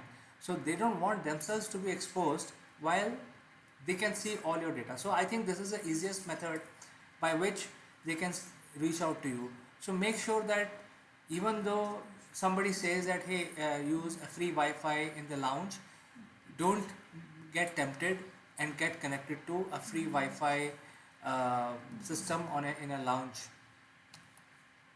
Similarly, when you see unprotected web page, don't click on that, don't go to that page itself, because what happens is, for the same reason that people who are trying to use unprotected web pages, they will very easily conceal their own identity, and when you are browsing something which is not protected, in the back end they will have some sort of a software running which will capture all your data, your pictures, your documents on your PC without even you knowing about it. So make sure that don't look at the web pages which do not show the lock sign on the left hand side top in your browser. So these are very, very important keys. I think everyone should make sure that they don't look, have caution not to look at the unprotected websites. At the same time, a lot of phishing activity happens. So what is phishing? It's basically some a bad person sends you an email posing as your banker, for example. So you get an email from your banker saying, hey, why don't you click on this web page to revalidate your credit card or revalidate this XYZ things that the bank wants. So make sure before you start clicking at that email, because the email will capture the logo of your bank very nicely, but when you look at the website carefully, there will be one or two spellings here and there, some spelling mistakes. So before you start clicking on these phishing emails or any email from a bank, make sure that you read the web link carefully, very, very carefully. The chances are most of the bankers don't send you any email. They will not send you any link to click. Rather, they will ask you to visit their website and then use their banking system. They will not send you an email. So the things are small things like this. If you take care, the chances are that you will be safer and your identity will be safe as well. The best method to protect your identity is to use a strong password. So what is a strong password? Strong password is not your date of birth and if your name is Alan 223355, not like that. So it's very easy to crack. What you have to do is basically give special characters at special, use alphanumeric, sometimes capital letters and sometimes small letters, and also use special characters which are very difficult to crack or very difficult to imagine, because the special characters like star, hash, they do not correlate to anything in your personal life. So it's very difficult for anyone, even your known people, to crack your password. So make sure that your passwords are very, very strong. Use special characters, use combination of capital letters and small letters. At the same time, change your password frequently. Even though you are using a very strong password methodology, but still it is advisable to change your passwords frequently. Make sure that you have the two-factor authentications enabled across all platforms.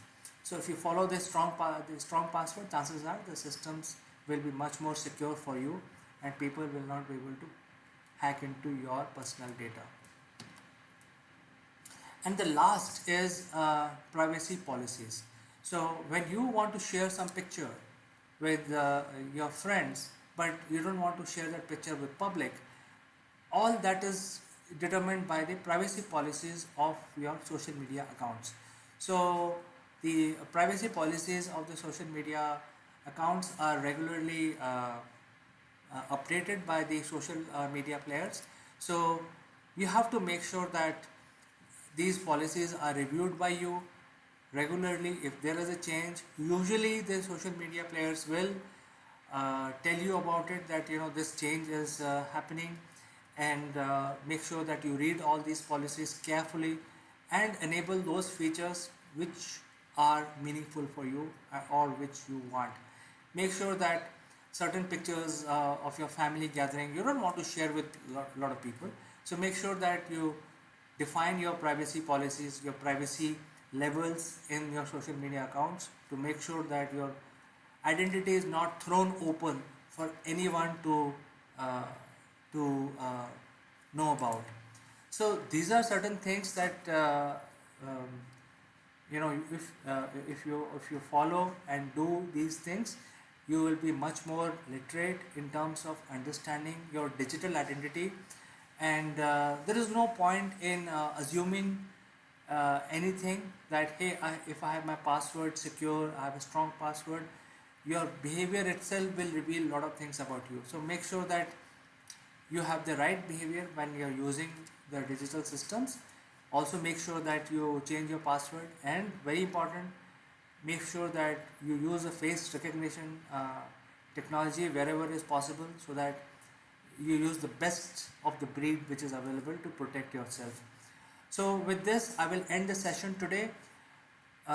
Dear friends, write to me, give your comments about this. Anything else you want me to include in the next session, we can do that. I can take up the questions raised by you in the next session. But until then, I like to say goodbye and I wait to hear from you. Bye bye.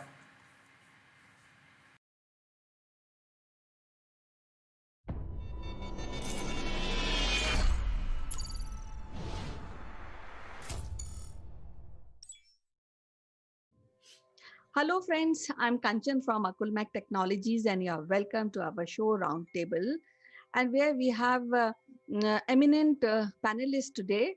Let me introduce all of them to you. Ritu Gupta, who is a CEO of one of the PR agency, Four Seasons. A part of that, she's also teaching media relations and public relations to eminent university in Delhi. We have Sitesh Srivastava, who is closely associated with radio broadcasting. He has a deep interest in corporate training. So, welcome both of you on roundtable discussion today. Thank How are you. you? How are you, Ritu? Absolutely fine. Thank you. How are you, Sitesh? I'm well, Kanchan. It is always great to talk to you all the time. So I thought it's an interesting discussion that between, we always discuss. So today we have a third panel with us, Ritu. So it would be more interesting. Today's topic is how important is hobbies in the development of children, and can these hobby can be converted into bread earning uh, skill for individuals. So, what is your opinion, Ritu, on this? I feel hobbies are very important for any child and every child to go for, because hobby develop them as a person, which is very important in today's world.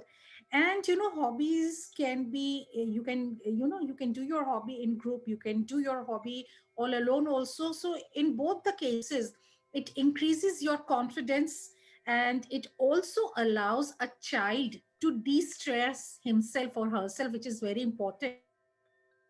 When the child learns to socialize, and it also enhances your creativity, which is very important, that any person, whether you are going to do some kind of a job, you're going to work in corporate, or going to be some kind of an entrepreneur, you need to be creative, because creativity helps you think out of the box. That's what Yes, I feel. yes, true. You have mentioned valid point, because I also feel that hobby benefit children in many ways. It gives child an opportunity to express themselves. It allows them to discover themselves and build self-esteem. And also, I think in a process or in a way, we achieve goals like problem solving and make decision by this hobby practicing. So, what are your ideas on this subject, Sitesh? Well, Kanchan, I think that we should all have some hobby to pursue, because that is what satisfies our heart. Everything else is used to bring food to the table. And therefore, hobby is something that makes us what we are in the core.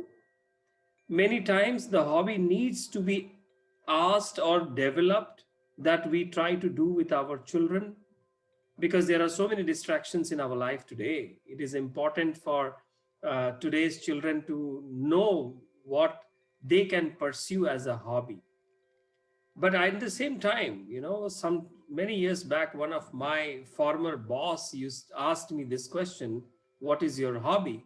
And I told him, and this discussion was happening between the transit time at Tokyo Narita International Airport for a few hours. And I said my hobby is writing. And he asked me, when did you write last? I said, some 1 month back. And he said, no, that's not a hobby. Hobby is that you do every day, even if Yeah. it is 10 minutes. Yes, definitely. So, hobby is a very essential part of today's children's development, actually, because that also reduce risk of depression, which I think most of the children are highly exposed to because they are at home, they are watching television, and they are doing online studies. So, I think that some kind of break, which is very, very essential for children, and I think parents should also get indulge in these kind of activity because that they will again enhance the happiness somehow over the period of time. I think parents are also just doing their professional corporate jobs rather than really getting free time. And I think hobbies can bring a self development also. But now Absolutely. the question is, the big question for both of you: what are your hobbies? Ritu? Okay. So I'll tell you, uh, my hobbies. I love reading. I love reading a lot, and I love traveling, and I love cooking. So I have of late started thinking that why not? I mean, why not open a cafe or be a halwai, be a very modern halwai? Why not? So this is what I have of late started thinking about. Get into cooking as a profession. Yes, and what about you, Sitesh? By hearing Ritu, now I have more inclination to visit Delhi. Uh, and apart from the Bengali market and Parathe Wali Gali, I have one more place to have food. Well, for me, the hobby always has been, since the day I realized what is the meaning of hobby, it was always something which is related to expressing myself in terms of the writing.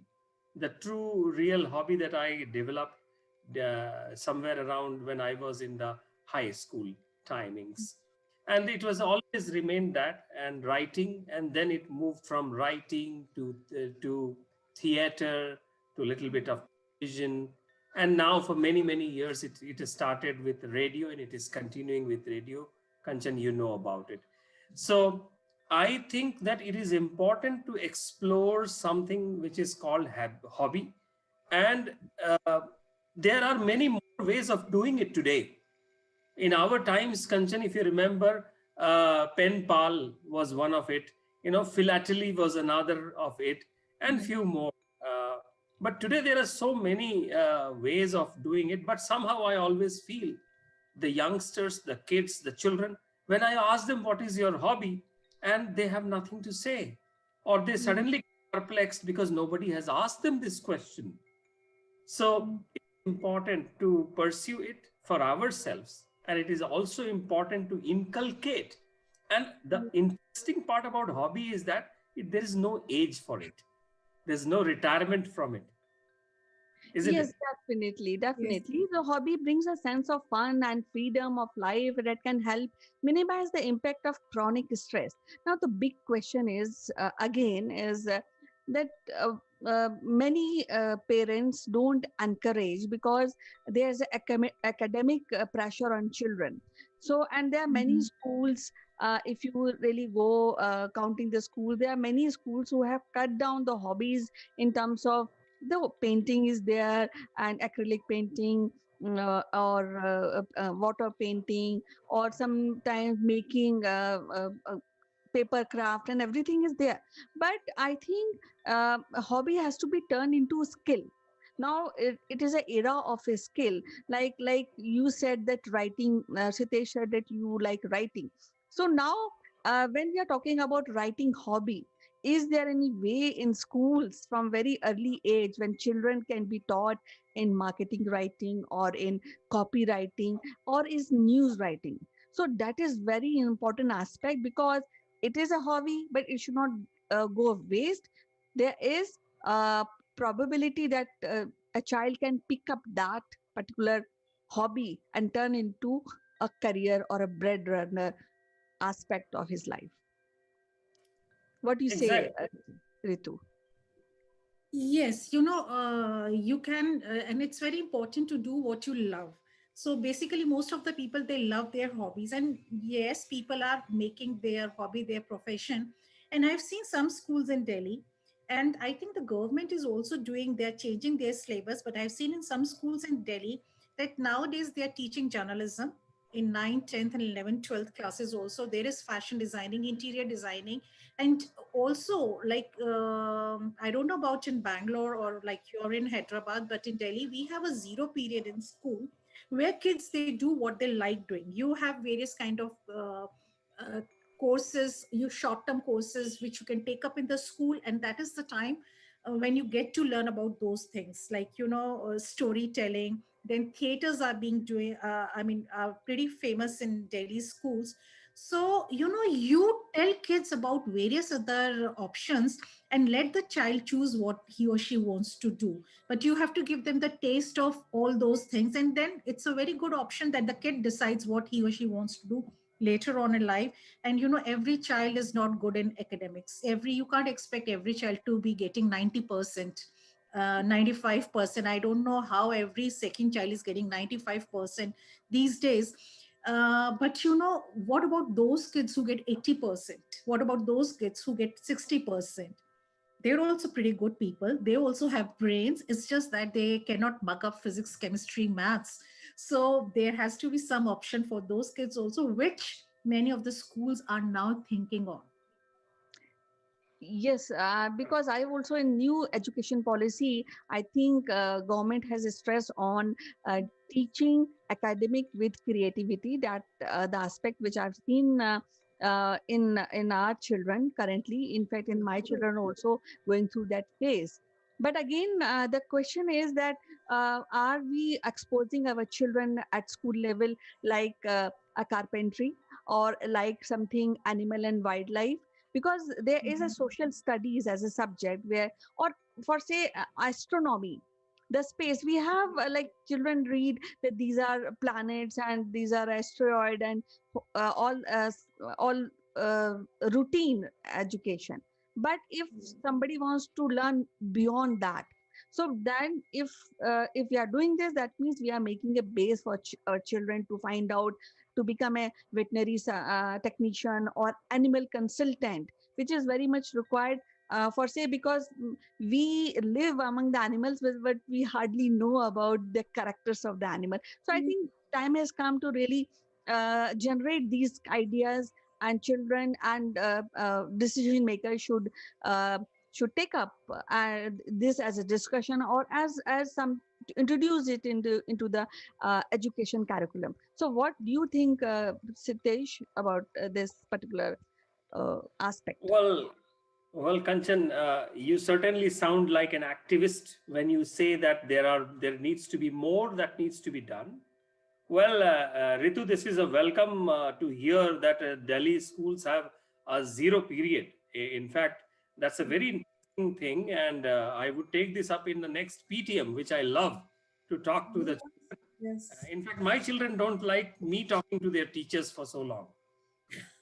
So, so I think this hobby, as per se, as we have seen in the rest of the world, from far east, in what I have seen in Japan, what I have seen in Africa, and for what we know in the Western world, our curriculum, whether it is a state board or it is a CBSE, it is still far in terms of extracurricular as compared to the international baccalaureate, which is IB. So I think when you talk, Kanchan, in terms of carpentry and all those stuff, I think that is still we have a far long way to go. I'm sure it is happening in the international schools.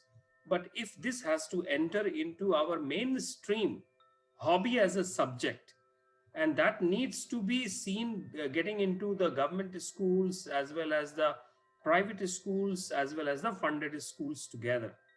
At the same time, it is important that we also sensitize the not only our children but also the teachers about teaching the same subject. Why mathematics cannot be a hobby of someone? Why physics chemistry cannot be a hobby of someone, right? So it depends on the teacher, a creative teacher, to get that kind of an interest. At the same time, when it comes to DIY stuff, which is carpentry or electricians or something like that, folk art, calligraphy, all of that. So we all need to create that kind of a curriculum for the teachers training also. Our country has been more about the rote learning to create, white collar or blue collar workers, and it has to change. I hope it will change with the kind of data that we have, internet, easy internet that we have, and I think only pandemic is stopping us. Yes, actually, you mentioned maths actually. So it's a very good point that children can have a hobby as a math. But what we are Yes, studying, but what we are giving our children is a NCRT curriculum for math. Why not a Vedic math? Why not abacus? So these kind of things are missing in school curriculum. Now, when we are talking yes. about everything has to be there intact in the school curriculum. Now children have they according to their interest they can choose what they want to choose as a hobby or maybe extension of that subject. If you recall, I don't know, there used to be SUPW period in our Yes, curriculum yes, long back, yes, and then we were yes, allowed, as you mentioned, Ritu, that it should yes. be zero period. So we were allowed to do things. So all like knitting, making pottery, everything used to be there, and we learn many things. Like I tell Learned you, many I things. learned knitting from that particular period only. So all Mhm. things has to be there, and it has to be available for children to choose. So that is very very important. And though things are starting, but they are very maybe not as per the speed is very low actually. The few schools are opting, few schools say no, like international schools they say no, we will be doing something which is world standard, and I think they are leaving behind something which is very crucial for Indian children's development. What your idea on this, Kanchan, Ritu? I want to say something here. Yeah, I want to say, because what you say, I do completely agree with you. But the parents have to be made aware about it also, because I am middle class parents, parents, middle class family people, they feel that their kid should be getting above 90%, should be taking up some good career and settle down somewhere. I mean, doing something very great in life, getting good salary. This is all they dream for. But then you have to make parents aware about that. The things are changing, and post pandemic things have changed a lot. People have lost their jobs, and they have started something new. Many of the people, they have become entrepreneur. What they are doing, like I know a lady in my building. Now what she does is, she's created a cloud kitchen. She's lost her job, she's created a cloud kitchen, and now she's doing pretty fine. So why not? So the awareness has to be created among parents, among students also themselves, that there is a life beyond their academics life also, and then they can take it up professionally also. But then for that, you have to really, have a roadmap in your life, a proper roadmap that how you want to do it. And parents and kids and the teacher, all three are very important in it. Yes, I also want to add one thing, because if you are not sound, uh, if you're not happy, and hobbies gives you happiness. So if you're not happy, if child is not happy, I think I doubt that they will not be able to excel in the academics also. Now when we are discussing a hobby, there's a greater part of Kanchan, I skill. really, just one thing I want to say. Yeah, since you said happy, I have met someone, a teacher who is conducting happiness classes in school. It's a Yes, course of happiness course, and it's yes, very important. Happiness classes. right, Yeah. right. So So this is actually, what I want. yes, Sorry. actually, I think we are just pursuing the same path, but little slow. Now, Sitesh, you know that skill development is coming up in India, and NCRT and our Prime Minister also stress on skill development. But then, when we Skill talk about development. skill development, the crucial aspect of development comes of soft skill development. So, are we really taking this again? It's a part of hobby because we do a lot of activities when we do software development as a practical, like time management or listen and recap. Mhm. So all these the activities. So are we also taking seriously soft skill hobbies along with the hard skills and academics? So, Kanchan, all through my IT life of more than 2 decades, I have always uh, spoken about the soft skills as comparable to the hard skills. And all the Mhm. time, corporate life has told me that hard skills gets you the money, the soft skills gets you the happiness. And they don't understand that these are not interchangeable. They are exclusively together complementary and supplementary. And therefore, we also have an IT company, interestingly, in India called Happiest Minds, which is founded by a former Wipro chairman, Ashok Suta. And uh, it is important for to corporates to understand that a person who joins Yeah. the company after the college from the campus, his longevity into the company is not only dependent on the hard skills, but also on the platform of the soft skills that is given by the company to the employee. We all know Google gives 20% of its time to its engineers to pursue their own projects. And some of the greatest tools have come from those projects. In India, HCL had got this name of asking, finding out great managers amongst themselves and make them intrapreneurs. And that was a great thing to find out some great companies coming out of the HCL fold. So I think this is very important, not only in the school level, but also in the college level and in the corporate. But I think in today's, especially in the IT world where I work, I see that there's a lot of such things are happening because we invariably get to know what is happening in California. Right. Probably in other industries, it may come a little late. But in the middle age, when the students are in college life after the 12th, and those 4 or 5 years, those 4 and 5 years, I have realized, I see that they all are trying to get into those CAT and GMAT and SAT and TOEFL and GRE and those IITs and IIMs. Whereas the same student in other part of the world, which is the developed world, is trying to pursue something else. And this side, the student says, why I have to pursue all that, what someone else is telling me? So there has to be a lot of balance around it.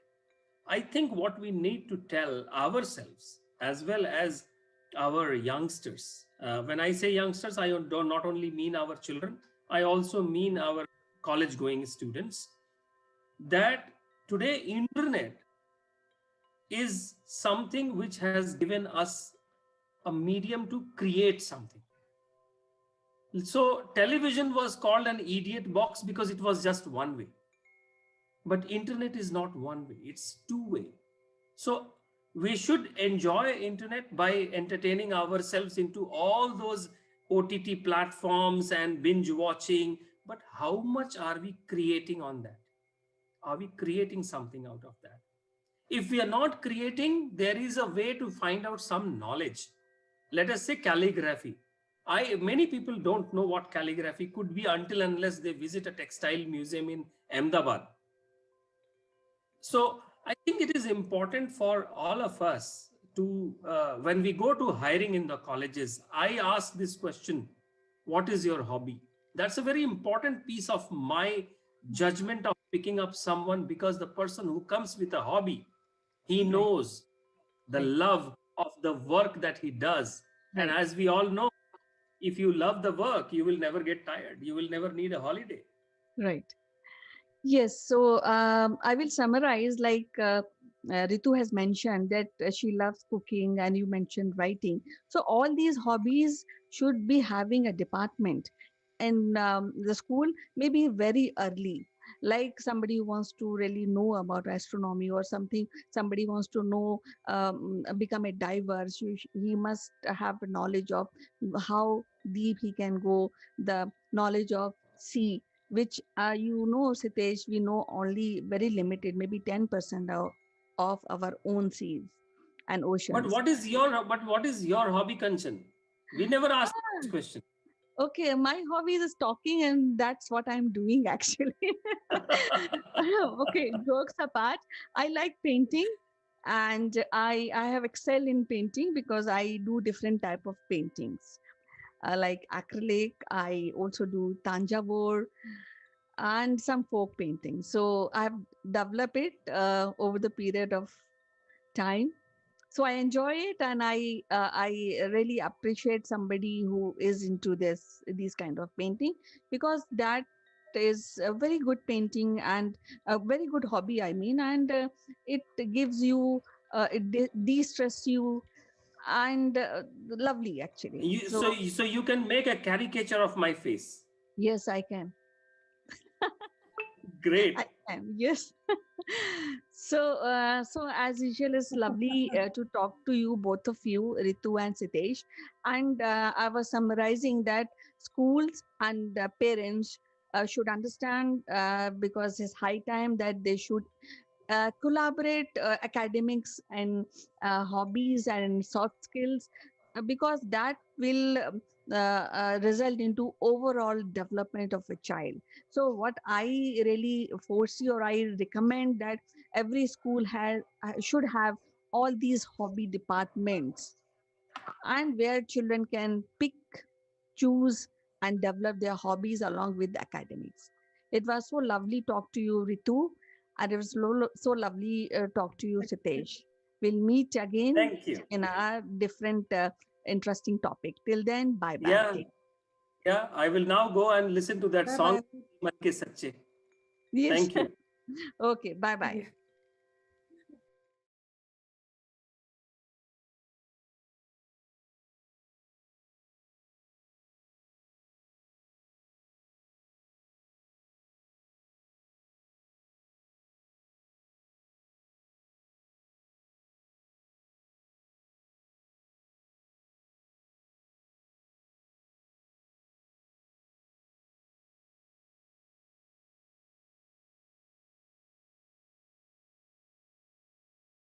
Hello, friends. Welcome to Akulmek Live. And today's in the space section, we want to discuss the matter related to space exploration.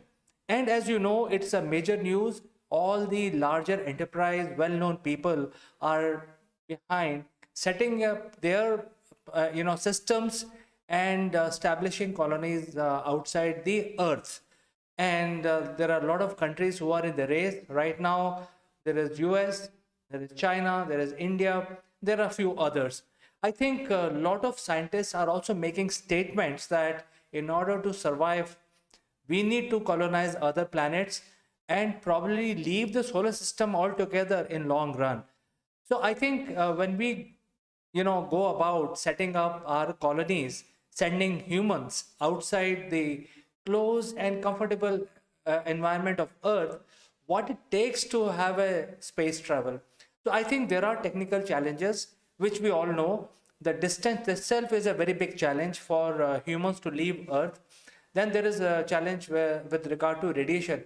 But today, I think I would like to talk about the social element which is also involved in planning our trip outside the Earth. And if you take the closest star, that takes about 4 light years away. I mean, that is, even if the light travels, it will take 4 years to reach the next neighborhood, which is in the close proximity as far as the universe is concerned. So when we have to go to Alpha Centauri star system, there are very promising signs that one of the planet, which is Proxima b, is very similar to Earth in terms of gravity and in terms of heat signature. It may have liquid water on the surface, and it will also have a surface. So I think it is a very close candidate to send humans out to Proxima b planet. However, with current technology, it will take about 32,000 years. So there is no way we can actually travel. 32,000 years is like an eon. The only way we can plan such a trip is we make the generation starships. And when we talk about generation starships, it actually means that when bunch of people start their journey to Proxima b, they will be fully equipped to reproduce on the ship. And by the time they reach Proxima b, they will multiply, and there will be a separate humanity riding on the spaceship. So the spaceship is called generation starships because it will be designed to support the generation of human beings. So scientists have done a lot of these research, and they have come up with a minimum number which can travel on this generation starship to start with. And this minimum number is something like 49 men and 49 women to travel, and they will be paired in certain genetical order, so that they can reproduce successfully. So having planned this trip out, I think we need to remember that when these people are going out, they will be moving far away from Earth, and they will not have too much influence from Earth. They will not be driving too many instances and examples from Earth. They will be in connection, in constant connection with Earth, but then gradually, as they move further and further away from Earth, their connection will start basically diminishing, and they will have to come up with their own methods and own systems in order to create a process. In other words, the people who are going to Proxima b, and they are prepared, their ship is prepared to support something like 30 to 40 generations by the time they reach there, they will have to design a way where the goal of their journey is percolated downwards into many generations. Because if that is not done, then midway they may decide to turn their spaceship in some other direction and go somewhere else. So we have to ensure, or the people who are residing on that generation starship will have to ensure that there is a process where they remember their goal. And second thing they will have to remember or to create is a governance system, some sort of a governance systems, because humans' brain is, can be very fictitious at times. They may have emotional issues. They may get into hypersensitive environment. They may start committing crime. And then there is no government, like Earth has a government to enforce the law. And these people are out there in space with no interaction with Earth, or very little interaction with Earth. They will have to make some sort of a system which is sort of a law on the spaceship. And once they are able to create the legal system for the spaceship, there will be a need to enforce the legal system. There will be a need for policing. So I think to start with, it is not only solving the technical issues around sending humans outside in this space, but also coming up with a process where the law is implemented, the goals are very well defined, responsibilities across humans will be very well defined, who will do what, those kind of things will have to be very well defined. And once those are defined, the legal system is in place, then only you can actually put these 49 men and 49 women on a generation starship, which will be traveling to Proxima b or some other planet which may decide in future to travel to, in order to establish human colony outside of Earth. The fourth problem that we will get now is the education.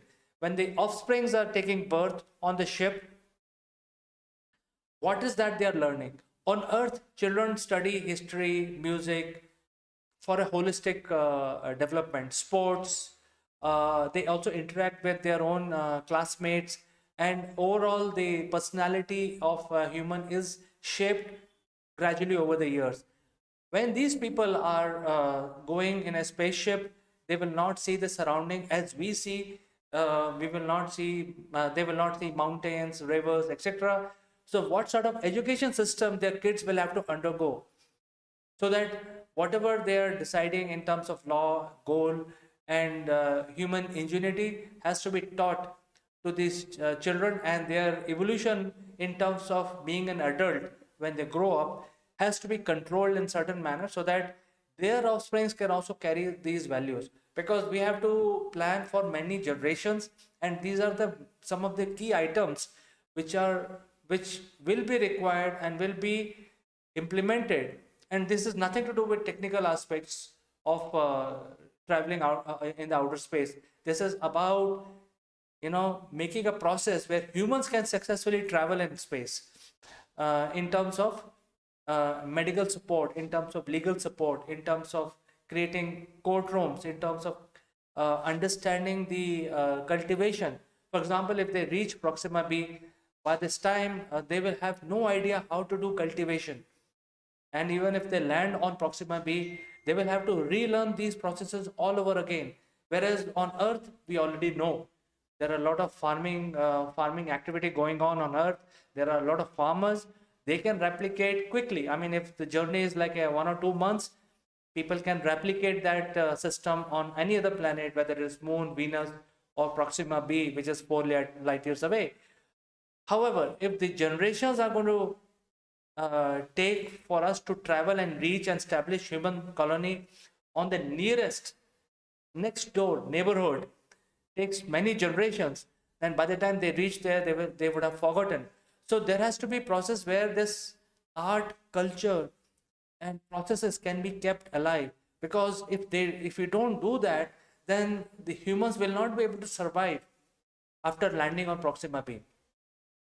And friends, I think 49 or 50 people have to be onboarded on the Generation Starship. It's because at least 50% of these people will reach. I mean, the offsprings of 50% of these people will reach, and the chance of getting perished in the journey is diminished by 50%. That means if 50 men and 50 women start after multiple generations, at least 50% of the people, eventual number, will be able to establish their colony on Proxima B, provided they are able to get their act together during the journey and make a process, make a goal, and percolate this goal downwards into generations. It should not happen that they actually have a mutiny in between and they kill each other, because then the whole objective of sending humans to set up the next neighborhood colony is futile. Now that will be futile. So I think that is something that is very thought-provoking. And I thought, instead of discussing technical aspects of sending humans, I thought in this episode I will discuss the emotional and social aspects of sending people on a long journey in space. Friends, do send in your messages and I will respond, and I'll catch you in the next one.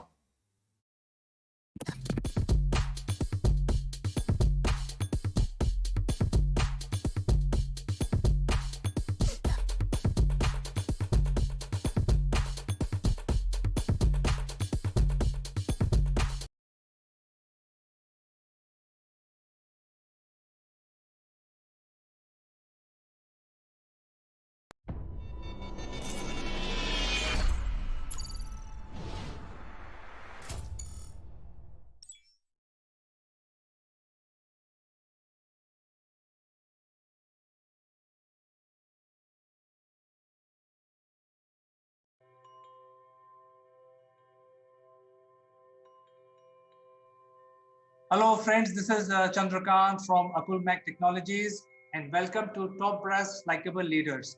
Today, ladies and gentlemen, I have a very distinguished personality on the show.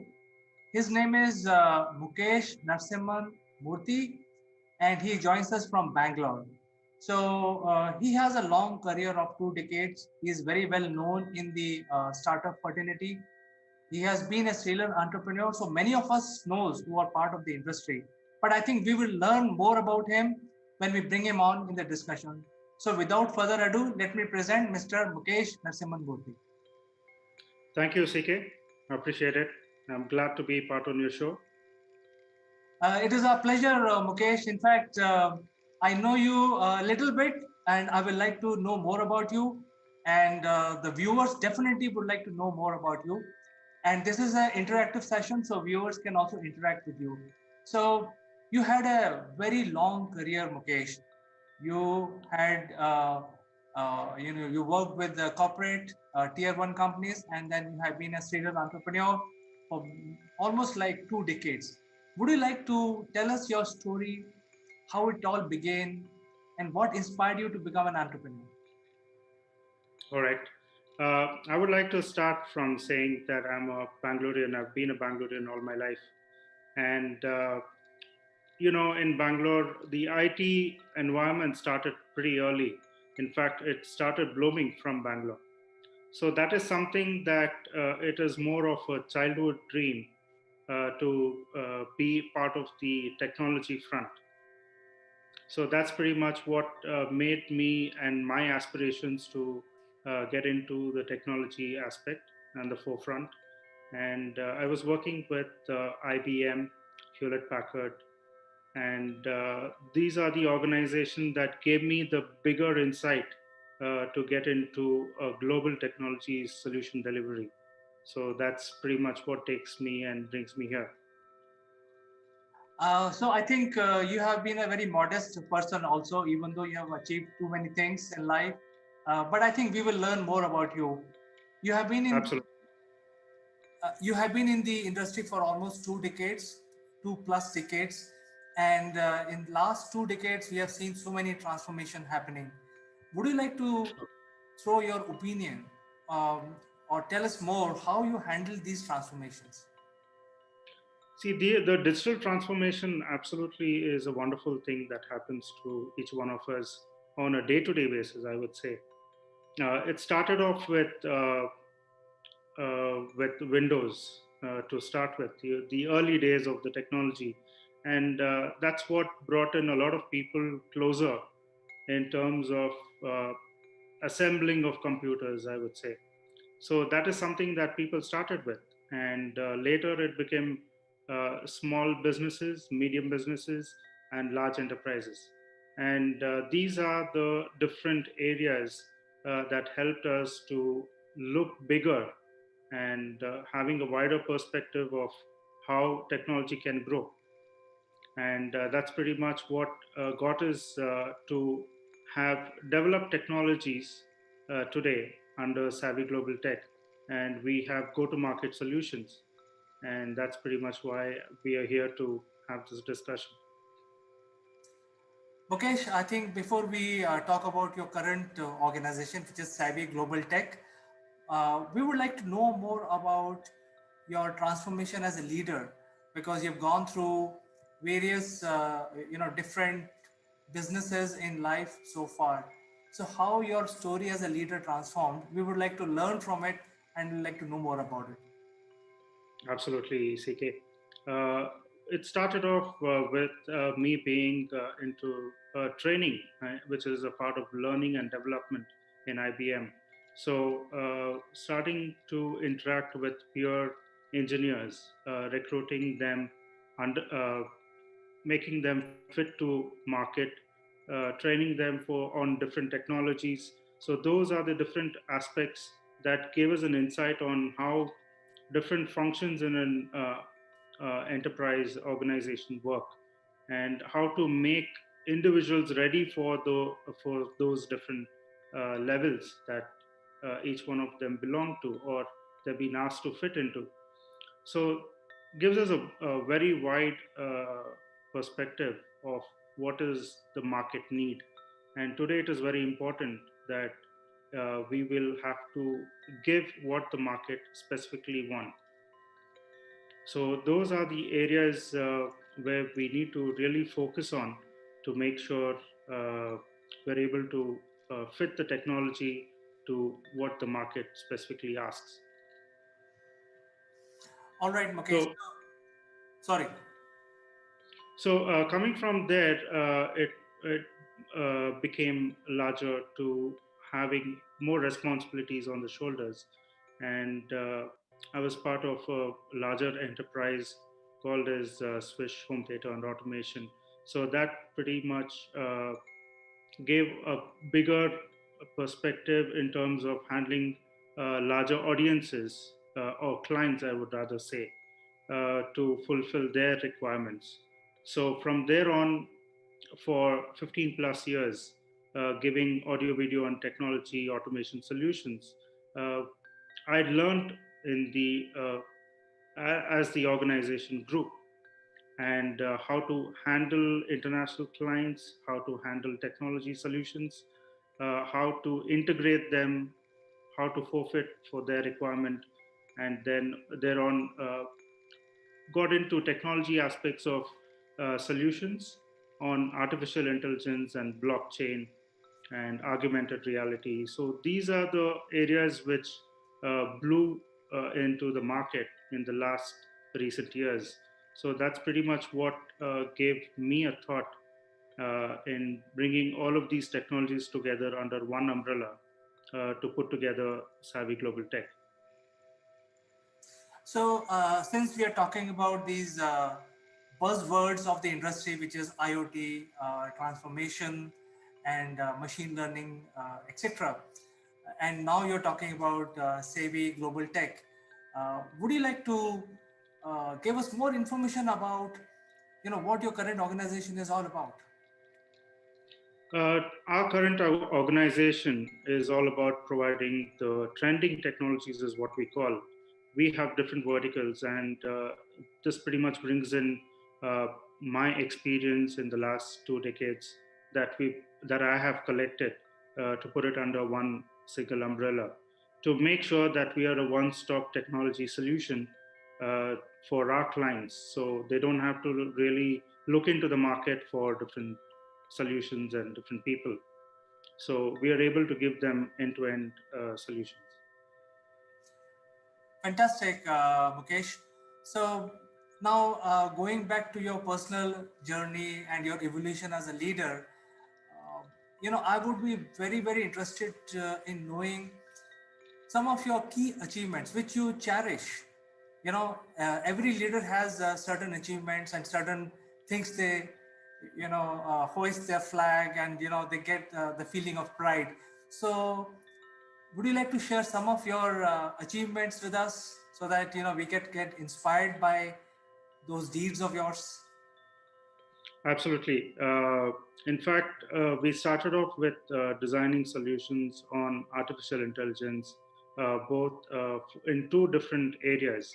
One in technology perspective for industries, and the second one in the healthcare. And these are the two different aspects or the areas that the market is focusing on, especially considering the pandemic situation. We're glad to mention about one of the technologies, which is called as Artix, which is a solution, in fact, based on artificial intelligence on medical healthcare solution for COVID. So this pretty much is an AI-based solution that our team has developed in making sure that we are able to take an X-ray of a patient, and through which we can detect through the lungs signatures uh, whether the individual patient has COVID or not. So these are some of the tech end solutions that we have developed, the one among them. And apart from which, we've also developed another artificial intelligence based solution for industries, and where people are working on a day-to-day basis, even, but the industries can't stop because those are factories, and people, there has to be a human interaction with the machines. So in these areas, having maintained social distance is quite important, and it is need to be forefront safety aspect to make sure that the individuals who are working there, putting their life in front of everything else, and making sure the production is on, and then the technology is cherished there. So we have developed a solution where the cameras which are installed in those industries can detect what is the distance between two individuals that needs to be maintained, and it tracks that information in terms of the distance, and it also detects whether the individual is uh, wearing a mask to make sure that he's safe in a environment that he's working in. And those are the kind of solutions that we have developed, and these are the go-to market solutions that we have ready. So Mukesh, from the sound of it, it looks like very, really high tech, applications, and I think almost 100% of the industries, small, large, and medium, all of them require this kind of application. So I think with this, we wish you good luck, and we will cover the application sometime again in future. But for today, I will come back to your leadership qualities, and as the time is limited, we would like to know more about what could be your message to the budding entrepreneurs in order to become a great leader. Good question, CK. This is one of the very frequently asked questions, I would say, and it is one of the most important questions. This would help a lot of entrepreneurs to have a steady and strong foundation. And what really builds that foundation is a few things that I would like to mention here. One, uh, having a leadership in today's world is one of the very key things.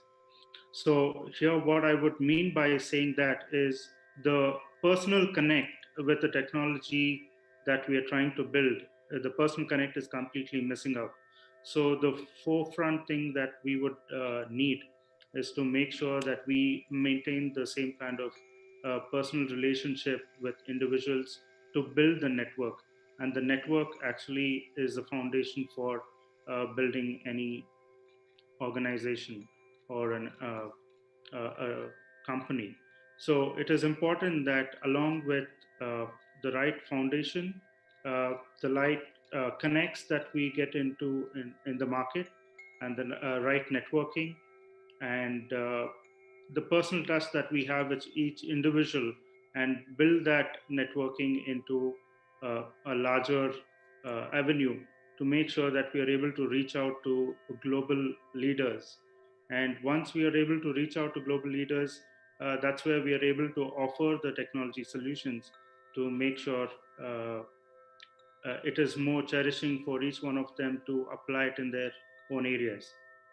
So the very simple thing here is the personal connect is what I would say, which is completely missing out in the digital world. So I think your message is very loud and clear. What you're saying or asking entrepreneurs to do is basically lead from the front, build your network, get known in the market, and not depend on your juniors. So basically, you're trying to say that, hey, you have to do what you're doing and make sure that you become a role model for your company. So I think it's a great learning for all of us. Um, so my next question would be to take your inputs about the changes in the industry. Mukesh, in last 2 decades, we have seen so many changes, at least 3 to 4 times drastic changes we have seen in the industry. From your point of view, right now we are riding the wave of IoT and machine learning. Um, from your point of view, after 5 years or 3 years in future, where do you see our industry going and how it is changing? The future of today's technology is going to be part of healthcare. We've already started to see that. The kind of change that healthcare has brought into in terms of technology to people, it's giving out uh, heat and cold waves to everybody.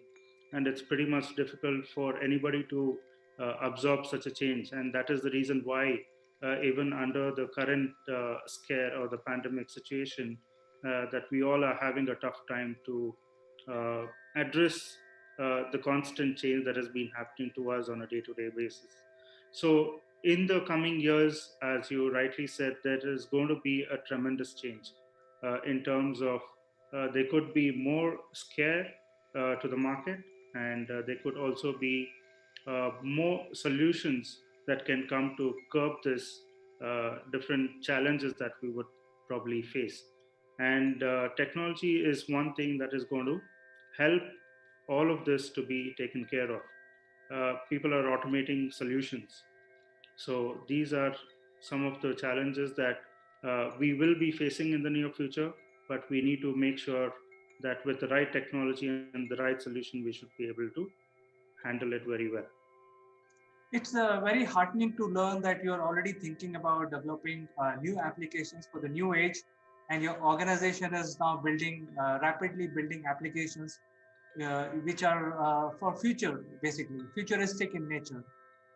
Right. However, the investor community also play a major role in whatever is going to come out in next decade or next 5 years. What is your key message to the investor community? Because I think that has become a holy grail of all IT entrepreneurs, to find the right investors who can live with them for at least 5 years or more. So do you have any opinion on this? See, I have a completely different opinion in terms of investors. Investors, there are two ways of how investors come into organizations, and they either grow or they fail. So these are the two different ends that we see. There are very few organizations sustaining today, even after there has been great investments from investors. So I'm not against them, but I'm only trying to understand how this investment could be a more sustainable one than looking at even after good investments coming into organizations. Uh, we need to understand why they're failing. So my point of view is only to take it to in the positive direction and make sure that it becomes a more sustainable investment and growth for any organization for that matter. So that makes it more easy for more and more investors to come in and invest in new startup organizations. So I think you also say, or rather concur when I say that investor community plays a major role, because if the healthcare has to uh, develop more high-tech applications need to be deployed in the healthcare segment, then obviously investor community has to understand that future roadmap and back the IT technologists like yourself and your colleagues in the industry. Um, Mukesh, I think we had a wonderful conversation today. However, we had limited time. It is not sufficient to understand your, the entire leadership journey. But I think we will find another opportunity to discuss with you. It was a pleasure knowing you and also bringing some of these facts in front of our viewers. Thank you, CK. It was wonderful talking with you and being a part of your show. Have a nice day, Mukesh, and catch you next time. Bye-bye. Thank you. Thank you, AK. Have a wonderful day.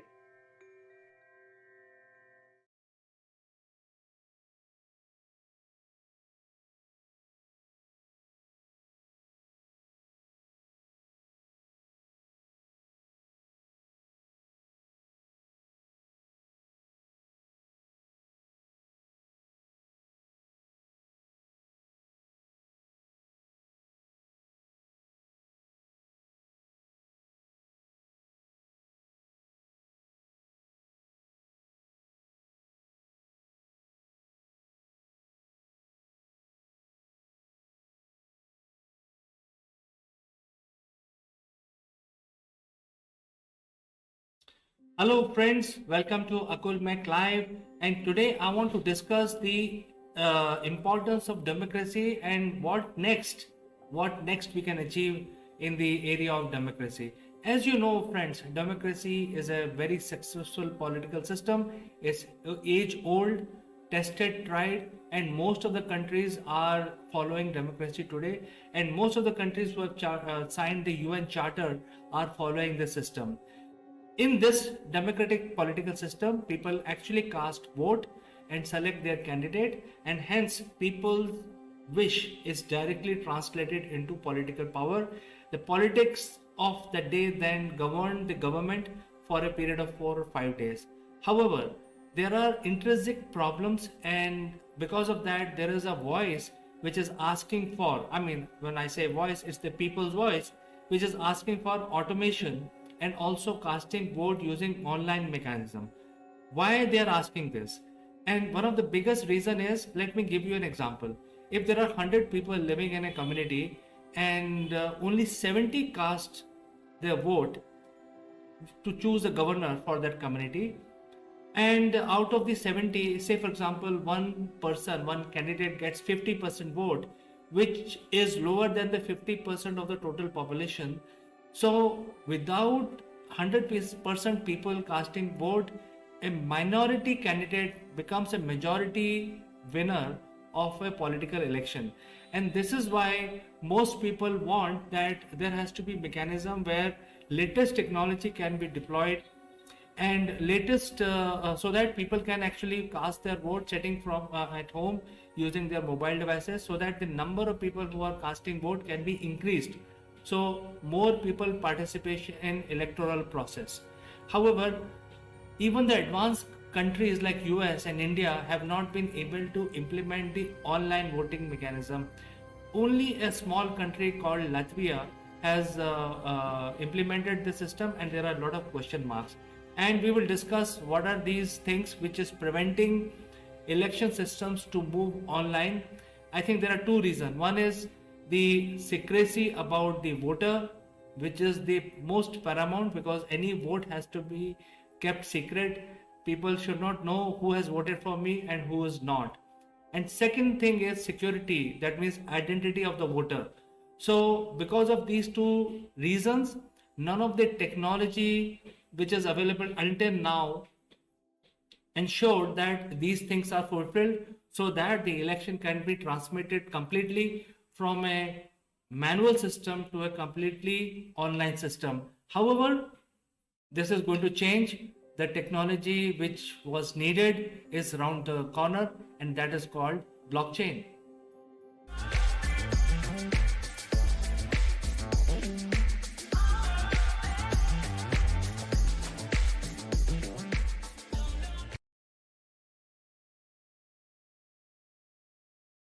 Friends, blockchain was really invented in 1991, but then at that point in time, there were not many takers for it until 2009, when the cryptocurrency was developed using blockchain technology. Blockchain is, as the name suggests, is a very intuitive technology which secures each and every information in chunks of blocks, and each of these blocks are encrypted, which makes it virtually impossible for anybody to hack it. In fact, because of this intrinsic quality of blockchain technology, most of the financial institutions love this, and they want their core systems to run using blockchain. And because of this, even the cryptocurrency is designed on blockchain, and hence it is virtually not hackable by anyone, government or non-government agencies. It's highly secure. So moving on, how it is going to help election process? Well, now because of the power of blockchain and the ethical hacking or unethical hacking is being so prevalent today, the threat of taking your identity being stolen on the internet is far greater than it was ever. So there is a new version of web which is going to come, and it is now dubbed as Web 3.0, completely based on blockchain. And since the blockchain technology is so advanced, it will not allow your identity to be taken, to be stolen, or to be misused. It is virtually impossible to do that. And because of that, the next wave of web, which is going to come up in a big way, will not require any passwords. So if you have a one identity, for example, in my case, I have my name, I can use my web using the same identity, and I don't have to use multiple passwords for multiple applications. So the different applications which are existing at this point in time on web will dissolve, and then you will use one web and multiple things on the web without getting logged in into multiple things at the same time. So that is one aspect of blockchain when it comes to Web 3.0. And when the Web 3.0, which is like a couple of years from now, I don't see any hindrance of taking the electoral process also onto the internet, where since your identity is proven, there is no need for proving your identity or walking up to the casting center, or as we call it, where you actually cast your vote. You can do it from your mobile, and that will make it very, very foolproof. And because of that, blockchain is going to allow these politicians and political party to start thinking, or the government of different countries to start thinking, how can we take this election process onto the internet so that more and more people can read my manifesto, engage with me online, and also cast their vote online without the risk of anybody stealing their mandate, which they have casted for a particular candidate or a particular party.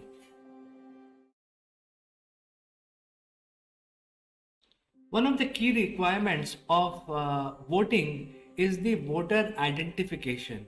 And that has been a big challenge, because you as a voter can actually vote twice. And sometimes, if suppose you have not voted, somebody else will vote on your behalf.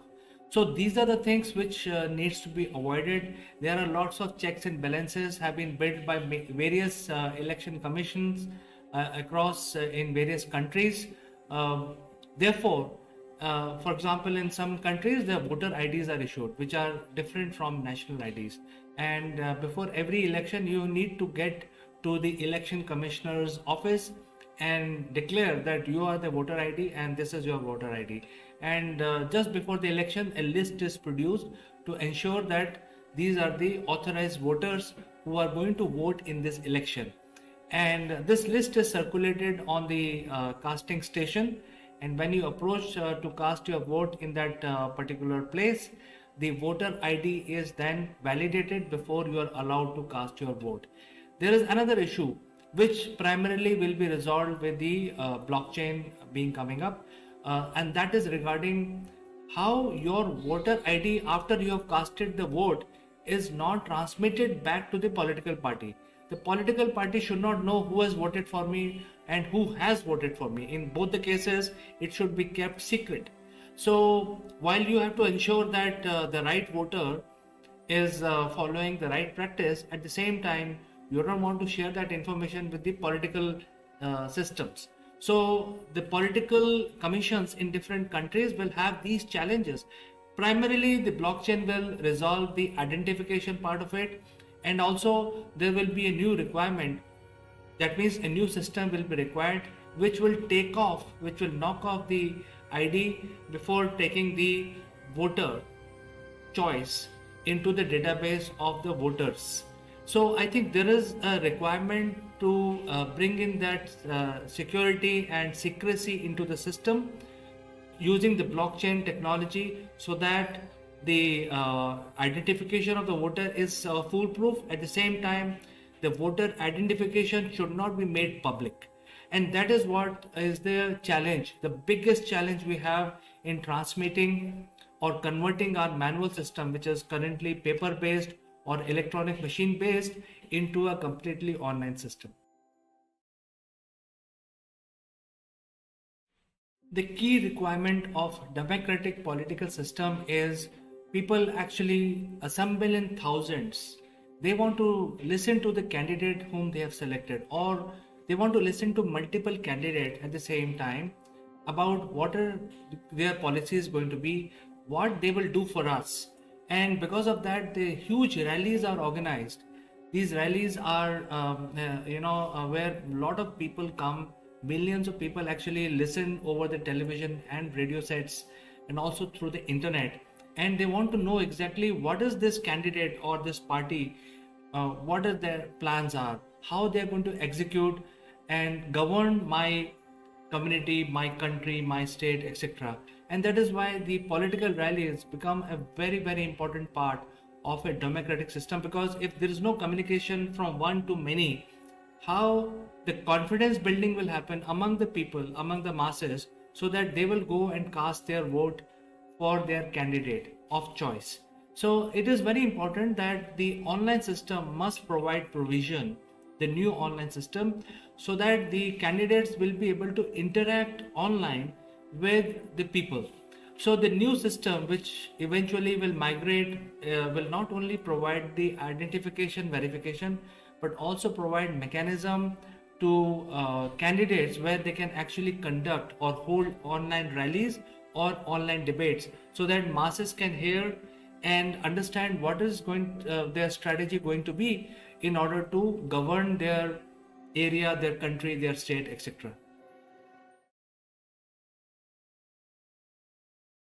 Just before the election or the commencement of the election process, different candidates and different parties comes out with their manifesto. What is a manifesto? Manifesto is the list of things that they have understood, and they have promised that these are the list of things or activities or provisions or new laws, new changes, regulation, etc. This party is going to bring in next couple of years, during which during which they will actually hold the power of governing the countries and state. And this manifesto is published in a big pump and show. Many parties actually spend a lot of money in making very attractive manifestos with their photograph of the candidates on the cover, and also they actually talk about their strategies, how they are going to do these things. I mean, you can promise that, hey, I will reduce your taxes, I will provide free education, I will give you free transportation, but how you are going to do it? So the entire strategy is also mentioned in the manifesto document. And when the process moves online, I don't think people are going to read the manifesto, which is like a book. It has to be available online, and people may have a different requirement also. What physical requirements people have, but in the online world, people will have a totally different requirements. They will have a new way of actually comparing manifestos. Also, manifestos should be available at the time of voting being casted, so that they can refresh their memory, etc. So all of this needs to be moved in. The process of creation of manifesto also be completely online, where people actually then choose to read what manifesto they want to read. And that is why bringing the manifesto creation and publishing of manifesto must also be considered as part of a new system which will emerge in future.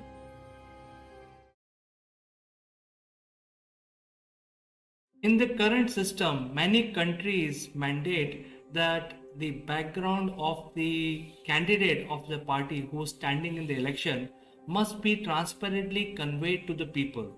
And there is a process around it, so that people can know what is the kind of candidate or what is the kind of person they are choosing to lead their next 4 years or 5 years.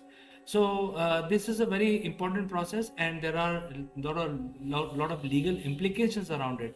So when the system moves online using future technology, the choice of candidate must also be given to the people right there. So whenever they choose a candidate, they can actually not only go to his background, they should be able to know more about the candidate.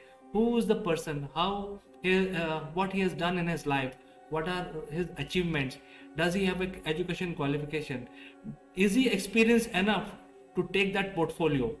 Those kind of things, they have to be very, very clearly mentioned. So far in the manual system, none of these things are very, very clearly defined. But when the system moves online, I don't think the candidates will be able to hide from this reality. And hence, the new election system, which is based on blockchain, will allow propagation of this ability of the candidate to tell about themselves to the people, and hence it will become also a very important part of the future election process. creating this system of online manifesto, online ID, voter ID verification, online verification of candidates, and also casting votes is all fine. But then all this process has to follow certain objective, and the objectives are basically based on what people want. And the politicians actually promote this kind of dialogue with the voters. They usually conduct open forums where people can engage with the politician openly and voice what they need, voice what their concerns are, and so on. And thus the politician form a sort of a data center within his party office, where they actually collect the feedback from the people, and then based on that they actually form their strategy. And then they talk about the manifesto. They will say that since people 80% of the people want this, for instance education, then we will actually provide this, we will provide relief on tax, we will provide more jobs. All this is based on certain feedback which they get directly from people. Now when we move online, physical meetings will also have to move online, and therefore the new system must provide a dialogue, a direct interaction between voters or the people or the citizens, and also between the candidates. So there has to be a mechanism where there will be a database collection process where, without revealing identity of the voters, they can actually tell the politicians in the form of surveys or in the form of direct interaction with the candidates about their wishes, about their requirements, about the gaps in the systems that they have, etc. Whatever that people needs. So the needs then becomes translated into the actions for the politicians. When we are equipped to conduct our political elections completely online, that means we are able to transfer all the current systems onto the online mechanism, provide security, secrecy, etc. Still, the voting process is such a complicated process. It actually gives out a lot of data points. It actually conducts a big survey. It does not only provide information about who is going to be the winning candidate and who is going to be the president of the country, who is going to be the prime minister or chief minister of a state. Actually, it gives a lot of other information. It also gives information about how many people voted for a particular candidate based on particular ideology. It also gives information about how many different types of people speaking different languages and how they have voted. So basically, lot of data patterns emerge out of a voting process, and it is happening even today. How the people are voting will determine how the voting process will evolve in next 10 years. So therefore, considering the gravity of secrecy and security, the new system will have to be ensuring that these data analysis or data marts should be used responsibly, because by way of millions of people voting on the same system, the system will have the ability to create different demographic, different kind of data scenarios and presenting that to the government. And so therefore the election system must be immune to all this data analysis. There could be some other data processing, there could be some census based data processing, but I think that we have to think. Right now the clarity is not available right now how this whole thing will pan out, but I think one thing is very clear, that eventually, sooner or later, the election process has to move in the online medium. Friends, the future looks very promising. Blockchain is very promising technology. I think we must accelerate our efforts. All the governments across the world must accelerate and bring out Web 3.0, which is based on blockchain technology. It will actually create a lot of good infrastructure for us. It will also increase a lot of secrecy. It will also protect our identity, and we also be able to launch our election system completely on Web 3.0. and this will also increase the participation of number of people voting, because currently it is less than the number of voters which are available, because many people don't go to vote. And because of this quality, you will be able to launch out applications for voting with security and secrecy on the mobile devices of the people, and then you will be able to make the election process mandatory. That means if the citizen is in the country, you have to vote either for this party, this candidate, or somebody else. You have to vote. It must be made compulsory. Or you can say that, hey, I don't like any one of them, and you can abstain. But voting has to be compulsory.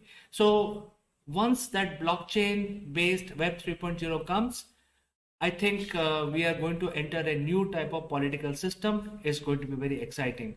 Let me know what you think about this, and I'm eagerly waiting for your comments. As you know, I respond to each and every comment. So I say goodbye only for today, to catch you again in the next one.